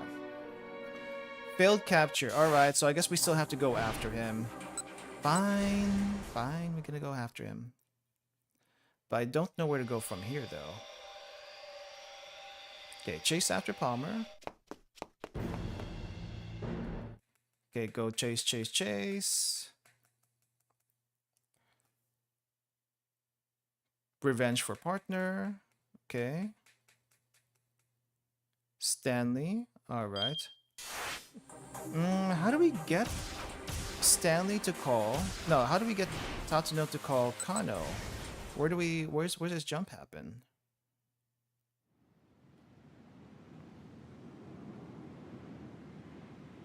Okay.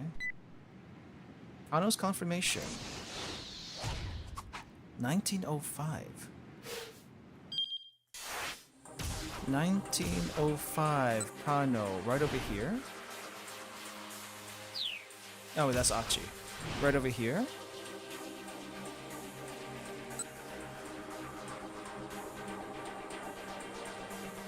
Kanan doesn't pick up. Jump to Achi. Uwa virus. Maybe it's this one?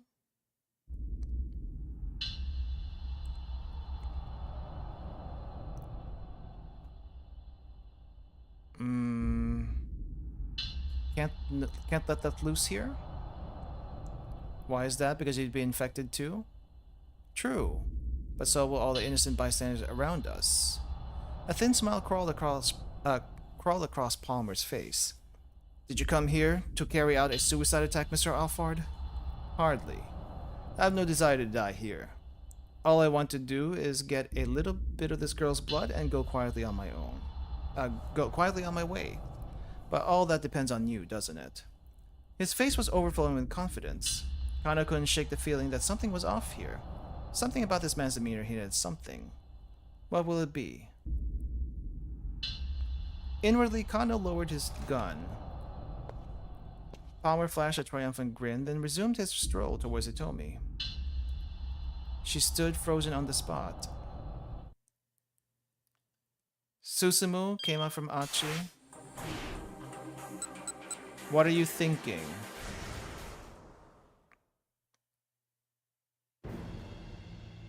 Maybe we do a different thing here. But maybe it doesn't matter.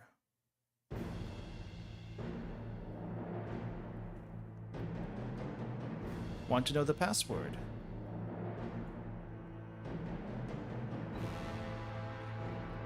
Okay. Can't kill you because you will lose the password. But he's gonna go do it anyway.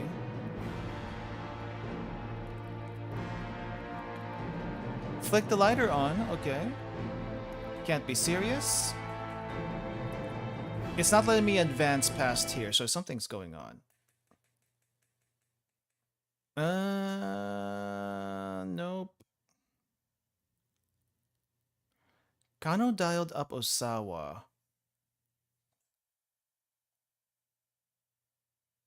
Maybe I'm missing something here. Is this still a bad end?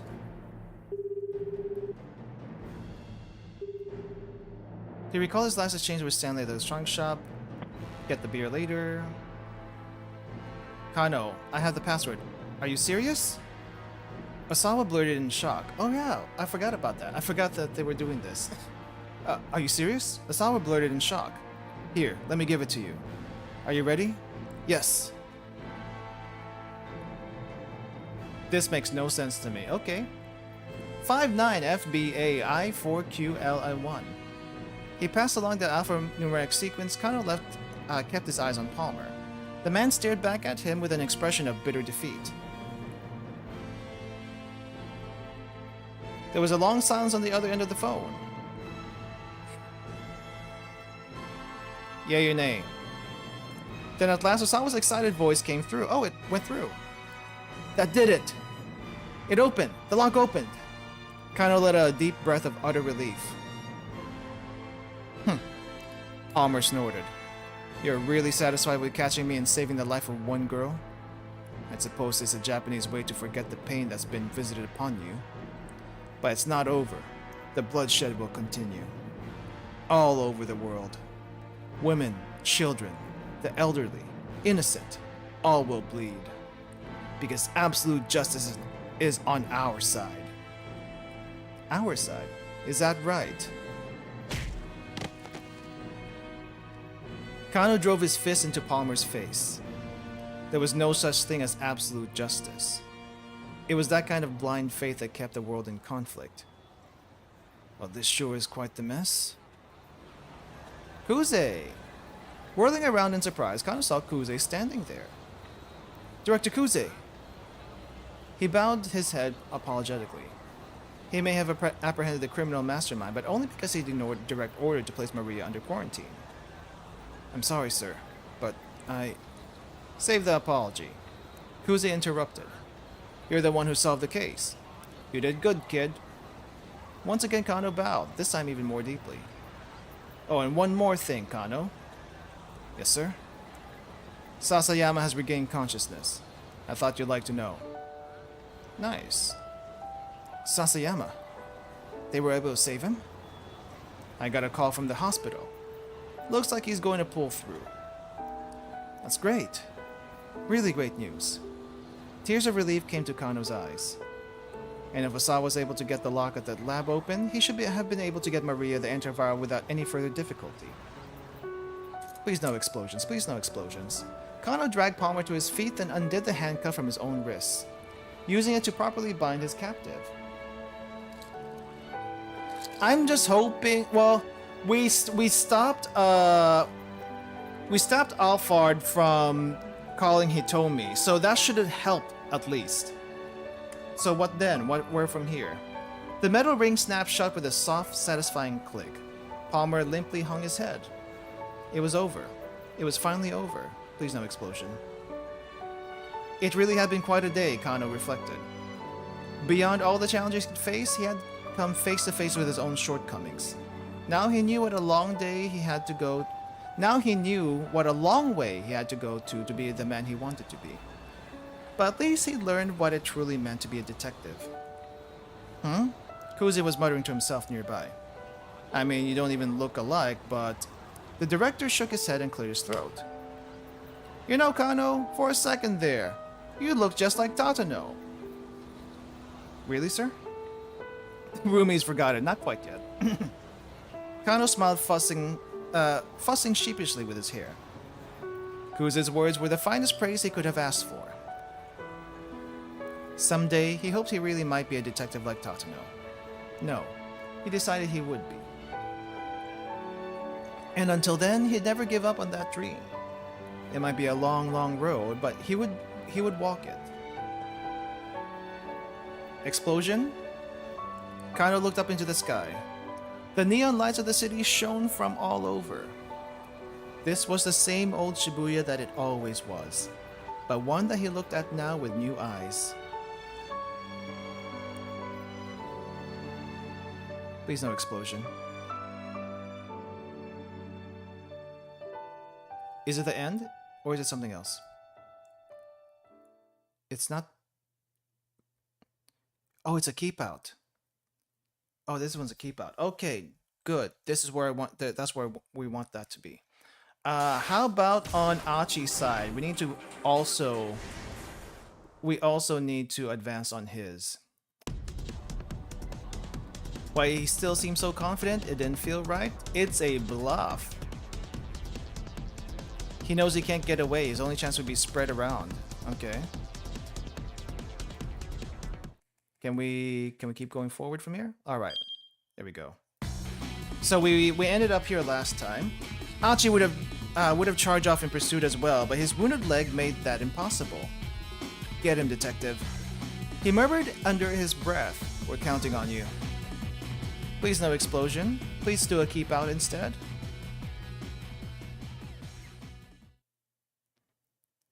Thank you. Okay, we got 2 keep outs. That's a good progress right there. All right. We need to make a jump from here. Let's do this jump. We got a couple jumps we need to make. Achi was quick to pick up. There we go.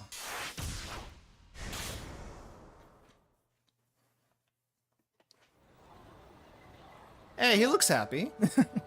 Eventually, Achi spotted Kano on the far edge of the crowd. The detective pumped his fist in victory. It looked like he got an Alphard to cough up the password. Thank goodness. Finally, some really good news. Now Hitomi and Maria were both safe. A surge of relief ran through Achi's body. Unexpectedly, his cell phone rang. It was Stanley. Mr. Stanley, what's going on? How did the negotiations go? Achi quickly filled him in on the good news. The detective caught Alphard. He got him to give up the password, and I think he's called the folks at the lab. Does that mean the case is closed then? No, not yet. Right now, I need you to do exactly as I tell you.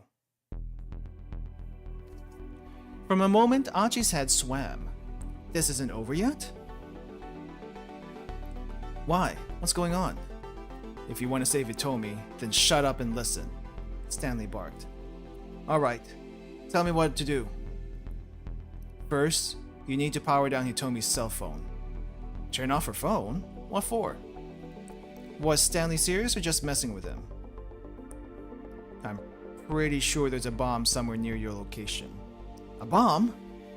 Achi's voice squeaked into falsetto. The guy that Kano just apprehended is a decoy.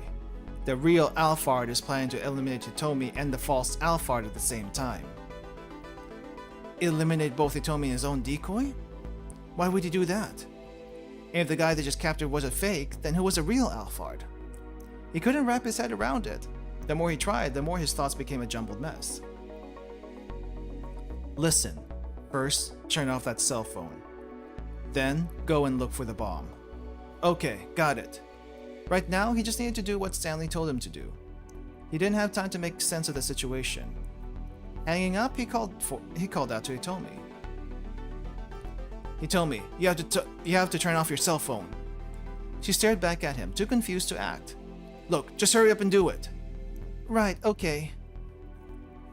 Pulling the cell phone from her pocket, she switched the power off. Then Achi turned into Kano's direction.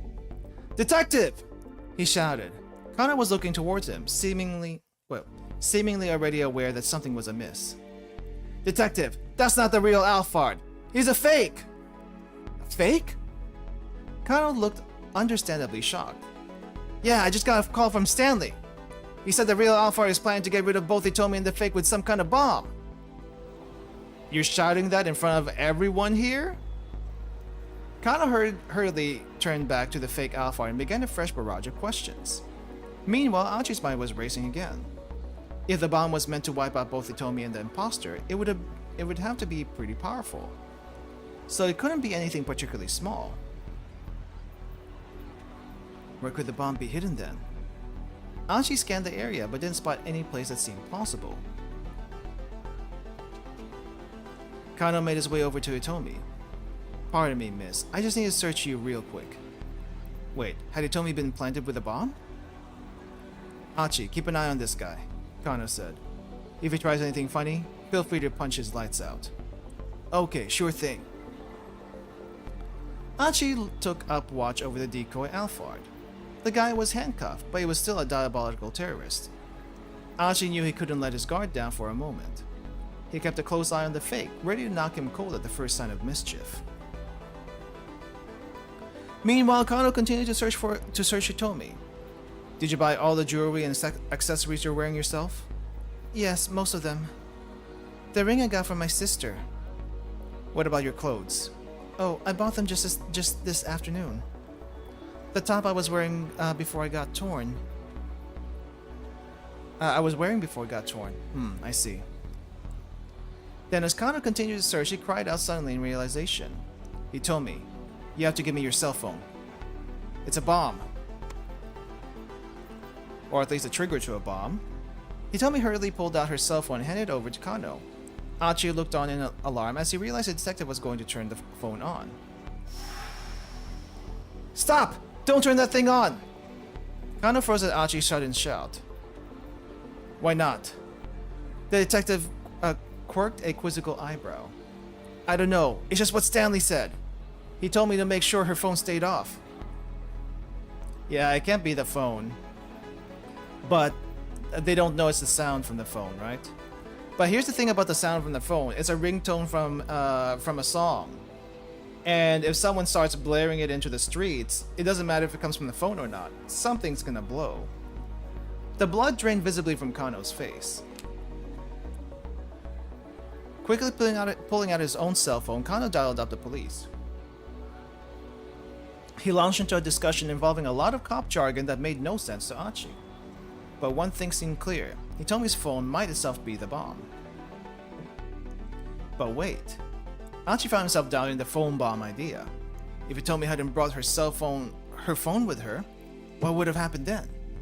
Would that just mean there'd be no explosion here? No. He didn't buy it. Surely Alpha would have thought of a way to eliminate Hitomi and the decoy crook, whether or not she had her phone on her or not. There we go. It was too worrying a prospect to ignore. Achi waited impatiently for Kano to hang up, then asked, well, what do we do? For now, let me handle this. We don't know when or how this thing might explode. You guys get out of here. Kano set the cell phone down on the ground and started to put some distance between himself and it. Achi followed after him, dragging the fake Alphard along. And there goes the bomb again. Suddenly there was a tremendous boom and a furious impact ripped through Achi's body. I knew it! Achi thought as he lay crumpled on the pavement. Hitomi's cell phone was powered off, so it couldn't have been the bomb. Something else must have exploded instead. It was the last thought Achi ever had. But you weren't wrong that it might be a trigger. Alright. Okay. I know we've gone for a while, guys, but I feel like I should finish this today considering where we're at right now. But before I continue, let's take a quick break, a quick restroom break and water break. I also ran out of water anyway, so this is a good time to do so. Okay, be right back, everyone. Really fortunate for Alphard that the song just happened to play anyway at the same time. I honestly think that might have been the case, but fortunately for me, it's Labor Day and my office is out. Fortunately for me, this is my regular day off. So, that aside, I get my Labor Day holiday off tomorrow, but still, we're in too good of a spot right now to pick it up for next time. That's not happening. That is not happening. But yeah, let me take a quick restroom break. You guys also get some something, and I will be back soon.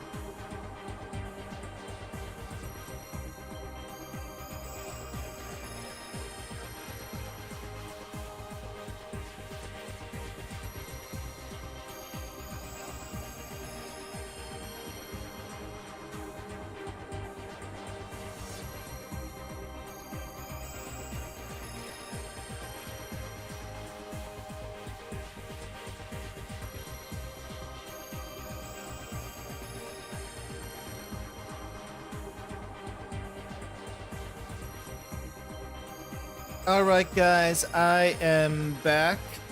I was looking around the kitchen to see if there were any snacks I could get. And apparently I'm all out of snacks. So I may have to make something after the stream is over. I did order some stuff online as far as snacks are concerned, but I don't think I'm gonna get them anytime soon. At least not today. At least not today, and I don't think it's what did I order? Let me double check. Ah, it's all ramen.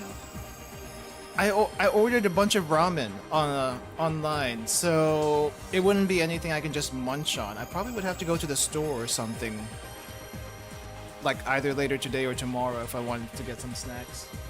But anyway, we are gonna be finishing this, so let's see where we get up to here. But bad on Achi, we have a keep out on Kano. Oh, whoop. Keep out on Kano, bad on Achi, and a bunch of things to unravel. They really put you through the ringer at the end over here. Oh, excuse me. So let's see. From Tatano, he's supposed to jump to Kano, so let's go do that jump really quick. I know there's a jump from someone to Stanley. We'll do that afterwards, I think. Okay, Kano's confirmation. Alright, it's clear at least. Yep, there we go.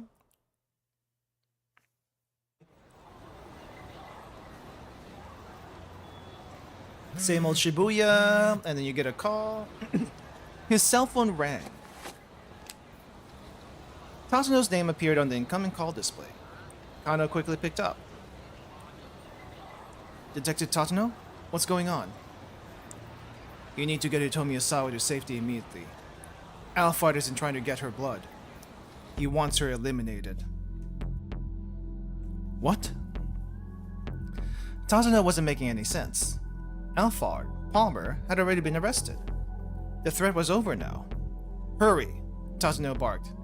Yes, sir. Detective! Achi called out suddenly. He was standing with Hitomi and the others near the statue of Hachiko. Detective! That's not the real Alphard! He's a fake! A fake? Yeah, I just got a call from Stanley.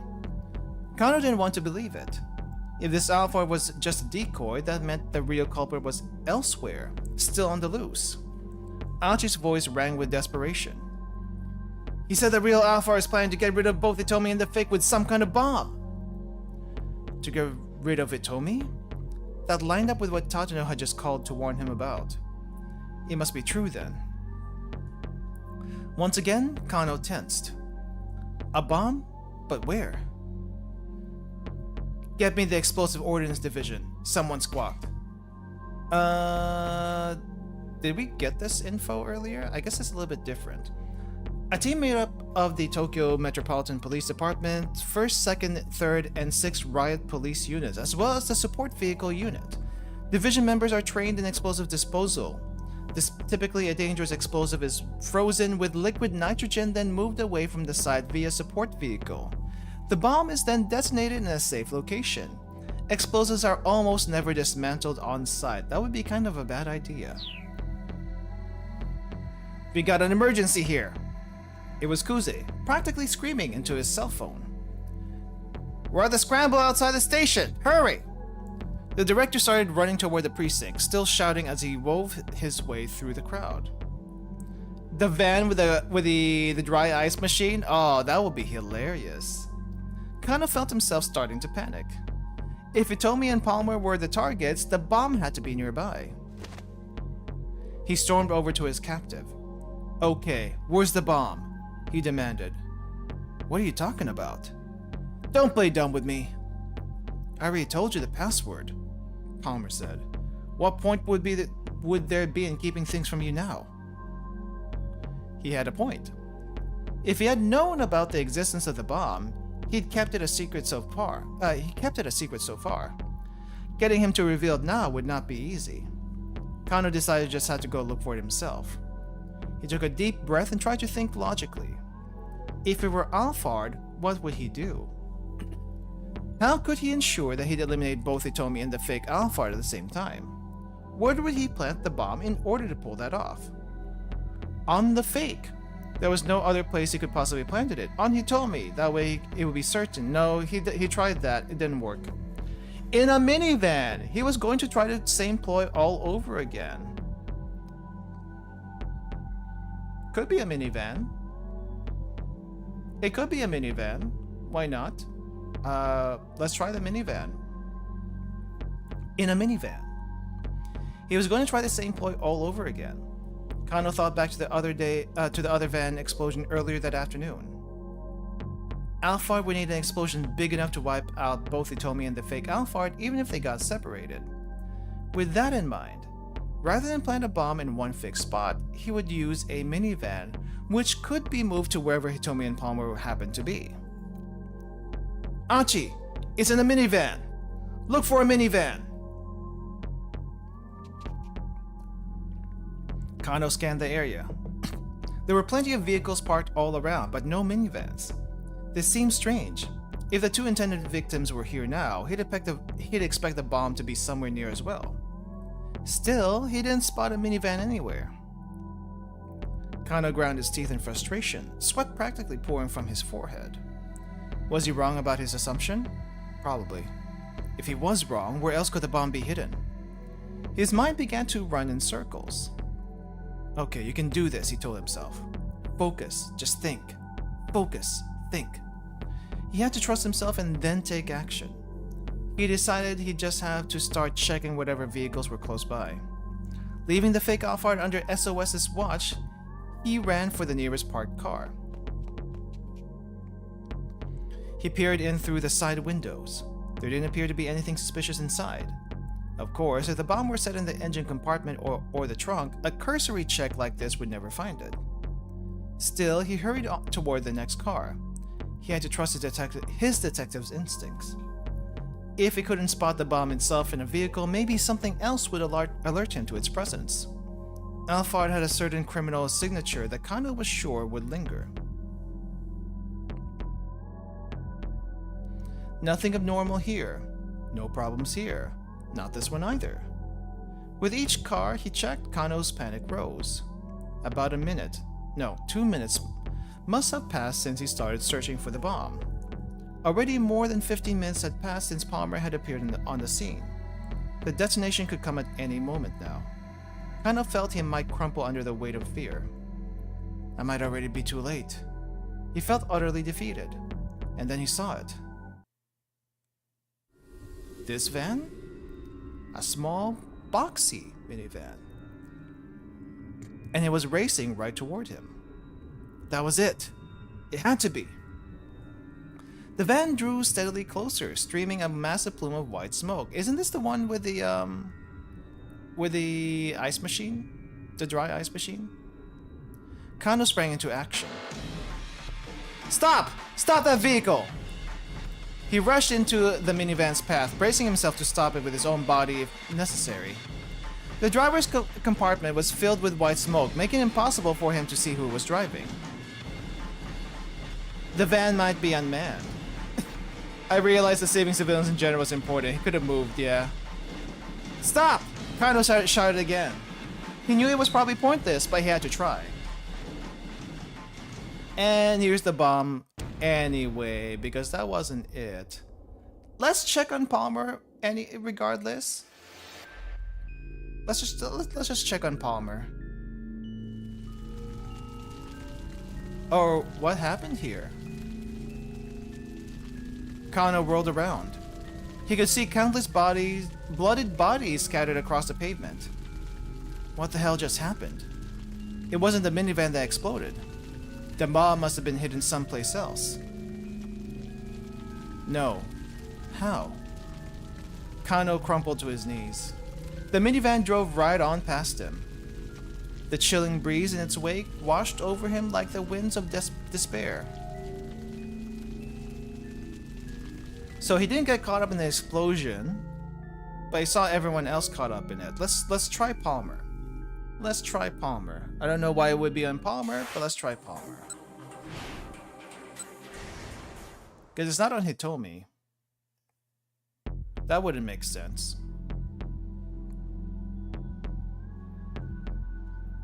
On the fake, there was no other place he could have planted it. Maybe. Kana began to pat Palmer down carefully. Achi! Check the case, hurry! Someone said something about the case? He gestured to the attaché case Palmer had been carrying. Don't move. Kana searched through his captive's jacket and the pockets of his pants, but he came up with nothing. Perhaps Alphard had fitted the bomb into the man's watch or belt? Stop this. I'm not carrying a bomb. Shut your mouth. But Kana couldn't spot anything suspicious about the watch or the belt either. He clenched his jaw in frustration. Did Palmer really not have it after all? Detective! It was Achi. He looked alarmed. Kana hurried over to him, dragging Palmer along. Was it actually the case? When he looked inside the attaché case, Palmer's face went pale. It was the case! Whoever said that, congrats on you. No, it can't be. Alphard, why? His voice was hoarse with betrayal. When he abruptly broke into stilted laughter. The blood machine, but still follows, yeah. Trusting someone really does make you blind. Such a simple, childish ruse. And it went right under my nose. Palmer looked over at Kano. We need to get out of here immediately, he said. That right there is C4. I don't think C4 does that much damage, though. Even that much C4, I feel like. A plastic explosive created for military use. The chief component is RDX. This extremely long name. Trimethylene trinitramine. Really? 3 methyls and 3 amines? With a nitrogen in it? Come on. Which is combined with a plasticizer such as diactyl sebacate. It is highly reliable and is used by military forces around the world, most notably the U.S. Armed Forces, of course. A high-yield plastic explosive used by the military, and that's enough to blow up this whole area to smithereens. A chill ran up Kano's spine. Do not let this man go, he said, handing Palmer over to Susumu. Got it, just leave it to us. Susumu signaled to his followers, who immediately dumped Palmer unceremoniously on the ground. That is a lot of C4, though. That is actually a lot of C4. Holy crap. Kano carefully inspected the inside of the attaché case. I mean, with this much C4? Can't you just, I don't know, take the wiring off from it? That's, as long as it's not wired in.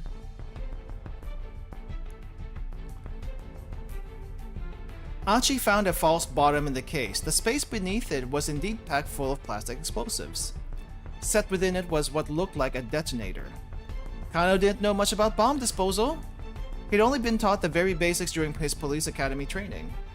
Might have tamper taps, that's true. Nonetheless, something drew his eye. A microphone. There was a parabolic microphone attached to the detonator. In all likelihood, the detonator had been set to go off in response to some sort of sound. Hey, detective? Is that thing gonna explode or not? Achi's voice was shaky. It looks like it's sound activated, but it hasn't gone off just from having people talking nearby. That means it must be set to explode in response to a specific sound trigger. A specific sound, huh? Achi took a moment to think. That's it! It must be Hitomi's ringtone. Oh wow! Achi connected the dots pretty fast. He's getting better at this. That's why Stanley had me power down her cell phone. So that means we're safe then? Hitomi asked. It depends. It's not gonna explode anymore, right? Kano had to fight back any feelings of relief. They couldn't forget that this was Alphard they were dealing with. Assuming they were safe would be a dangerous mistake. Carefully lifting up the detonator, Kano spotted another cable connected to the bomb. As calmly as he could, he tried to remove the plastic explosive from the attaché case. Ah. So if it wasn't the trigger, there is a second trigger! Wow, of course. Of course. He quickly discovered that the thinly stretched sheet of plastic explosive was only an intermediate layer, concealing a second false bottom. This is what we kinda expected. A small timer had been set beneath it. There's not just a sound trigger. Kano's mouth had gone dry. His voice came out as a whisper. The bomb also has been fitted with a countdown timer. Stanley had been right on the mark. Layer upon layers! The ringtone of Hitomi's cell phone would trigger the explosion. That way, Alphard could eliminate both her and his stooge, Palmer, at the same time. But just in case a sound trigger were discovered, as a backup, the bomb had also been rigged to explode after a set time. How much time? Is it? Kano speed dialed his boss. Director Kuze! Where's that bomb squad? 151. What does that mean? 150. Oh, 2 minutes. Less than 2 minutes. Not even 2 minutes left to go. It didn't look like the explosive ordnance unit would make it in time. Kano scanned the area, weighing his options. He noticed Achi standing right beside the bomb case. Achi, he called out. Leave that thing and get out of here. But Achi didn't move. No way.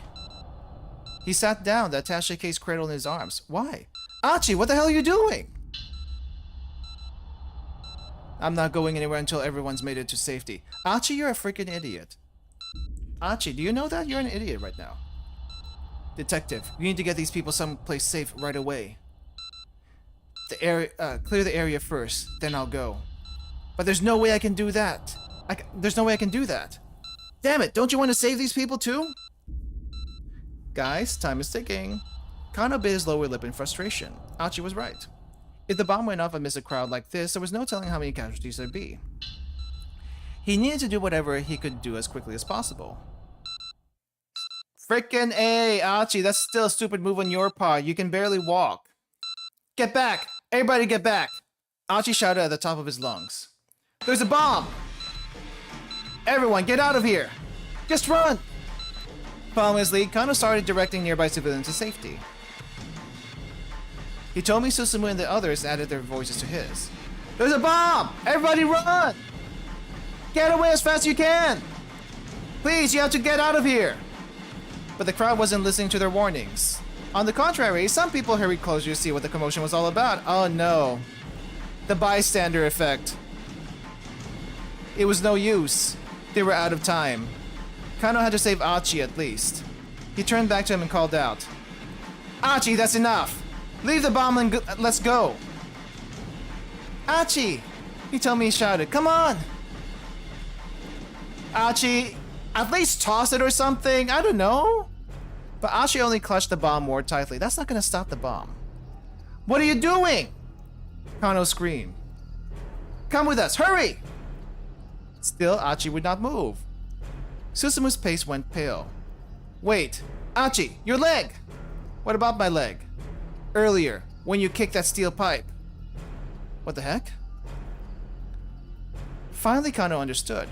It wasn't that Achi didn't want to move. He couldn't move.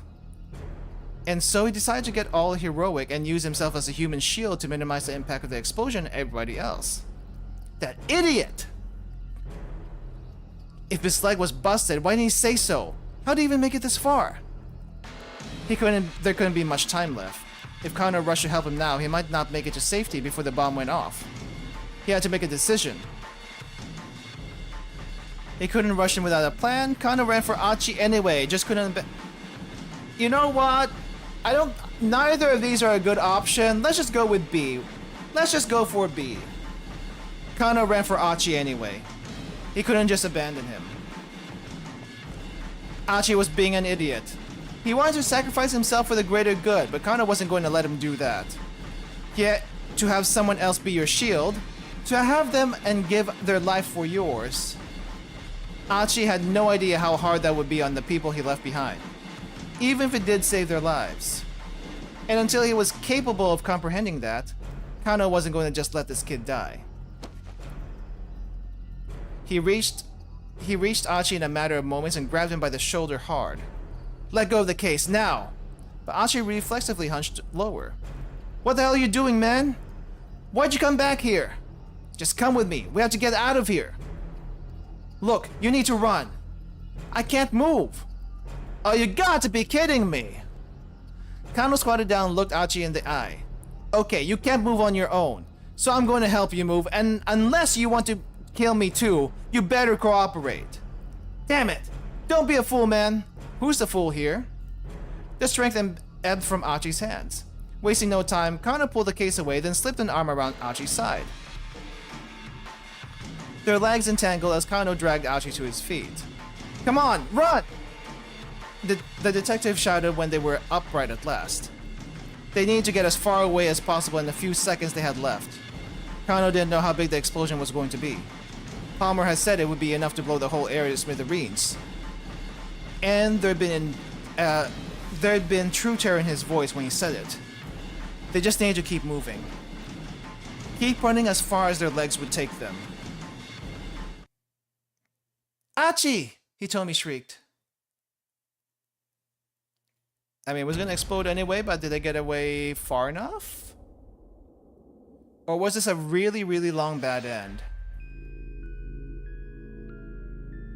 There was a blinding flash of light. Then everything went dark. The force of the blast robbed Kano of his senses. He couldn't tell what had happened to Achi. And in the end, Kano never knew what cut his own life short. Okay, it's still a bad end. Let's do the other route, just to make sure we cover our bases here. I mean, that was kind of idiotic of him anyway. Achi, I mean. But let's just see what was the other way. He couldn't rush in without a plan. A detective needed both a cool mind and a fiery spirit. And the more heated the situation was, the more he needed to stay cool. He could feel the muscles in his legs begin to stiffen. So where's that van with the ice machine? He did his best to slow his racing heartbeat as his mind sought desperately for a way out of the situation. But his eyes remained fixed on Achi holding that bomb in his hands. Knowing that it could explode at any moment made it almost impossible to think.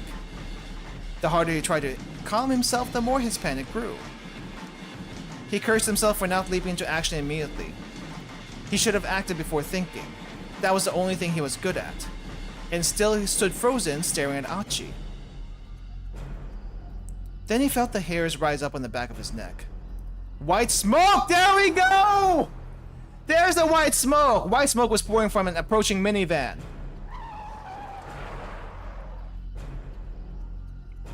The vehicle teetered to a stop along the shoulder of the road. Still, the smoke spilled out, rolling from a partly open window. Kano could feel a strange chill in the air. Is that? Instinctively, he rushed toward it. That's a lot of dry ice, holy crap.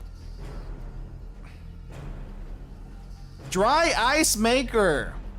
Peering through the minivan's windows, he saw a chunky box-shaped device in the back.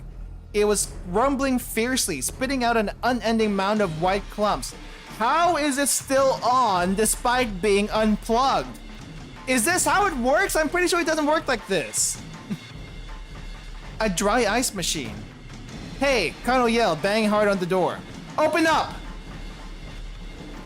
By freezing a bomb that used an electronic activation trigger, it was possible to kill the battery cell and deactivate the detonator. The explosive ordnance units used liquid nitrogen, but maybe dry ice would work just as well. Nitrogen has been cooled to a liquid state with a temperature below 195 degrees Celsius. 195 degrees, yeah. It can be poured onto the explosive to stop the function of components such as battery cell or for the detonator. However, in situations where the surrounding area can be safely secured, it is preferable to destroy the explosive via detonation rather than simply arrest its function. Dry ice, carbon dioxide in a solid state. Because it evaporates at negative 79 degrees Celsius at standard atmospheric pressure, it must be kept refrigerated or it rapidly dissipates into mist. Thus, its use in smoke fog machines. The odds of dry ice being able to stop the detonator of a bomb are quite low. Battery cells do lose electromotive force in a sub-zero environment, but there is no guarantee that it would actually work. There were 3 men inside the vehicle. We finally see a few of them. From the troop. Kano shouted at the one in the driver's seat. I need to borrow that machine. Oh, they can't think. Huh? The man replied in a lethargic drawl. No way, man. We haven't even paid this thing off yet. There was no time to explain or negotiate. Kano was just gonna have to take it by force. Hey, Minorikawa! You're here too! Hold it right there! Another man appeared suddenly in front of the vehicle. The pushy fellow Kano had run into the scene of the explosion. You guys are with a Wandering Angels theater troupe, yeah? He said to the van's occupants. Episode 6, the finale of the Wandering Angels. I'm sure we were waiting for this. The minivan carrying Tozuka, Bando, and Amo veered wildly through the streets of Shibuya, leaving a trail of white smoke in its wake. The trio, now definitely impaired by oxygen deprivation, came close to causing several accidents. Well, teetering on the brink of consciousness, they were still trying to reach Endo Electronics when they ran into Kano and his companions instead. After Kano takes the machine off their hands, the three will happily head back to the theater, clean up, crack open some beers, and look back over one long crazy day. Finn, thanks for the spoilers, game. He pointed at the dry ice machine. That thing's defective! The guy from the electronics store said he'd refund your deposit. Huh? For real? Yeah, he told me to tell you that the machine has been recalled. We'll bring it back for you, so hurry up and open the door. Minorikawa, where the heck were you? How are you here? Yeah, okay. The newcomer helped the 3 men unload the dry ice machine from the minivan, then turned to Kano. How did you do that in 1 minute?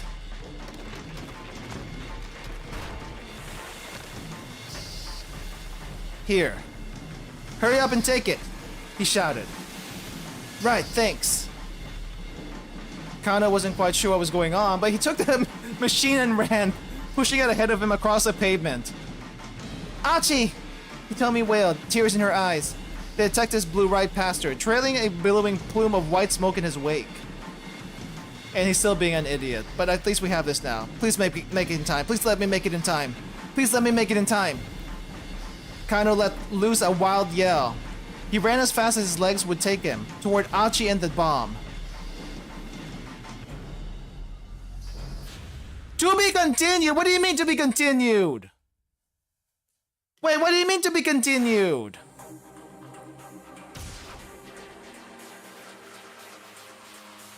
Okay, we're gonna continue with this route. If we get more to be continued, I don't know what I'm gonna do. I don't know if I want to wait until next week. Okay, detective. Let's go over here to the bomb. Where could the bomb be hidden? You found the bomb, right? There's the case. Then his eyes happened to alight on the attaché case the decoy had discarded. 10-hour stream. If you guys are up for it, I'm up for it. No sooner had his suspicions been aroused than he heard Kano call out to him. Achi, check the case, hurry! He hurriedly opened up the attaché case and searched the interior. We can't be that far off. I mean, we're almost done to 2000.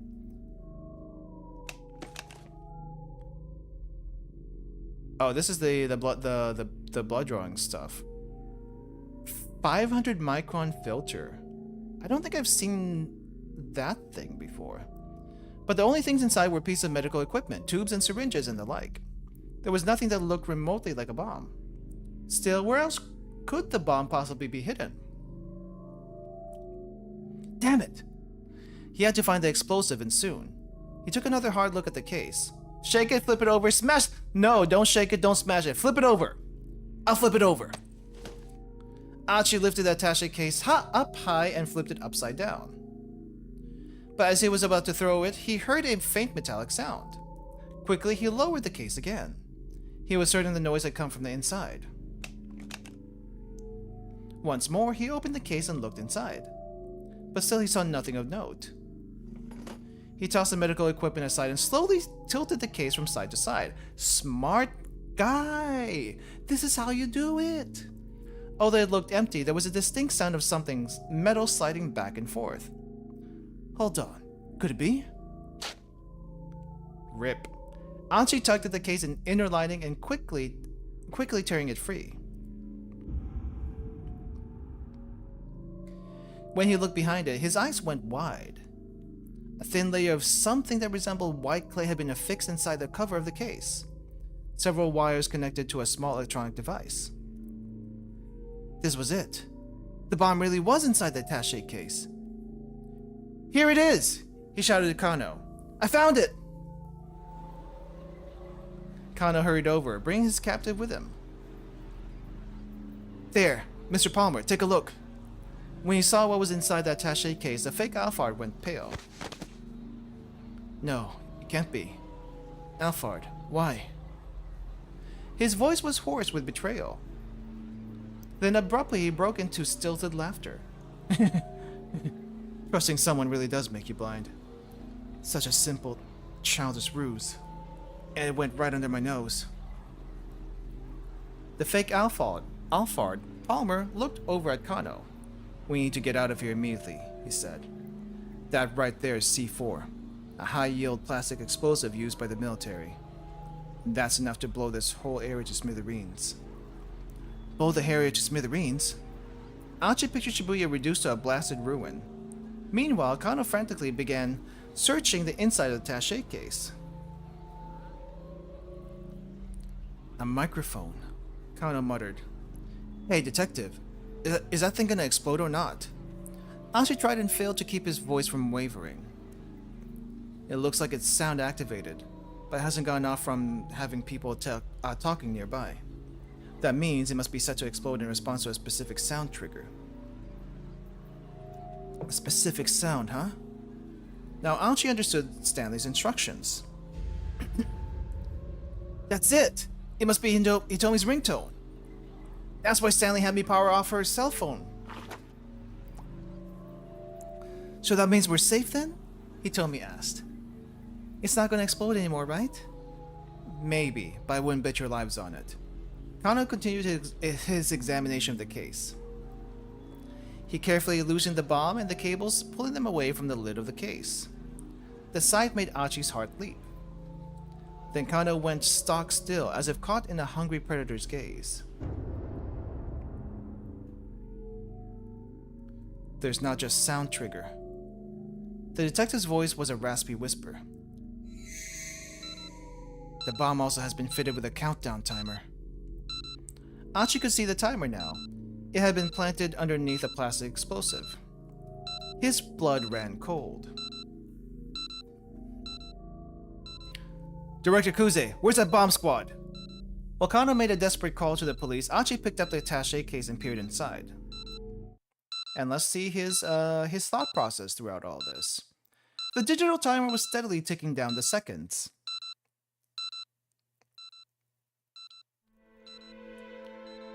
Achi scanned the nearby area. There were too many people around the scramble.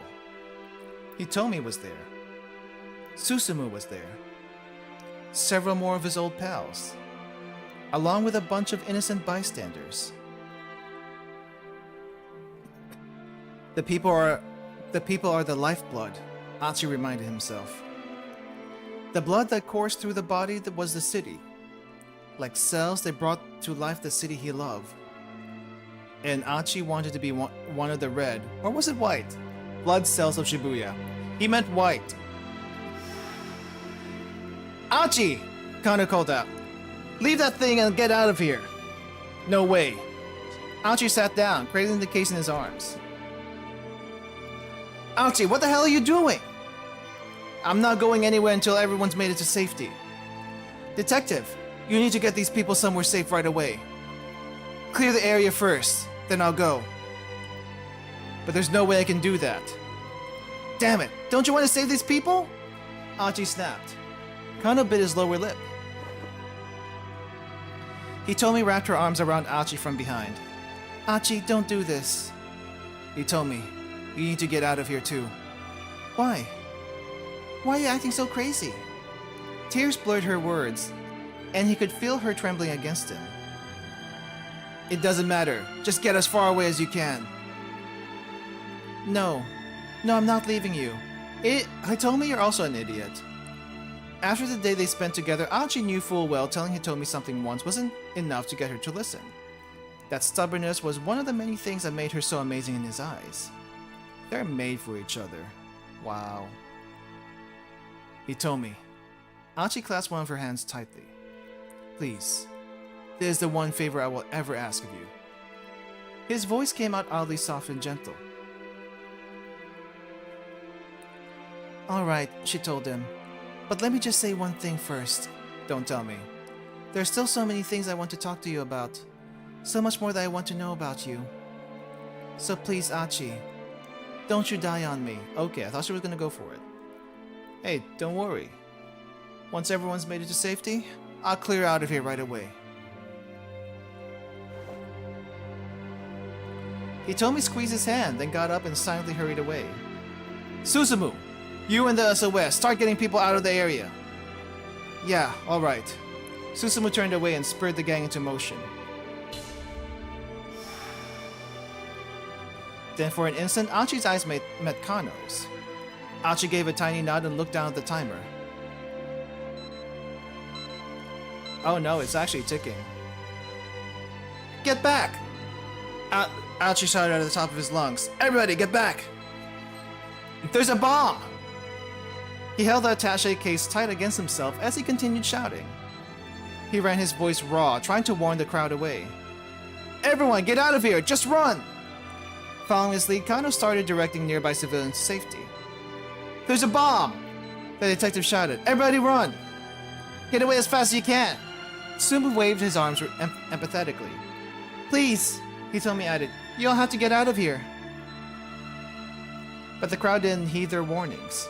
At last, apparently deciding that the time was up, Kano turned back to Achi. Achi, that's enough! Leave the bomb and let's go! He couldn't hear Susumu and Hitomi shouting as well. There's no time left, man! Achi, come on! Oh, really? They were able to stop the van, get the things out in 1 minute? I mean, okay, suspension of belief, but still. The way Palmer had talked about this bomb, it sounded like a pretty dangerous one. It might be powerful enough to blow up the entire intersection. That's a big intersection. Anime time! And there were still so many people nearby. There was no chance they'd be able to get to safety in the few dozen seconds that remained. Achi needed to minimize the force of the blast as much as possible.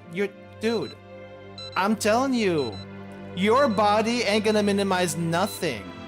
Your body parts are just gonna be strewn around everywhere, as well as blow everyone else up. He cradled the bomb more tightly to his chest, huddling over it. What are you doing? Come with us, hurry! Screamed Kano. I don't know how powerful this bomb is, but please God, let my body be enough to protect the people of Shibuya. And to protect Hitomi. Achi squeezed his eyes tightly shut. I'm sorry, Shizune. Looks like I won't be able to keep visiting you in the hospital anymore. You'll forgive me though, right? I stuck it through the end, just like you told me to. I didn't call it quits partway through. And so whatever you do, you can't let that disease beat you. Don't you dare let it beat you. Achi drew a deep breath as he finished his solitary little prayer. He couldn't have more than a few seconds left to go. Please be a keep out. Or to be continued. Achi! It was Hitomi. Oh, it was Hitomi. He was glad that her voice was the last thing in this world he'd ever hear. Or so he thought. There it is! Achi, bring the bomb over here! That wasn't Hitomi's voice. Achi opened his eyes and saw Kano racing toward him, pushing some big weird piece of machinery. The detective flipped open the machine's cover to reveal a huge mound of dry ice. Stick it in here! Flash freezing the timer ought to stop it! Achi did as he was told, shoving the attaché case into the dry ice. Kano helped him pile more dry ice on top of it. Let's hope that's enough, Kano exclaimed. He looked like a man desperate for a miracle. They could see the timer display through the gap in the frozen hydrogen, still counting down. Stopping at 1 second, anime style? Was this not going to work? Achi and Kano held their breaths.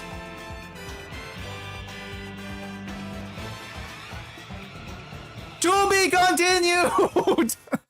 To be continued! Like literally! Okay. To be continued, to be continued. We need to jump to Stanley. Where do we jump to Stanley from? Bomb stopping at 1 is peak writing. I don't know. I feel like it's overused. It's way overused. Jump to Stanley. Let's jump to Stanley. I think it's his time. Who's actually fighting the real battle? The one who's fighting the real battle is Tatano and Stanley. Okay. Oh wait, did I? Oh no, not this one. Not this Stanley jump. I think it's this one.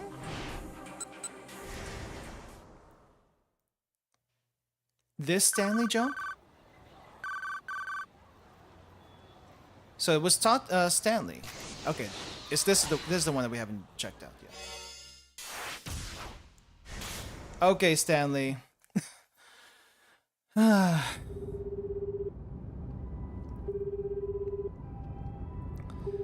Please, don't let me be too late. He muttered to himself as he waited for the call to connect. Achi was quick to pick up. Mr. Stanley? What's going on? How did the negotiations go? The detective caught Alphard. Achi replied happily. He got him to give up the password, and I think he called the folks at the lab. To be fair, it also used a countdown clock trope. Yeah. Does that mean the case is closed then? No, not yet. Right now, I need you to do exactly as I tell you. There was a pause before Achi responded. Why? What's going on? If you want to save Hitomi, then shut up and listen. Stanley snapped. Alright, tell me what to do. First, you need to power down Hitomi's cell phone. Turn off her cell phone? What for? I'm pretty sure that there's a bomb somewhere near your location.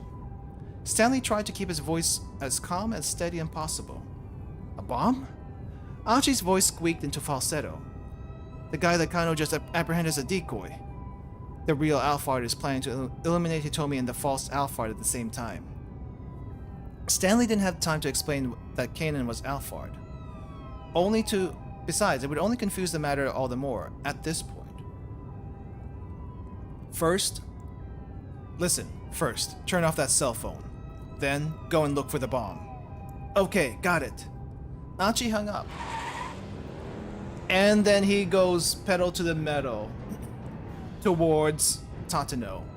Hopefully the team at the Scramble would be able to pull through. They did.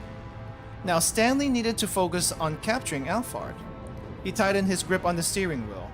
His emotions were coming on far too strongly for him to keep them in check. In the back of his mind, Stanley thought about the last he'd ever seen of Frank. There had been nothing left of his brother but a bloodied hand reaching out from beneath the rubble. Ever since that day, not even since that day, ever since that day, since that very moment, Jack Stanley had sworn vengeance upon Alphard. He would never forget the rage he'd felt at having what was left of his family taken from him. Hey Jack, once this all tidied up, I'm gonna need a drink. Let's you and me have a beer together. Sure, you got it.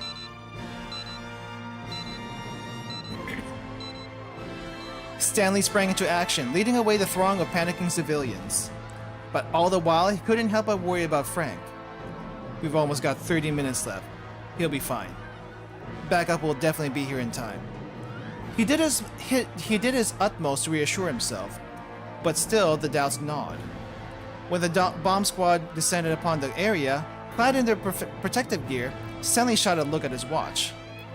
Explosive Ordnance Disposal (EOD) suits are commonly called bomb suits or blast suits, worn during bomb disposal operations to protect the wearer from the shock of a blast or from any hurled fragments an explosion may produce. Such a suit is, however, wholly inadequate to protect the wearer from a large, powerful explosive, such as several hundred grams of C4, detonated at close range. I think the suits have been updated since then. This is probably an early blast suit, which is probably not adequate these days. He felt a surge of relief. Only about 15 minutes had passed. There was still plenty of time for them to activate the bomb with their liquid nitrogen. Thank God. Frank's gonna be alright. But he got no chance to relish a thought, because it detonated ahead of time. There was an ear-splitting boom as a powerful shockwave shook the area. Stanley whirled back around, staring in horror at the place that his brother had been. I don't know if he needed to stay, to be honest. That's a good question.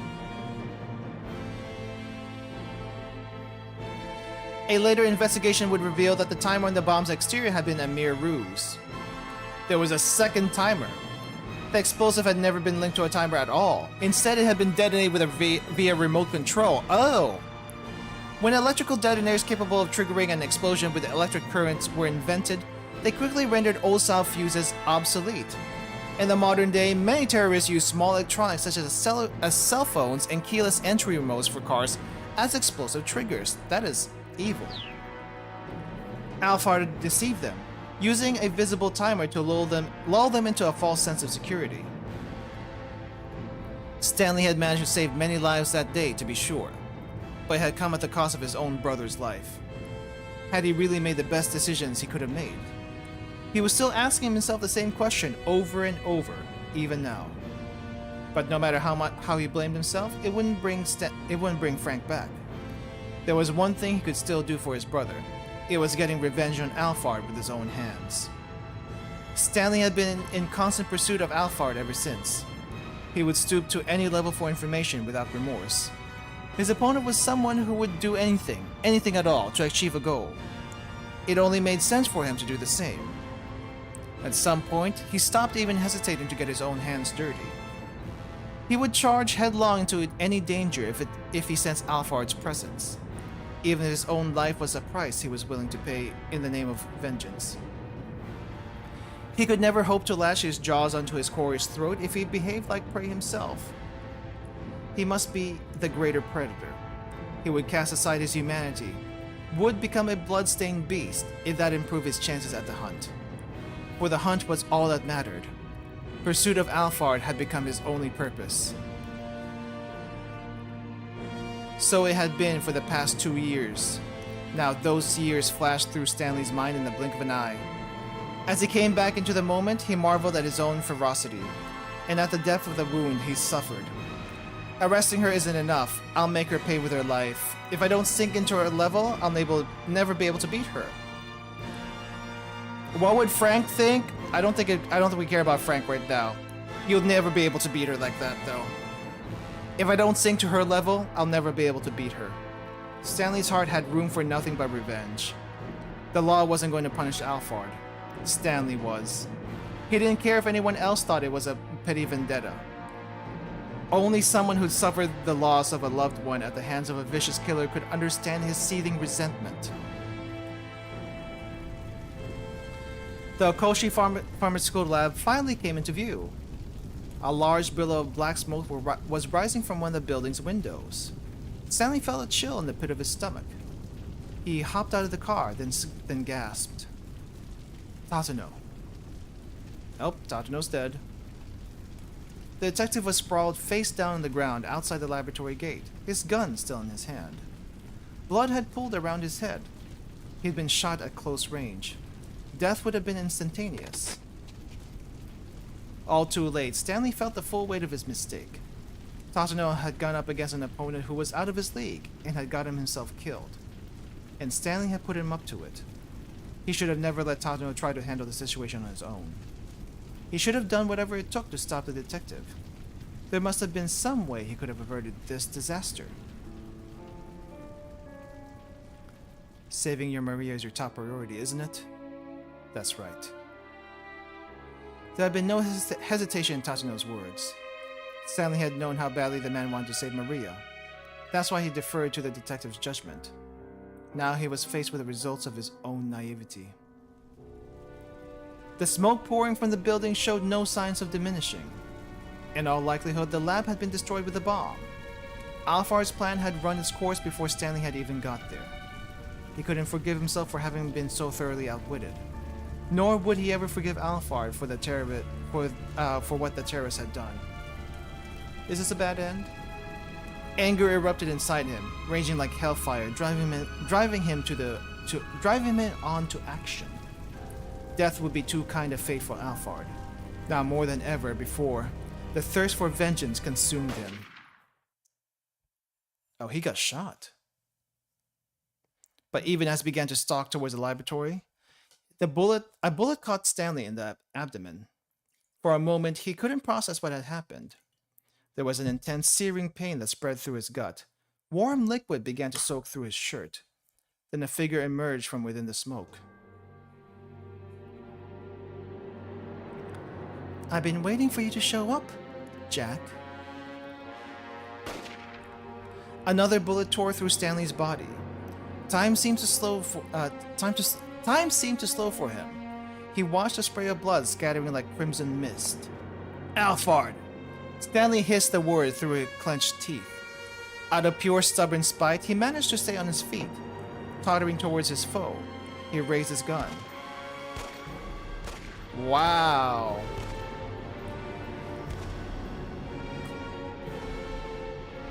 He didn't stop pulling the trigger until the very moment his world went dark. Oh, it's a bad end. It's not supposed to end this way? Defiant to the last, though. Okay. We got bad end on Tatsuno. We got bad end on him. Where do we jump to Tatsuno? I think there's a jump to Tatsuno somewhere. Achi. Stanley, Achi.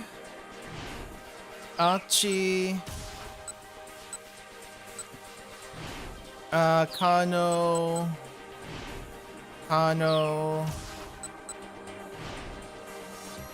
Achi. Am I missing something? Where's the Tatsuno jump? Where is the Tatsuno jump? Stanley. Kano. Let's try jumping to Stanley here. I think we already got the jump. Where am I missing? What am I missing? I feel like we had another Tatsuno jump somewhere, but I don't remember. I guess let's see if let's see if changing the decision here is gonna change anything. 2 years, okay. What would Frank think? If I do get my revenge, what would Frank think? When Stanley pictured his younger brother, it wasn't a smile on his face. The realization gave him pause. In the end, killing Alphard wouldn't bring his brother back. That went without saying. But although he could see now that revenge was an absurd goal, his heart still churned deep and dark with resentment. Okay. The Koshi farm. Okay. And it's still the same outcome. Okay, well, it's still a bad end either way. Fake Alphard. Aiming at Kanan, one last shot. Kano, he told me. What was this one? No, this one.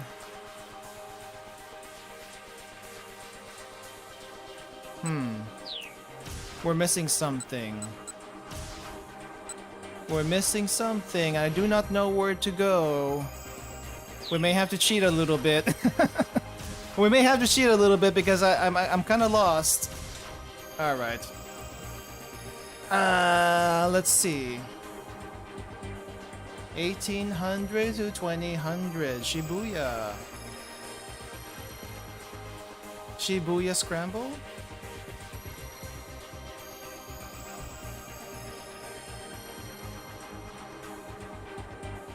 Okay. Mysterious explosions.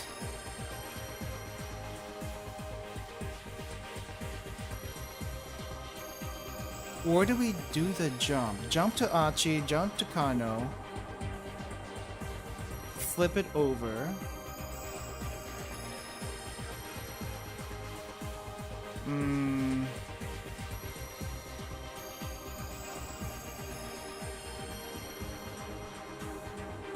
Defiant to last.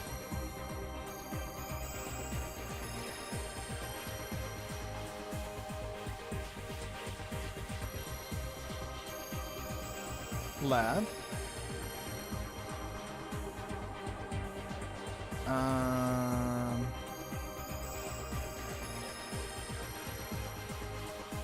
Bad end, bad end.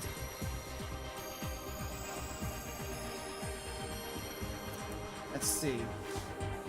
Yeah, this is not giving me much of a hint. Stanley over here. But I'm pretty sure we jumped to him already, so I guess we can't do that again.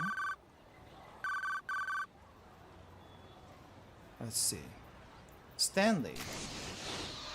Yeah, it's definitely not this one. It's definitely not this one because we already did this.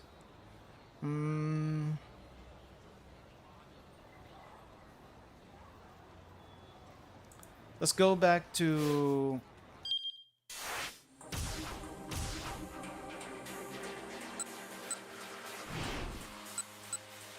Let's go back to Tatano. Aiming at Kanan. Let me see if this changes anything, because we got nothing else. We can't jump anywhere. Try anything funny and you'll regret it.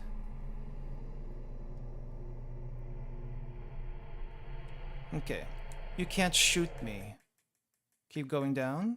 Pull it, pull it, pull it, pull it.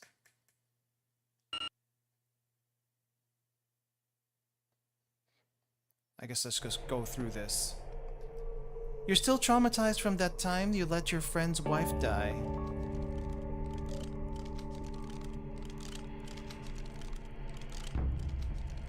Okay. Let's test my theory out. If you think I'm Alphard, can you shoot me? You can't do it, can you? Okay. You're afraid to pull the trigger. As if her words were a spell that she was casting over him. Okay. Tatano shook his head violently. Keep Maria safe, that's your job. That's what Stanley said, and he was right. Don't think. This was Alphard. Pull it. I wonder if the advice I gave him that long ago was probably the wrong advice. The keep Maria safe bit. He never wanted to fire a gun again. What were you even aiming at? Okay. Hammering like mad. This was the end. Brace himself. Okay. There was the dull roar of a gunshot, and then silence. That's a bad end. I wonder if, I still don't know what to...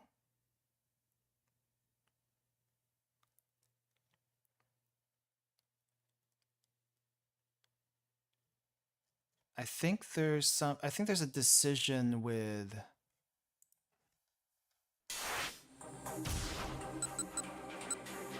Jack. Calling Tatano. Fake Alphard's goals. Here, a warning. Here's the warning. Maybe this is where I change it. Shoot her. If you hesitate for a moment, she'll have you dead. Find a way to stall time until I get there. If she realizes you're onto her, you're done for.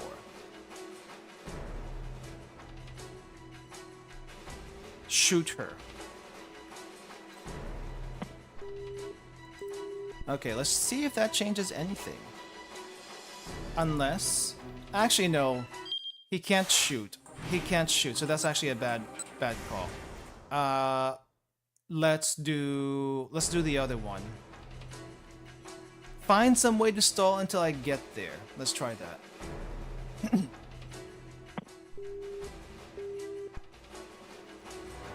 Okay.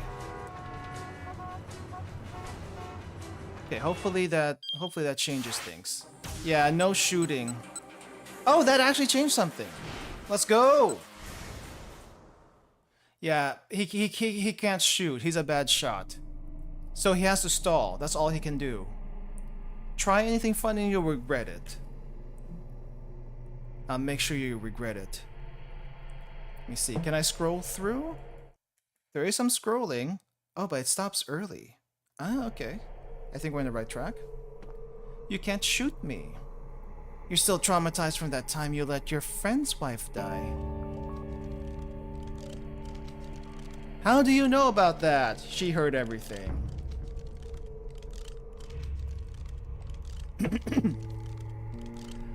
Shoot her. No, you cannot shoot her. Stall. You're afraid to pull the trigger. You can hardly even stand the thought of pointing your gun at someone. Yet he was about to kill Hitomi. No, not Hitomi. Hitomi, yeah. Kotone's final moments flashed through Tatsuno's mind. There we go. Breakthrough. If he hadn't fired back then, maybe Kotone would still be alive. Your friend's entire life was changed because of you. Why hadn't he tried to talk the culprit down? He knew the reason why. Because he'd loved Kotone. He still loved her, even after she became Daisuke's wife. His desire to be the one who saved her had warped his sense of judgment when things had come down to the wire. Tatsuno, do you not enjoy being with me? There was a forlorn look on Kotone's face. It wasn't that he didn't enjoy being with her. Her very presence soothed him. But the more serious their relationship had grown, the more it tore at Tatsuno's heart. The truth was that he didn't really know what happiness was, and so he was incapable of making someone else happy. If it were possible, he'd want Kotone to be smiling always. And that meant her being with someone other than him. I had a feeling it was something like this. Guy was not sound mind, was violent, had a knife to her throat, yeah. I think it would be best if we stopped seeing each other. Tatsuno blurted out the words bluntly, and Kotone's face fell. He hadn't broken up with her because of any lack of feeling for her. No, it's not NTR. He gave her up. That's not NTR. He just gave it up. Rather, the impulse had actually sprung out of his pursuit of human warmth, and that his growing fear of losing it. He'd just been so uneasy. More than anything, he'd been afraid that he wanted too much love and affection from Kotone.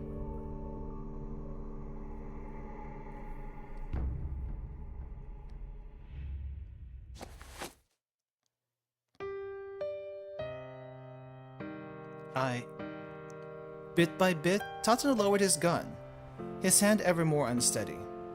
His heart was on the cusp of breaking, and still Kanan continued with her diabolic whispering. You can go ahead and kill me, but if it turns out I'm not Alphard, what then?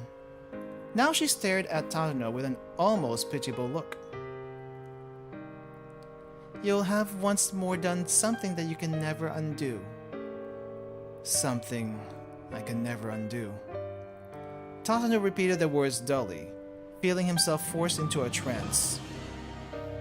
That's right. Could you ever accept that? No, I couldn't. I couldn't make the same mistake. His whole body felt like it might fall apart. He wanted to drop to the ground and curl up in a ball like a child. And that's why you can't shoot anyone. I can't shoot anyone. As Tatsuno muttered the words, Kano's face appeared in the back of his mind. I can! Tears fell from Kano's eyes as he looked down the barrel of his gun at Tatsuno.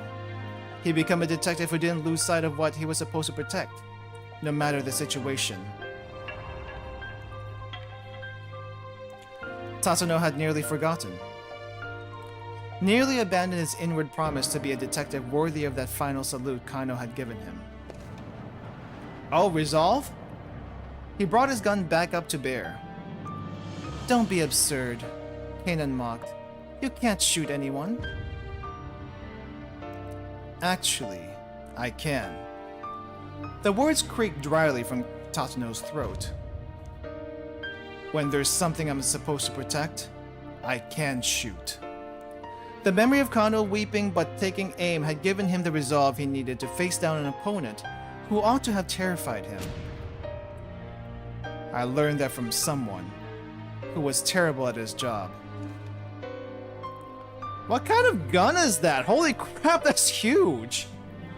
Kanan's eyes went cold. Immediately, she lifted her gun again.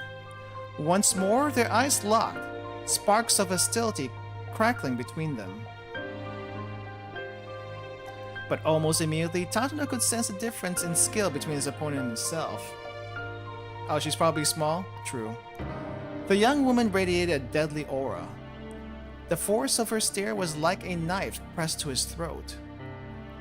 She had borne witness to carnage and bloodshed the likes of which he could never imagine. He couldn't win this. She would kill him, guaranteed.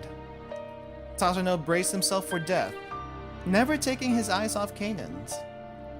If nothing else, he needed to buy time for Kano to get that password.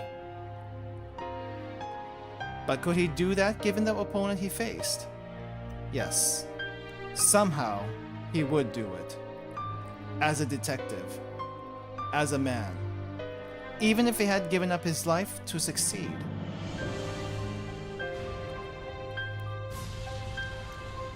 That's actually a pretty cool pose from her. Not gonna lie. Even if it couldn't come close to making up for the sins he had committed.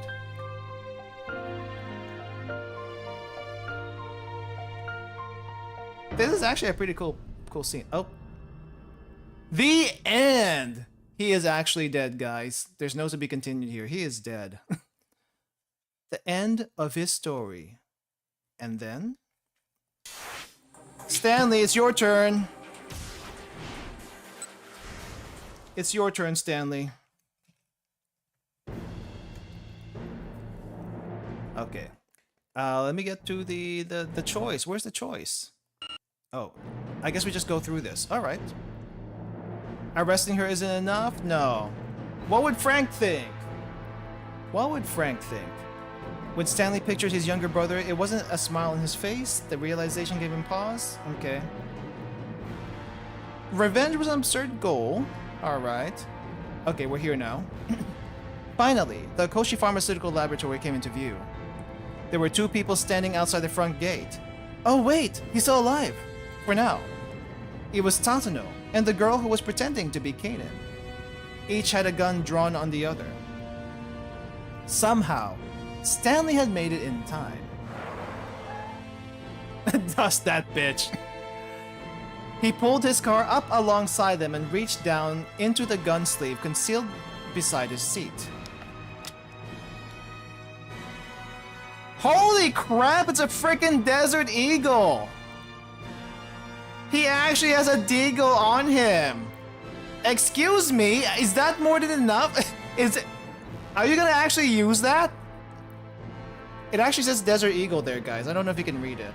The big iron.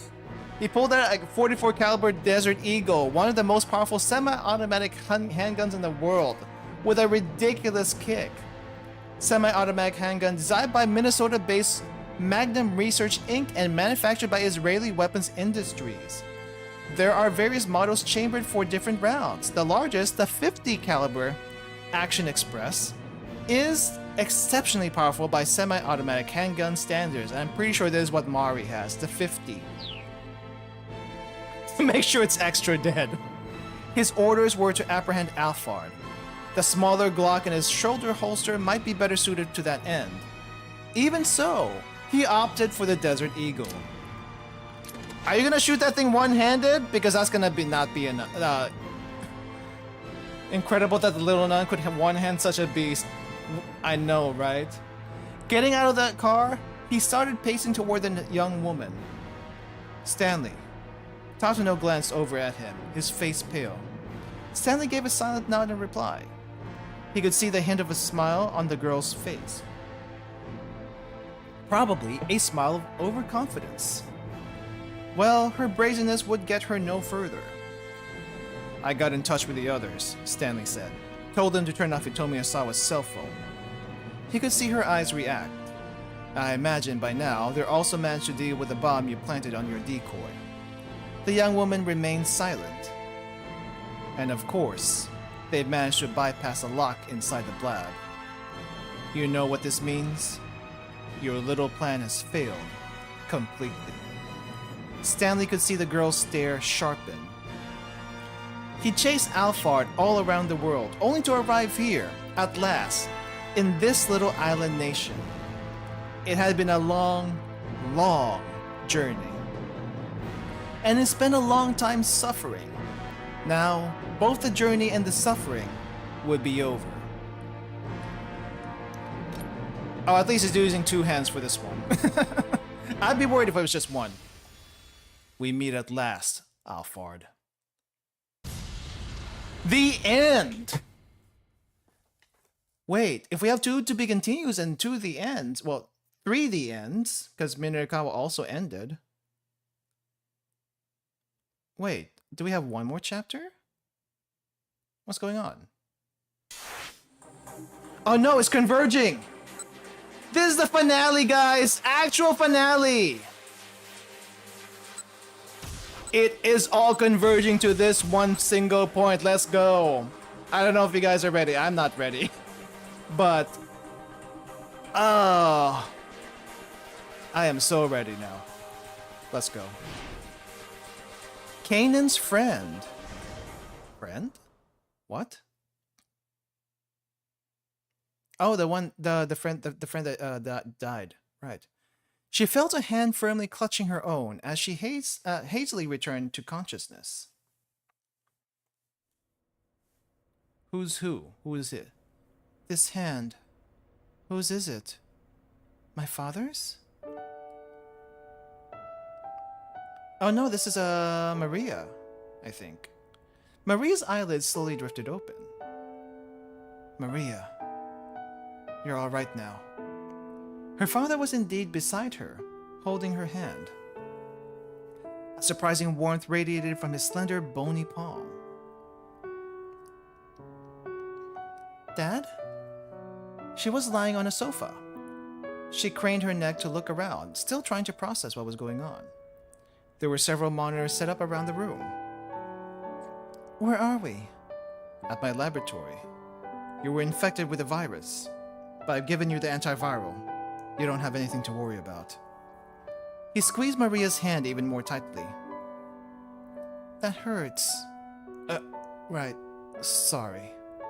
Osawa eased up the pressure on his daughter's hand, but he didn't let go entirely. This feels so strange, Maria muttered, staring up at the ceiling. I wonder why. What does? Having you hold my hand.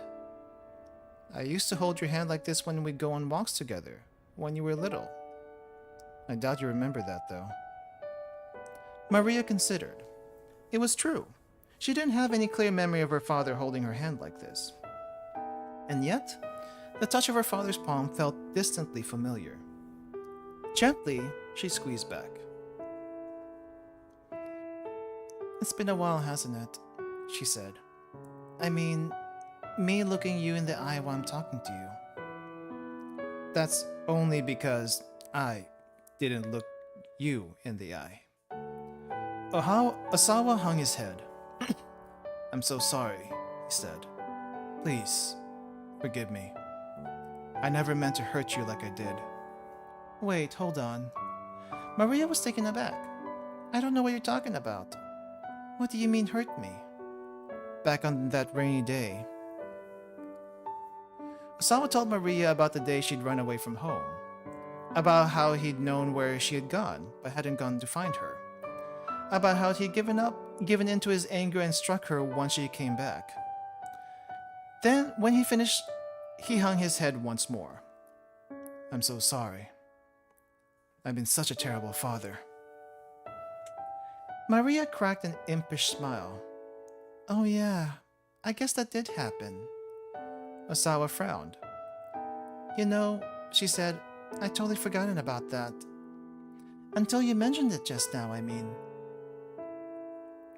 No, I can't believe that. Osawa replied. The way I hurt you, He sounded so disappointed in himself. Dad, it's not like I can let myself dwell on each and every detail of my childhood. I mean, in the 19 or so years I've been alive, I've been hurt in lots of different ways. A child experienced so much more than what her parents knew. That was what growing up was all about. It was a happy thing, but also a little bit sad. Osawa was visibly grappling with his feelings. I see, he said.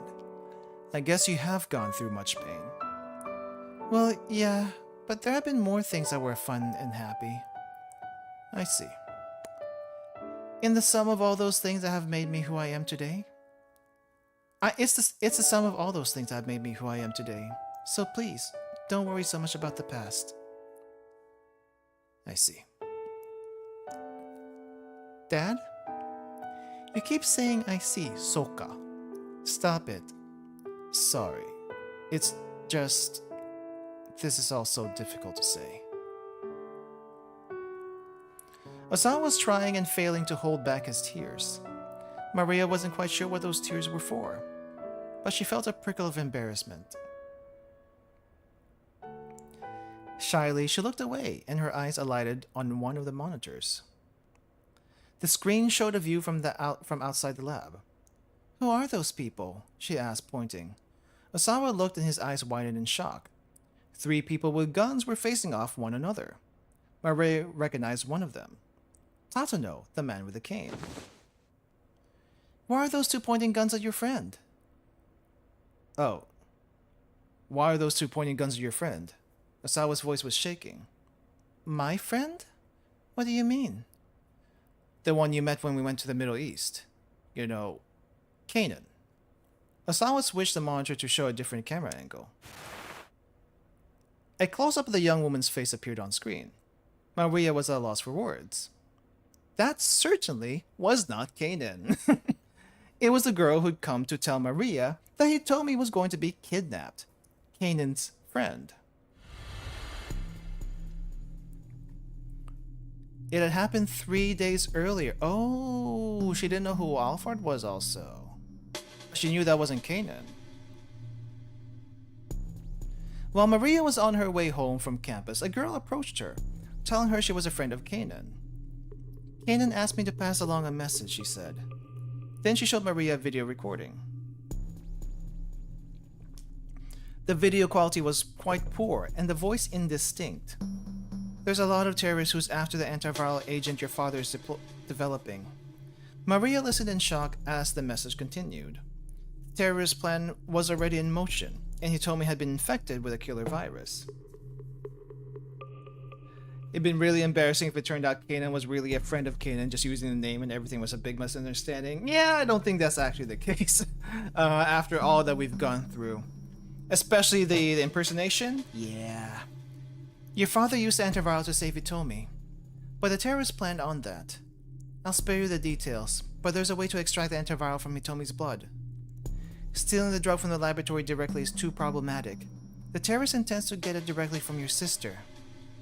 Hitomi is certain to be kidnapped sometime in the next few days. And so I have something to ask you. I'd like you to get kidnapped in her place. Since you're twins, it should be possible for you to trade places without the kidnappers realizing it. Wait, is this a deep fake? I mean, were deep fakes even a thing back then?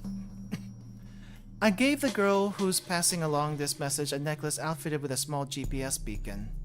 Make sure you wear the necklace. Switch it on and it'll allow me to keep tabs on your location. I promise I'll come and rescue you. Please, help me. This is the only way we can keep the antiviral and Hitomi safe. The video ended and the girl handed Maria a necklace with an ornate pendant and showed her the hidden switch on the back. Kanan's coming to Japan? Maria asked. She's already here. She's ready to risk her life for this mission. Risk her life? Maria started uneasily. Yeah, that's definitely not right. So this terrorist was after the antiviral drug.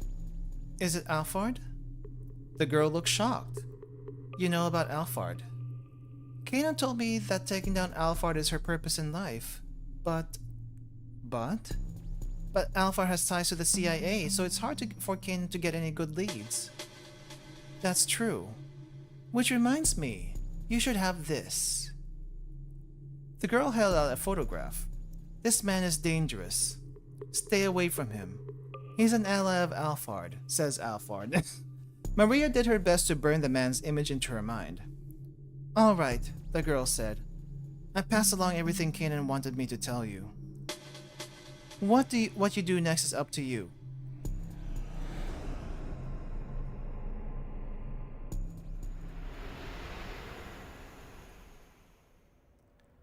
So wait, what the heck has been going on while I've been asleep?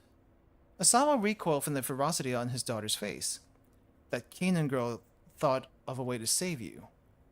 He went on to explain the plan to get the antiviral out of the locked down laboratory. Once again, Maria stared at the monitor. As she eyed Kanan's friend, another memory from before she'd blacked out drifted to the surface. Did she get a glimpse on who it was? It was her! So much for being Kanan's friend. Suddenly, it dawned on Maria what this girl was planning. She pretended to be Kanan in order to get into the lab, she said. Scowling at the image on the monitor, Osawa looked at the screen and then at his daughter's face. Well, then, who in the world is she? Maria already had the answer. There was no doubt about it. That girl was Alphard, for real. The instant she realized this, she knew they were in danger. If Alphard managed to infiltrate the lab, there was no way she'd be satisfied with simply getting her hands on the antiviral. She sowed ruin everywhere she went. Is something wrong? Sawa asked uneasily. Maria, what is it? Maria's mind was racing. She spoke her thoughts out loud. She's going to kill you so the drug can't be recreated. No, that's not thorough enough. She's going to destroy this whole facility. But how? Vague possibilities tumbled through her mind, but she couldn't be sure what the terrorists might be planning. She gritted her teeth in frustration. Don't worry, Osawa said. I don't know who that girl is, but right now, she's outside the lab. There's no way she can kill me or plant a bomb in here or anything. Yeah, I know. Maria gave a tiny nod, but something gnawed at the back of her mind. I think that's not actually a GPS. I think that's actually a bomb. Make sure you wear the necklace. Hurriedly, Maria took hold of the pendant that hung around the neck. Her neck. As soon as she did, she felt a chill run up her spine. There's a little bit of C4 in there, isn't there? She went back over the details of Alphard's plan as her father had explained it. And then finally, she understood. I've got it! Osawa straightened up. You got what? I need to get out of there where those three are. Don't be absurd. I have to go. Osawa peered closely at his daughter's face. Words weren't going to stop her, and as he realized that, his own face stiffened with determination. Alright, but I'm going with you. I can't let you rush into danger all by yourself. Thank you, Dad.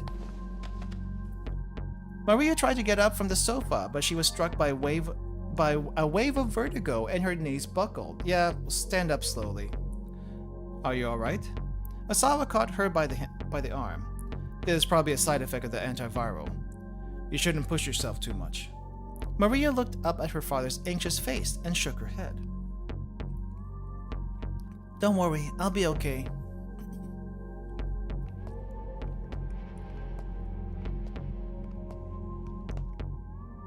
Her body was weak with lethargy, her mind trapped in a disorienting haze. Every step was a monumental effort, but she clenched her jaw and forced herself onward, making her way down the laboratory hallway. A whirlwind of anger and sadness spurred onward. Alphard was masquerading as Kanan. The cruel truth was all too clear. The terrorists would never have been able to get away with the deception if Kanan were still alive. What? Which means that Kanan must be... Maria fought to hold back her tears. It was too early to cry just yet. That could wait until after she put a stop to Alphard's plan. Using her rage to suppress her sorrow, she shoved open the door in front of her.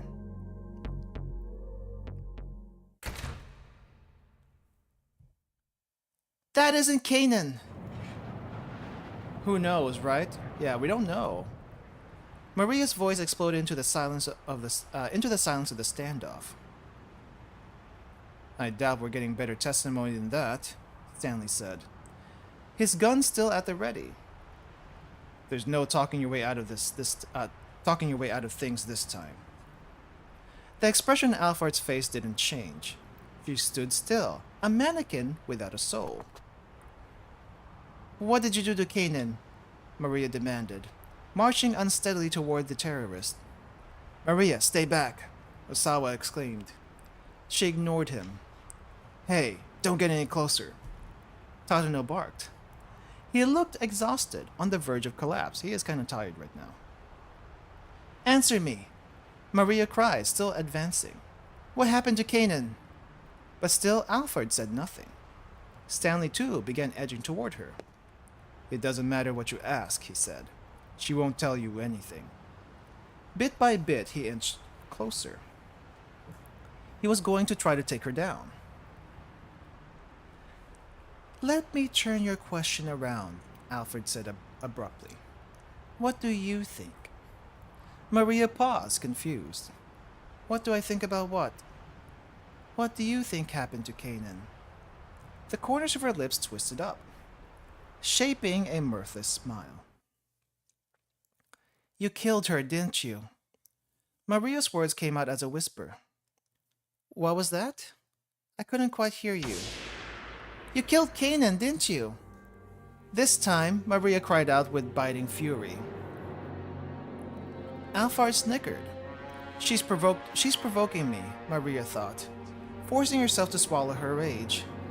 She couldn't let herself get caught up in Alphard's game or her anger would spill out of control. Why are you laughing? By force of will, Maria made her voice firm and steady. Because I'm guessing you weren't expecting me to show up here. I don't think anyone expected you here. Alphard raised an eyebrow ever so slightly. This thing here, it's a bomb, isn't it? Maria held out the necklace. What? Stanley furrowed his brow. Ah, of course. Even if we manage to catch you here, you'd still be able to destroy the lab. Still, the smile remained on Alphard's face, as if everything is still going according to plan. She seemed to enjoy watching the others figure out her intentions. But you can't trigger the bomb with me standing this close to you, can you? Maria locked eyes with Alphard. Unless you're prepared to sacrifice yourself? She stood like an image of bravery, while on the inside her apprehension threatened to tear her apart. She could feel her heart thudding so furiously that she thought it might explode. Cold sweat trickled down her spine. Only her rage at Kanan's murder... Okay, I read that right. Only her rage at Kanan's murder kept her from backing down. Go ahead and blow yourself up if that's what you want, she said. But you'll still die with nothing. Your death will mean nothing. But not mine. My death will avenge Kanan's.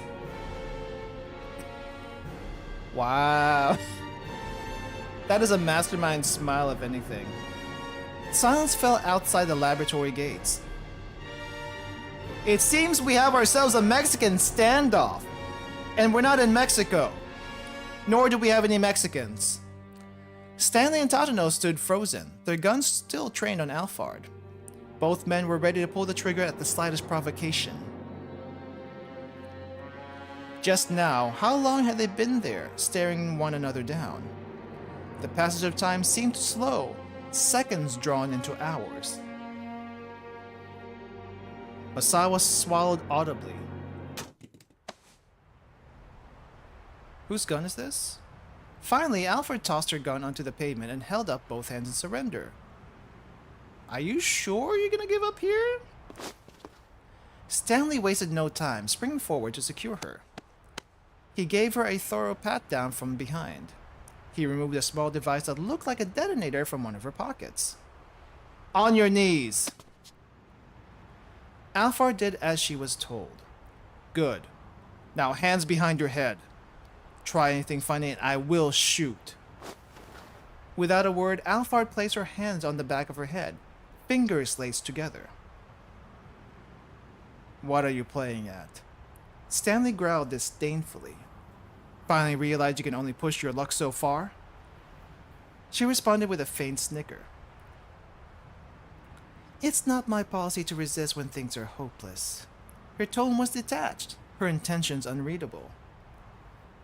Good. That'll make this easy. Stanley kept the barrel of his gun pointed at Alphard's head.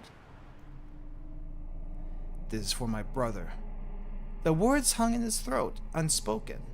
A surge of emotion coursed through him. Just a tiny bit more pressure from his index finger, and he could put a bullet right through Alphard's head. His long journey would finally reach its conclusion. But although he had wished for this moment more than anything, his finger did not move. If he pulled the trigger now, would that truly be the end? His mind reeled at the implications. Tatano watched Stanley closely, eventually letting out a tiny sigh of relief. They were in this together, after all. Now they just needed to be careful not to let down their guard. He kept one eye on Alphard as he went to pick up the gun she discarded. But he was too late. The gun was gone. What? Maria, I wasn't expecting you to pick that gun up. Wow, okay. This is for Kanan. Maria had lunged forward, snatching up the gun. Maria, no! Asawa cried. What are you thinking? She ignored her father, taking aim at Alphard's forehead. Kanan's dead, and you're gonna pay. The smoldering rage she'd fought to hold back blazed up with renewed fury. Maria, Stanley said calmly, the safety is on. You can't shoot her that way. Put down the gun. He had nothing but words to stop her. There was no telling what Alphard might do if he took his gun off her. What will this accomplish? What will this accomplish? He asked, keeping his tone as level as possible. Maria's face remained awash with anger. Maria, her father pleaded. Please, don't do this. Tatano took a step forward. Go on. Hand me the gun, he said. Stay back! Maria's arm trembled as she aimed the gun. Everyone stood frozen, not even daring to breathe. The slightest wrong move might bring disaster. The silence roared. I don't care, Alfred sneered. If you want to shoot, then shoot. You do want revenge. You do want to avenge Kanan, don't you? Yes, I do. Maria tightened her grip on the gun. Memories of her friend drifted through her mind. To Maria, born into peace, meeting Kanan had been like touching a world beyond her own. a far more complicated world. Kanan had blood on her hands from the time she was a little girl, a walking contradiction of cruelty and childishness, and yet she had lived her life according to her own unshakable beliefs. Meeting her had made Maria think hard about her own identity. What did it mean to be Japanese? No, that wasn't the question. What did it mean to be Maria Osawa? That was the crux of it all. They had been able to find common ground despite differing ideals because both possessed an unshakable sense of self. The tense equilibrium came crashing down as Maria let out a shout. "This is for Kanan!" Holy crap, you're a bad shot. She pulled the trigger, but her shot went wide, shattering the window of a nearby car. The sudden gunshot caught Stanley off guard. Alphard didn't miss her opening. She rolled swiftly across the pavement, drawing the small pistol she'd hidden in an ankle holster. Of course she'd have another gun on her. Maria hastily tried to aim for a second shot.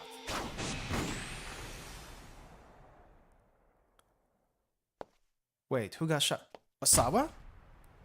Dad? Osawa collapsed at Maria's feet. Dad! Her father went limp.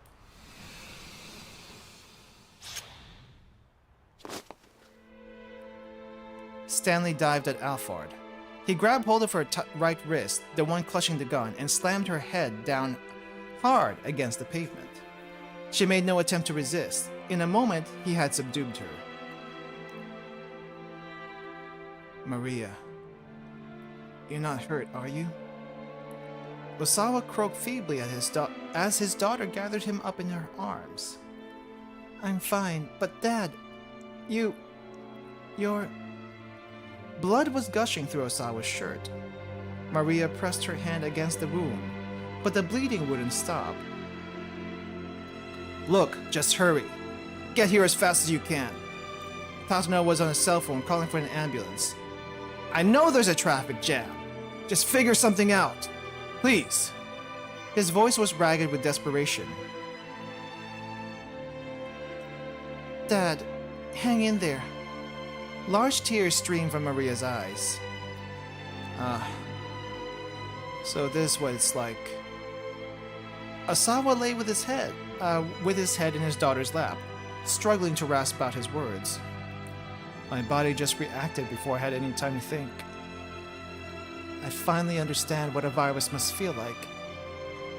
His eyes were hollow. I never told you Initomi, did I? About what started my fascination with virus research. Dad, try not to talk right now. Maria squeezed her father's hand. Almost imperceptibly, he squeezed back. It probably isn't a very interesting story, he said. But I'd like for you to both hear it anyway. I know. And we will. After this, I promise we will. Maria's words brought a contented smile to Osawa's face. I'm glad.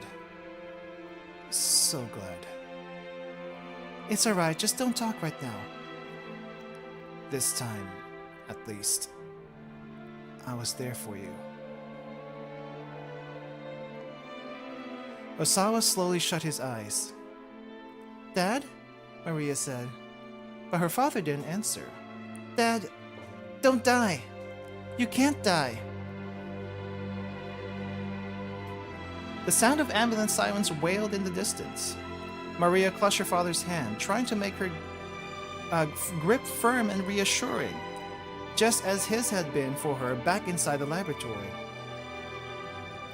Please, don't die. She repeated the words inwardly, over and over again.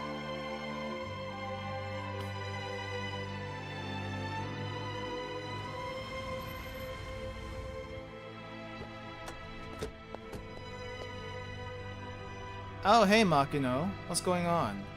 A black car of foreign make arrived at the laboratory and pulled up to the curb. Stanley's superior, Gordon... Oh, Gordon, sorry. I didn't realize he had two Americans with him. Emerged from the back. A few of his men followed and promptly placed Alphard in handcuffs. Gordon looks Japanese, not gonna lie. Unless he's American Japanese, which would make some sense. Well done, Gordon said. Stanley gave him a slight nod. I'll be taking Alphard back to headquarters. You can finish up here. Understood, sir. Gordon shoved Alphard into the back seat and slid in alongside her, and the car drove off. But what about the necklace bomb? Where did that go? Who was that just now? Tatsuno asked Stanley. My boss. Sorry, but we'll be taking Alphard into custody. You will, huh? Tatsuno frowned but decided not to press the point.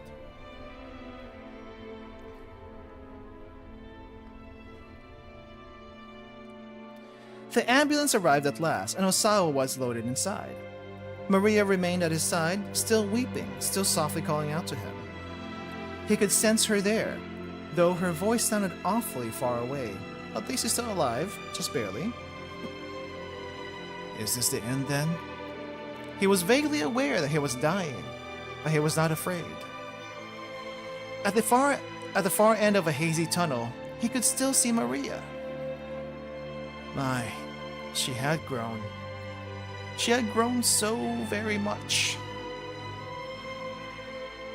If he were an organism that multiplied by dividing itself, he would die knowing that he had left his best selves behind. He had only one wish now, that Maria and Hitomi will go on to lead happy lives. His vision was growing steadily more dim. Tiny motes of light flickered and wavered faintly before his eyes. It looked a lot like the very first time he had ever peered through a microscope. And that was enough for him. Is it already over? Unexpectedly, Maria's cell phone rang in Stanley's pocket. He had meant to give it back to her, but the ambulance had already departed. The phone continued to ring for some time, but eventually fell into a death-like silence. I wonder if that was another microphone bomb inside the necklace. You know what? That probably was another microphone bomb inside the necklace, and that the phone was supposed to like boom. Hey guys, guess what? We passed 8 p.m. It's now past midnight. It's a plot shot. He could survive being shot a dozen times or die from one. He's also very skinny. He doesn't have a lot of body mass to support himself in a dying moment. Oh no, this is not midnight. This is 2 seconds on the bomb. Archie held his breath. He could no longer feel the seconds ticking by. The numbers on the display were changing more and more slowly. But still he watched in fear. 02. It was impossible not to fixate on the countdown. 02. 02. 02. So, 1 second trope has been defied to a 2 second trope. I rarely used one, but glad to see it nonetheless, because it barely makes an appearance. Kano and Achi continued to stare at the timer. 02. It had stopped. The timer had actually stopped. We did it! They did not need to be there. They could still go away and let it explode by itself. But for some reason, they're still hanging around. Achi dropped to his knees with a cry of triumph. The rest of the Shibuya Scramble burst into cheers. You are one reckless guy, you know what? You know that? Kano held his hand out. Achi grinned up at him. That makes two of us. The two clasped hands firmly, their handshake conveying more than any words could have. Achi! Oh, that was Susumu. Susumu came rushing over. You did it, man. I knew you could do it. The two bumped fists. It weren't just me, Achi said. Could never have done without you guys' help. Susumu smiled bashfully. Hey Susumu, take care of the SOS for me. You got it. Susumu looked him squarely in the eye. Achi gave a little nod and the two suddenly bumped fists again. What are we doing? We're doing photo ops now? Suddenly there was a blinding flash. Achi spun around to see Chiaki standing there, beaming happily, her digital camera ready for another shot. Hey, everyone gather up! Minokawa called out to Achi and his pals, and the publishing guy is still here. Why is he still here? Photo time, everyone! Chiaki said, get ready! Get away from the bomb first! Right? The young men struck a pose together. Wait, her too! Minokawa ushered Hitomi over to stand with Achi. Hitomi. Achi stared at her shyly. It was all thanks to Hitomi that he'd been able to do what he'd done. Keeping Shibuya safe. Keeping his promise to Suzune. Hitomi had been his inspiration for it all. There were so many things he wanted to say, but he couldn't get the right words out. Achi, Hitomi's cheeks were damp with tears. Hey now, little lady, Minokawa called. No crying now. Come on, show us a smile. He struck a goofy pose behind Chiaki. At last, the smile returned to Hitomi's face. It really is the best. Hitomi looked up at Achi in confusion. Your smile, he said. It's the best. I don't care what anyone else says. He spoke so earnestly that Hitomi couldn't help but smile even more. Okay, here we go, people. Get your best faces on. At Minokawa's signal, everybody let out a joyous victory cry. The guy at the back. It's like he's got that spot all to himself. Come on, guys, Susumu shouted. Let's lift Achi up where everyone can see him. The members of SOS let out another roar. Huh? No, you don't gotta do that, guys. Hey, cut it out! But Achi had already been swallowed by the enthusiastic throng. Heave ho, heave ho, heave ho, ho, ho, ho. How do you do this? There in the midst of the scramble, in the middle of the scramble, Achi was being hailed as a hero. Kano looked on with a satisfied smile, but what about the bomb? What they had achieved together was nothing less than a miracle. It had taken a lot of luck, and more than a few coincidences for them to stop the bomb. Coincidences. Kano muttered to himself. No, that wasn't right. This was something different altogether. Fate. That's what it was. And not just one person's fate. The destinies of several people had collided, gathering momentum until coincidence became inevitability, and Shibuya was saved. 7 people! The raucous crowd tossed Achi high into the air again and again. Coincidence is also overtrying over and over because people can't stop dying. As a plainclothes detective, Kano would probably never be showered with adulation quite like that. Oh yeah, it is lucky number 7. Didn't realize that. Well, that was alright. A detective's duty was to ensure the safety of the people. He didn't put his life on the line so he could be a hero. Just seeing all those smiles, that was good enough for him. Kano only needed the approval of one person, and that was Rumi. Can we see Rumi now? Rumi. I hope she managed to get out of Shibuya okay. Suddenly worried, Kano pulled out his cell phone. There were a whole bunch of things he wanted to tell her. He couldn't share the whole story. Police rules wouldn't allow it, but he wanted to let her know as much as he could. That the kidnapping case had been resolved safely, for instance.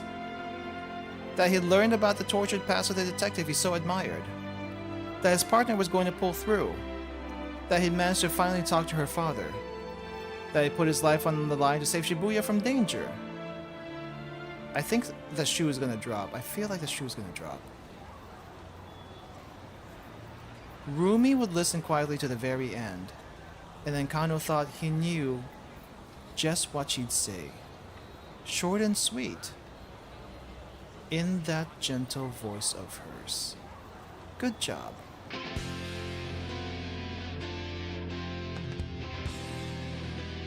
No shoe dropping? No shoe dropping?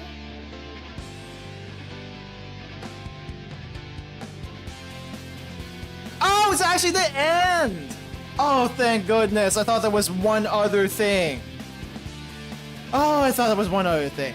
And his father-in-law is standing there in the crowd ready to tell Kano that back in his day he'd done it with a wiffle bat. Post-credit scene, yeah, I bet. I bet. Holy crap, that is a ride, guys. I don't know what to tell you, but that is a ride.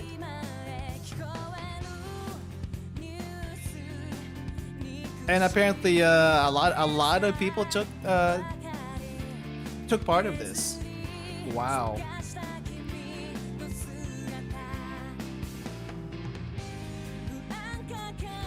Might want to turn down the volume of the game to save the VOD. It's too late.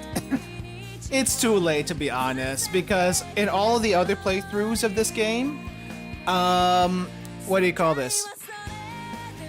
This song has already made all the other videos unmonetizable if I had ads on. So if I had ads on, not monetizable. But if I had super chats or memberships on, it wouldn't matter, to be honest. At least I don't think it would. I hope not. But yeah, that's really all about ad. Where did he go? Okay, this guy hasn't appeared in the longest time. But I'm kind of wondering, where the heck is he now? Where'd he go? But nah, I think it'll be fine. At least there's nothing I can do at this point. Considering all the other VODs kind of got flagged the same way. But, so yeah, I guess we're just doing flashbacks now. So, that was a ride. And, I wasn't sure what I would expect going into this game. But I'm just glad it's done and over. I'm just glad it's done and over. It's probably one of the best VNs I've done so far, though. I've done a couple of other ones. I've done, what was it? There was Nirvana, Somnium Files Nirvana, not Nirvana. I think Nirvana's the second one. The first AI Somnium Files. I did that one. It was alright. It was alright, and I plan to do the second one at some point.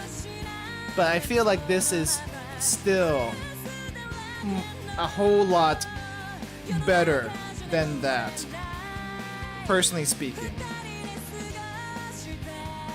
But yeah, I feel like there were so many bad ends in this game, though. Holy crap! Trying to rack your head, trying to get everything straightened out. I'm pretty sure, though. Oh, hey, they both had bananas at one point. Nice. I mean, I just trying to rack everything, like make everything line up together, and it's especially that last part of the game where they don't give you any hints. It's like, where is this? Where is this? Where is this? No one. I feel like no one expected the 2 extra protagonists that would be playable. I didn't anyway. But I do kind of wonder where this is gonna go. If there's a post-credits scene, that can't be it. That can't be just everything. Yeah, I'm surprised Sasuno survived. I thought he would die. Oh, post-credit scene, guys. Let's see what's happening. Whose car is this? Gordon and Alphard sat in the back seat as the car sped along the highway. Here. Gordon tossed a handcuff key onto the seat beside him. Wait. What?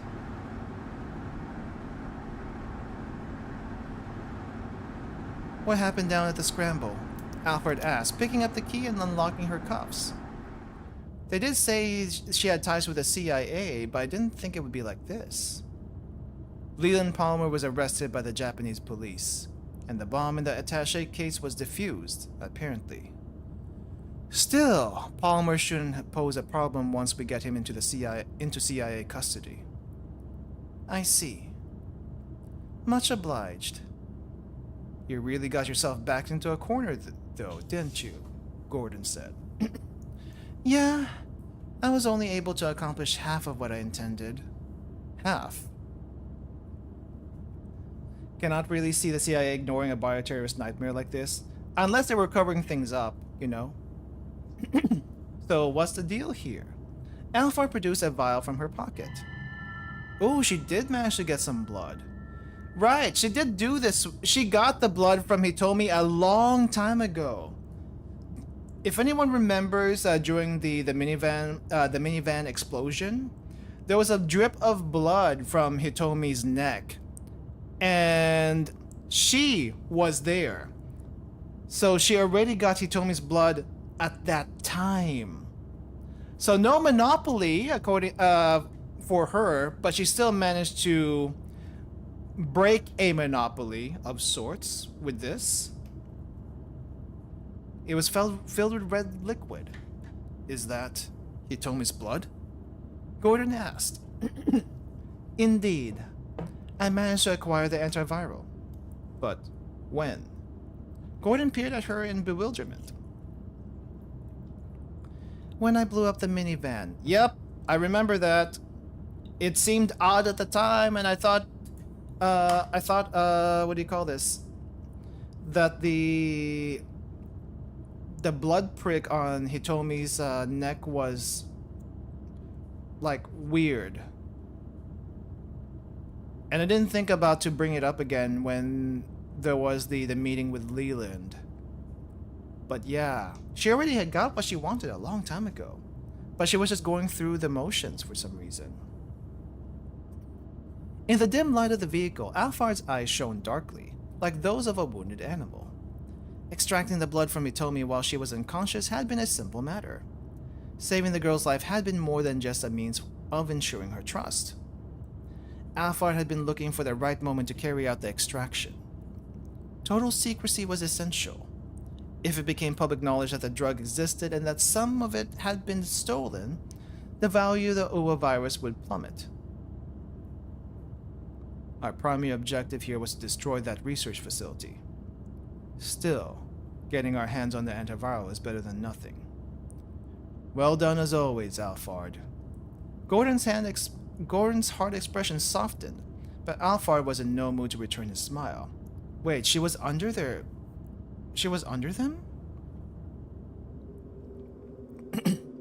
If Maria Osawa had remained inside the facility, her plan would have succeeded. Everything else up until that point had gone off without a hitch. The one thing Alphard hadn't anticipated was Maria bringing the bomb outside. She had injected Maria with a knockout drug back at Endo Electronics that should have kept her from moving around for a while, even after she regained consciousness. Oh, this happened when Kano and her got there. I knew that was a weird time for her to get knocked out, but she did it so quickly. Holy crap. And in any case, she wouldn't have expected the girl to just march into the midst of an armed standoff. She had been certain that Maria would never leave the lab. She had misjudged how strong the girl's feelings for Kanan were. Maria's body had been put into a state of torpor. There were a bunch of people pointing guns at each other, and still she had been undeterred. Alphard's plan had hinged on Maria's relationship with Kanan. And ironically, that same relationship had made the plan fall apart. It was true that she accomplished half of her goals, but Alphard still couldn't shake her sense of failure. She softly bit her lip as she gazed out through the car window. The bright windows of a few buildings shone out in the midst of the otherwise darkened city. A group of tiny lights that refused to be washed out by the darkness.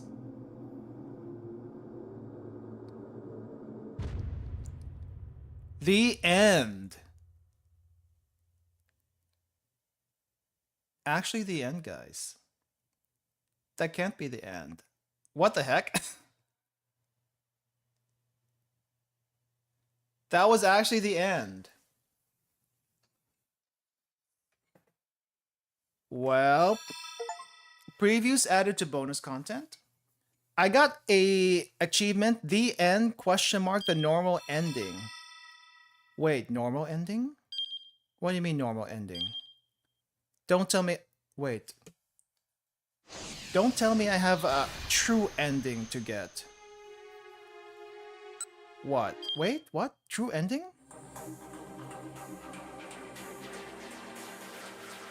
Pop quiz, pop quiz, pop quiz, pop quiz. What is going on here? I may have to look up on how to get this true ending because it doesn't make any sense. What we just saw there. Why did I get a thing for normal ending and not just an ending? Huh. Yeah, I think I might have to look this up. But for now, we'll call the game done. And if I feel like it's worth going for the true ending, if there is actually a true ending, then we'll probably do another session another time. So yeah, that was a ride. That was a ride. So this was a sequel. I wonder if there's going to be another sequel to it. I don't know.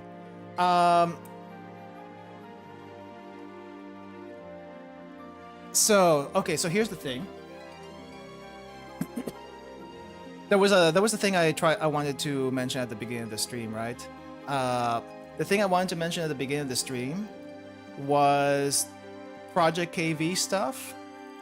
I wasn't sure what to do about the Project KV stuff, to be honest. There was, I guess, a celebration on Twitter with a very compromising illustration on the Project KV Twitter. And it reminds me of the days of Girls Frontline and Kantai Collection with their damage art. And I'm reminded to what I found for the video that I released yesterday about Project KV, where one of the artists said they finally get to make a more etchy or more erotic drawings for the game, and I'm assuming that was it. So I'm not exactly sure what that means. I think a lot of people are still thinking it might be a visual novel, but apparently there might also be a game. Well, a visual novel is a game, but a different type of game other than a visual novel. Yes, I saw the celebration image from the official account, and they had to do it to the best girl. No, there are okay. To me, out of the four that we saw, the red-haired girl was to me best girl, but I was extremely weak against the other one. The one who looks like they would do really bad things to you. But basically, it's Iroha version 2. I wish I could show it on stream, but I think TOS might prevent me from doing that. I could censor it ever so slightly, but hey, if it's part of the game, okay. If the thing is part of the game, nah, I'm not gonna even do that. You can look it up yourself. But if it's part of the game, when the game finally releases, then it's out of my hands, right? It's just part of the game. But if it becomes actually R18, I can't stream that, right? Just FYI. I might be able to stream it with some panic button stuff going on, but that does make me wonder. There are a couple of R18 games. A friend of mine has mentioned that people have streamed with panic buttons censoring the screen. And I'm kind of curious about a couple of them. I might do it at some point, fair warning. But it's not time yet. It's not time yet because I have other things I need to get through first. But yeah, maybe preemptively obscure the entire screen. I don't know. It's kind of hard for me to obscure said entire screen. but just know you can find it on Reddit if you you can find it on Reddit because it's also posted on Reddit. It's also posted on all the usual stuff. So if you know all the usual stuff is, you can find it there. I mean, for all the controversy that people are throwing regarding the Project KV game, I am still, very optimistic about it. I hope it'll go off without a hitch as much as possible. But yeah, I'll probably talk about it a bit more once we have a lot more info on Blue Archive Night, because it's still kind of related, right? It's still related, and hopefully by that time we'll have more things that come up in the website, and I might even be able to do a second video for reactions and stuff. Speaking of which, I do have a video I need to make after this stream, so I need to go eat and rest up and do all that stuff. There's another Atelier Yumiya video, another PV video for Atelier Yumiya that showed up. I took a quick look at it, but I want to do a proper reaction video later today, so gonna do that, release that hopefully tomorrow, because we already have one long stream today, and 2 videos in one day is kind of bad for channel stuff in general. I did 3 videos technically yesterday. I did the stream with the Japanese language learning stream, and then 2 smaller videos. That was kind of a lot actually for channel statistics and whatnot. I know I say screw the algorithm, but sometimes I have to 3 videos in one day, algorithm or not. I feel like it's a lot of content for people to go through, So, which kind of makes me wonder how people stream twice in one day. Some people do that. They stream in the morning and they stream at night, or they stream in the afternoon and they stream later at night. I think I only have enough for me in one stream, but I did consider doing another stream yesterday about the Project KV stuff. But I feel like the video was probably the better call at the end of the day. Anyway, we'll talk more about that when it happens. I hope you guys enjoyed this playthrough. Like I said, I'm going to be going through and seeing if the true ending is worth it. Otherwise, if you want to see the true ending yourself, it should be on YouTube somewhere, though I did try to look for other playthroughs of this game, and there is not a whole lot. There is not a whole lot of other playthroughs of this game, so I'm kind of like, really? Why? And only one other streamer I know has streamed it, so even rarer content, probably because it's a visual novel. I don't know why. But I thank you all guys for coming. Thank you for joining me on this wild, wild ride of a game, which probably should have been a movie or a TV series, and it kind of feels like it. But yeah, next week will be something different, and I'm trying to figure out. It should be. I know it'll be different next week, but I wonder if I should do a shorter long series that I can finish up in about 3 or 4 streams, because October is coming next month, and I've asked in video and the community tab your suggestions for creepypasta readings. That aside, if you have any, please go make your suggestions in either of the locations, either the video or the community tab. But that aside, I feel like I should probably do a shorter series for the rest of the month, so that we can do horror stuff next month. Because next month is October, right? Halloween season, Spooktober month, whatever. And I'm still trying to figure out what I'm going to do for that month. We'll see. Anyway, Again, thank you all for coming, thank you for watching, and really appreciate you sticking throughout this entire thing. See you later, everyone. I will have the rest of the waiting rooms up for the week, hopefully soon. Okay, I think that's it for real. Bye-bye. Bye-bye.